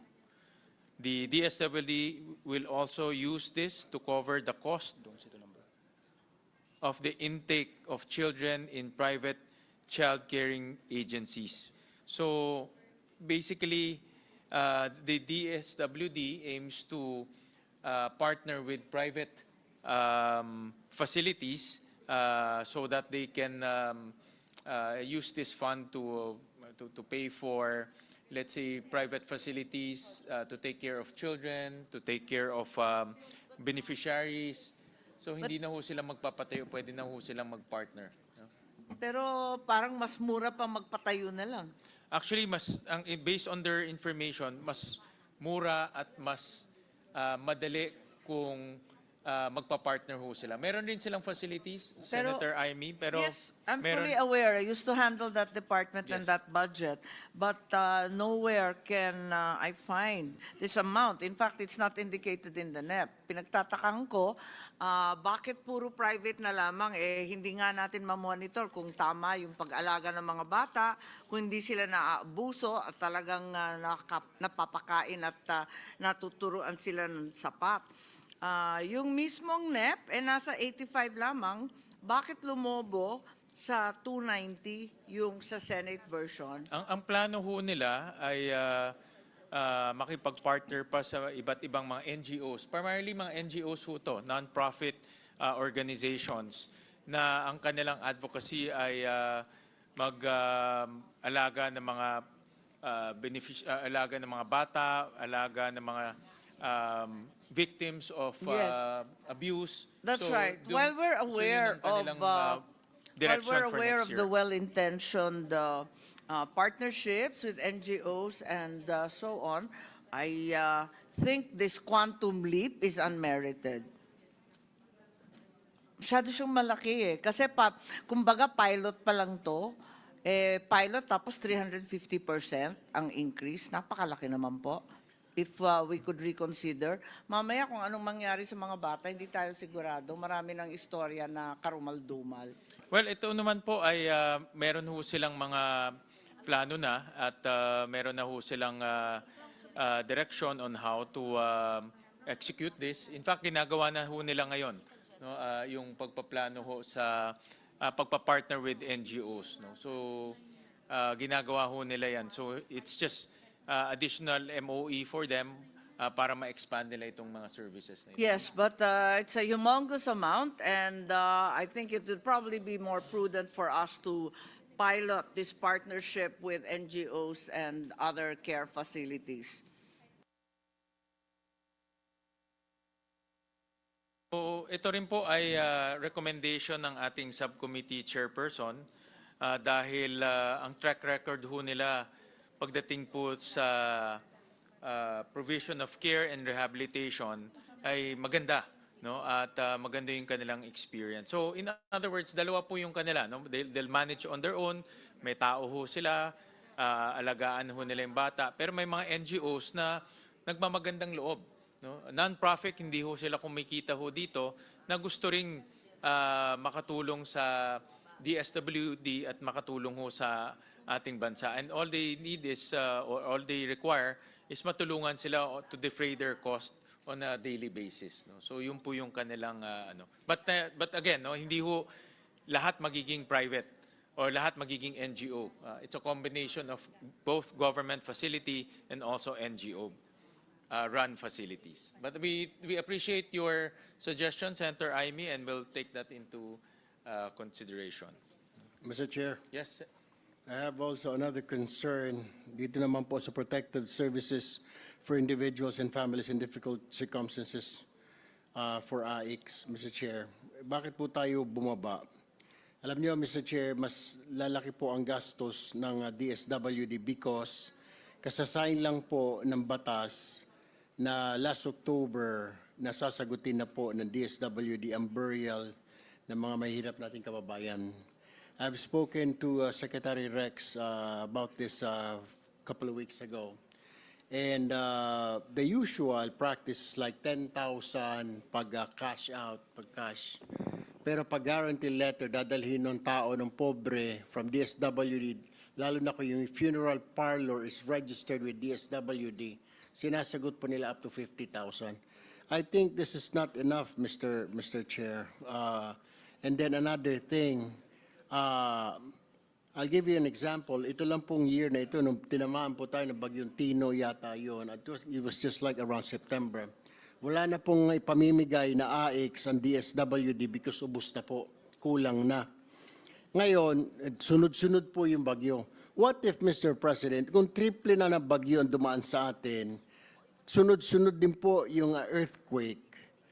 Ang nangyari po doon sa few months ago, kailangan pa nila mag-request ng QRF sa DBM para bigyan po sila ng pondo para kasi magkasunod po yun, earthquake, then typhoon, storm. So naubusan po sila. And it was admitted, I was the one who called Secretary then Pangandaman na kumpare mag-release ng QRF. Yun po ang ginamit nila sa AIX, Mr. President, Mr. Chair. So therefore, Mr. Chair, I would request sana, manifest na ipantay na lang po natin dito sa request po ng House Gab para naman po may leeway ang Secretary po ng DSWD. I mean, I know so, Mr. President, because I used to be the Secretary of DSWD. Lagi pong kulang ang AIX na lagi pong humihingi, nagre-request sa DBM ng AIX. Pagdating ng around October, November, humihingi na po kami ng QRF kasi sunod-sunod po yung bagyo. Ngayon nga, bagyo pa lang po nung panahon ko eh. Nagkasunod-sunod yung Abra, etc. Ngayon po may earthquake pa eh. So they really need a bigger budget for this, Mr. Chair. Thank you very much. Alam ko, mas kabisado niyo to inside and out, Senator Erwin, dahil dati ho kayong Secretary of the DSWD. At ang hirap po sa trabaho ng DSWD, unpredictable. No? Tama ho kayo, tinitignan ko ho yung datos. This year, yung Super Typhoon Uwan, yung may shear line po na nangyari sa Mindanao, Visayas, and Palawan. Tapos meron rin shear line na nangyari po sa Calabarzon, Bicol area, Caraga. Itong tatlo lang, wala pa ho yung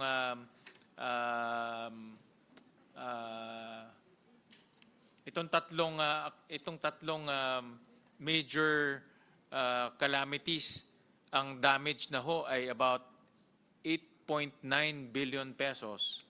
At ang affected population is about 14 million persons or 4 million families. No? So, in other words, even walang bagyo, shear line, kasi shear line and monsoon, ganito na ho karami ang naapektuhan mga kababayan ho natin. At of course, kung na-displace ho sila, kailangan na tumulong po ang gobyerno. Tama po yun, Mr. President. Besides, 17 million po ng Filipinos are living under poverty level. Kailangan po talaga ng tulong lagi. Alright, I'll cite you an example. Hindi lang po yung tinamaan ng bagyo, tinamaan po ng earthquake, yung mga biktima po nito ang tinutulungan ng DSWD because kahit po yung mga fisherman na hindi makalabas, example, doon sa Aborlan, nagbigay po ng DSWD, DSW sa mga fishermen pa ng Aborlan, doon sa bayan po namin sa Palawan, ng AIX, at saka dito po sa may Visayas region at tinamaan din po na pag hindi po pinalabas ng Coast Guard yung fishermen po, Mr. Chair, yung community, wala pong kakainin. And I have to call the Secretary of DSWD na baka pwede kasi they're calling my office asking for help. So I pass it to Secretary Rex at ginagawa naman ng paraan ng pobre at naghahanap nga po ng pondo. Kasi po ngayon, yung mga fishermen po natin, pinag-usapan na ho natin ito, pag hindi po nakalaot ng 3 days, wala na hong kakainin. Therefore, kailangan po ng ayuda mula po sa DSWD, di po ba, Mr. Chair? Yun lang po yung point ko. Aside from that, hindi lang po yung tinamaan ng bagyo, pati mga fisher folks na hindi makalabas for 3 days, 4 days dahil sama ng panahon. Tapos meron ka pang burial assistance na ngayon dahil it's a law now. And then you have educational assistance pa pagpasukan, Mr. Chair. So marami siyang paggagamitan. Hindi lang po yung pamimigay ng sa mga tinamaan na bagyo, Mr. Chair. So we really need to increase this, Mr. Chair. Mr. Chairman. Nagkulang nga ako kanina, nabanggit ko. Typhoon Ramil, isa pa malaking typhoon na tumama po sa Luzon, Calabarzon, Bicol, Mimaropa, Central Luzon. At yung Typhoon Tino na tinamaan po ang Mimaropa, Visayas, and Caraga. So total, no, 5 malalaking calamities ang tumama ho na na-displace po sa about 14.1 million inhabitants or persons and 4 million families. No? So malaki po yung magnitude. Imagine 4 million po ang na-affected pong mga individuals. No? Yes. If I may po, Mr. Chair, I would like to cite the original request that emanated from Secretary Rex Gatchalian pertaining to the funding for AIX. So the letter was dated September 12, 2025, and ang hinihiling po sana ng DSWD ay madagdagan po ng 43 billion pesos yung 27 billion pesos na nakapaloob sa NEP. So in total po, ang hinihiling po sana ng DSWD ay 70 billion pesos. But given the fiscal space, instead of the 43 billion pesos po na hinihiling ni SecRex, ang kinaya lang po na ma-accommodate doon po sa HGAB ay 32 billion out of the 43 billion request. So may kakulangan pa po na 11 billion doon po sa original na request po na ni Secretary Rex Gatchalian. The explanation is that the department seeks additional funding to continue providing necessary financial support to around 7 million beneficiaries who would otherwise be left without assistance due to the non-inclusion of the Ayuda sa Kapos Ang Kita program and the decreased allocation for AIX for 2026. This augmentation will enable the department to sustain AIX as the government's primary safety net for individuals and families in crisis, ensuring that vulnerable Filipinos are not excluded from much needed support during emergencies and economic hardships. Yun po yung sulat na ibinigay po sa atin ni Secretary Rex Gatchalian. And kung siguro po to add to the discussion, looking at the current funding levels for AIX for 2025, at the current GAA level for 2025 of 43 billion pesos, nagkulang na po yun, naubos na po. Tulad po na sinabi ni Senator Erwin, 15 billion pesos has already been released from unprogrammed appropriations for AIX. Dahil nga po sa mga dumating na mga bagyo, na sunod-sunod na mga kalamidad, not even just yung mga bagyo at earthquake, yung mga oil spill po na nakaapekto nga po tulad po ng binanggit ni Sen. Erwin. Kaya talaga pong napakalaki po talaga ng utilization rate ng AIX. So we thank Senator Erwin Tulfo, and we really highly regard his manifestation. Of course, as a former secretary of the DSWD, he would really know kung ano po ba talaga yung pangangailangan ng ating mga kababayan in relation to AIX. So with that, we would like to put forth the proposal of the House to bring the amount for AIX to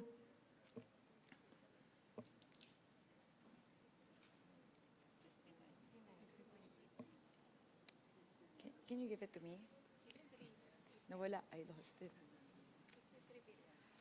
To 63,895,478,000. Madam Chair? Yes. Minority Mr. Leader Chairman, Marcelino Lebanon. I move that we approve the proposal of the Bicam committee on these items. Before we, with the permission of Minority Leader, tinitignan ko itong datos. No? In 2024, ang na-release galing ng unprogrammed, Senator Erwin's about 15 billion. No? In 2025 is about 14 billion. But there's a proposal to, itong release ng AIX, galing unprogrammed, galing siya doon sa sagip, Senator Erwin. But meron kaming proposal sa Senado na tatanggalin na yung sagip sa unprogram. No? Ilalagay na lang sa program. No?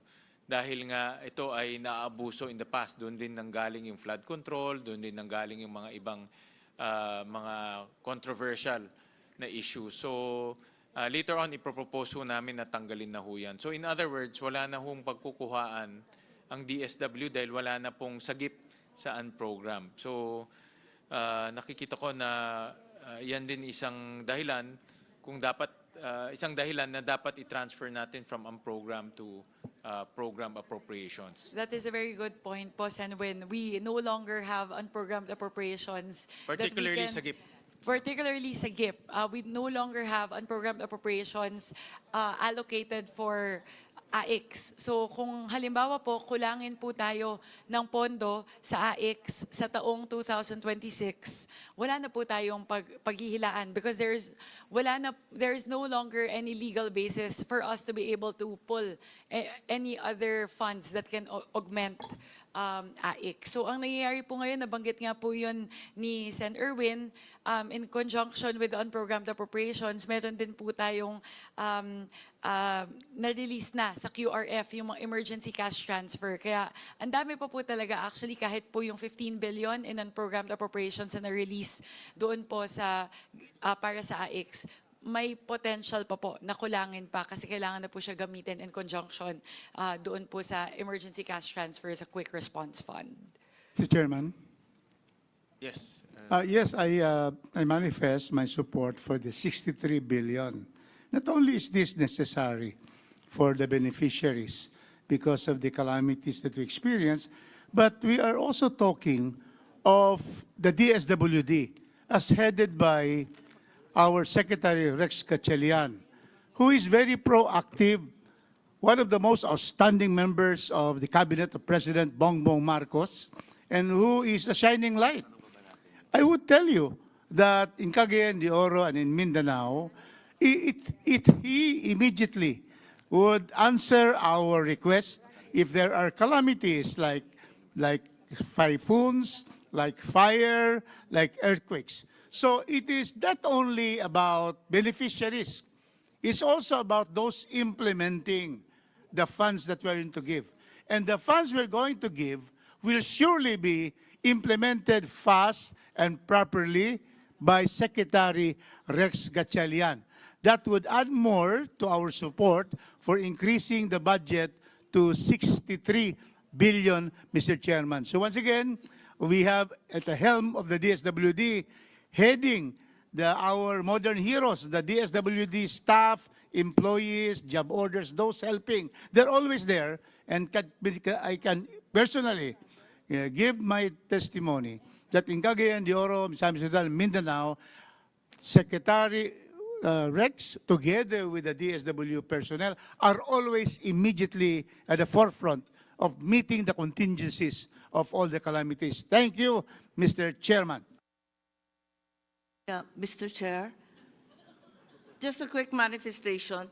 Mabuti naman at nawala na sa wakas ang AKAP at SAGIP na unprogrammed. Subalit lumobo naman ang ating AIC sa 64 billion. Sana yung mga tunay na nangangailangan ng makinabang dito at alalahanin natin may eleksyon na naman sa 2026, may barangay at BARM. Wag naman sana tuluyang mapolitika muli. Well, Mr. Chair, let me just add to that.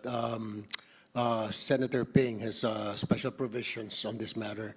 I also have inputs on this. Just to explain those viewers right now, the netizens, ang akala po kasi, siguro that was the old practice na nakikita si politiko na yung politiko mismo nabibigay. Dito po sa special provision, dapat wala po yung politiko doon. We can only ask the DSWD and direct them kung saan yung calamity-stricken area. And matter of fact, it's the DSWD who chooses the beneficiaries. Because when I was the secretary of DSWD, kami po pumupunta doon. The political will say, I need assistance, binaha po ito. Yung mga tao po namin sa DSWD ang pupunta doon sa area. And then they list down. It's not the political. So, and that's one of the special provision right now of this AIX. Yun po ang kinakatakot na baka magamit. But then again, it's the DSWD, I believe under Secretary Rex's watch, yung DSWD mismo ang pupunta. They go to the ground. They have people on the ground and they list down.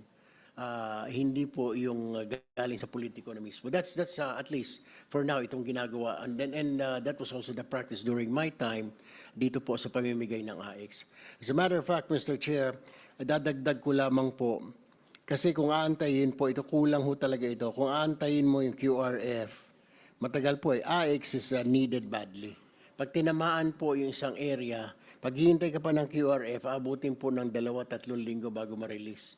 Whereas kung nandyan na mismo yung AX, madali na pong ma-release na lang po ito ng department doon sa mga beneficiaries, Mr. Chair. So, I therefore move, Mr. Chair, we really have to add this 34 billion. As a matter of fact, my computation should be like additional 32 billion, so to bring it up to about 66 billion, 528, Mr. Chair. Second. Thank you. So there's a pending motion by the Minority Leader to adopt the proposal of the House, duly seconded by Representative Garcia, and also as duly seconded also by Senator Erwin. The proposal of the House is deemed approved. Yan. At napakaganda po na nandito po si Senator Erwin dahil may first-hand experience ho tayo. Buti pa kayo kinakausap ng aking kapatid. Ako hindi ako kinakausap nun eh. Saka, Mr. Chairman, Baka nahiya, Mr. Chair. Mr. Chairman, napakaswerte po tayo. Pares magagaling si Senator Erwin nung siya po ay DSWD Secretary at saka si Secretary Rex. At di hamak, Mr. Chair, ang Pilipinas parang rank 1 sa pagka-prone sa disaster buong mundo. Kaya ito yung pinakaunang weapon of choice natin para matulungan ng ating mga kababayan, Mr. Chairman. Can we also have a motion to approve the budget of the DSWD? We haven't approved that yet. Senwin, with your permission, may you please scroll up lang po. Silipin ko lang po yung taas. Para lang po aligned. Yan po.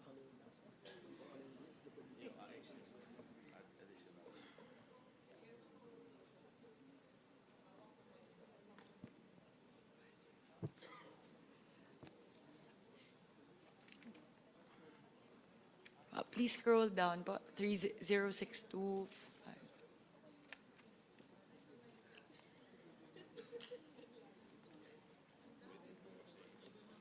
Okay po.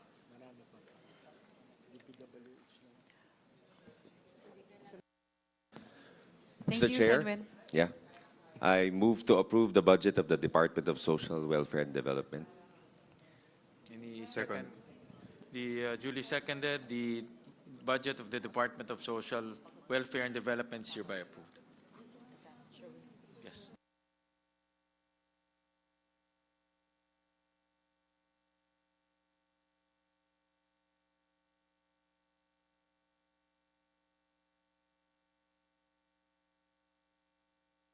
One minute suspension.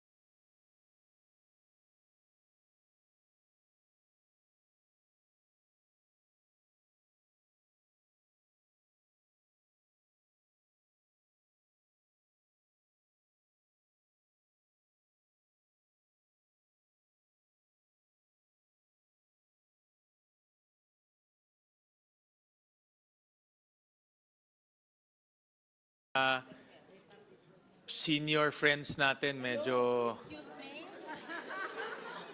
nag-e-empake na. No? Hindi pa tayo nagsususpend, nag-e-empake na. No? So with that, the part of the Senate will suspend the Bicam. Will resume tomorrow at 2 p.m. Same venue. On the part of the House, this Bicameral Conference Committee meeting is suspended until tomorrow, 2 p.m.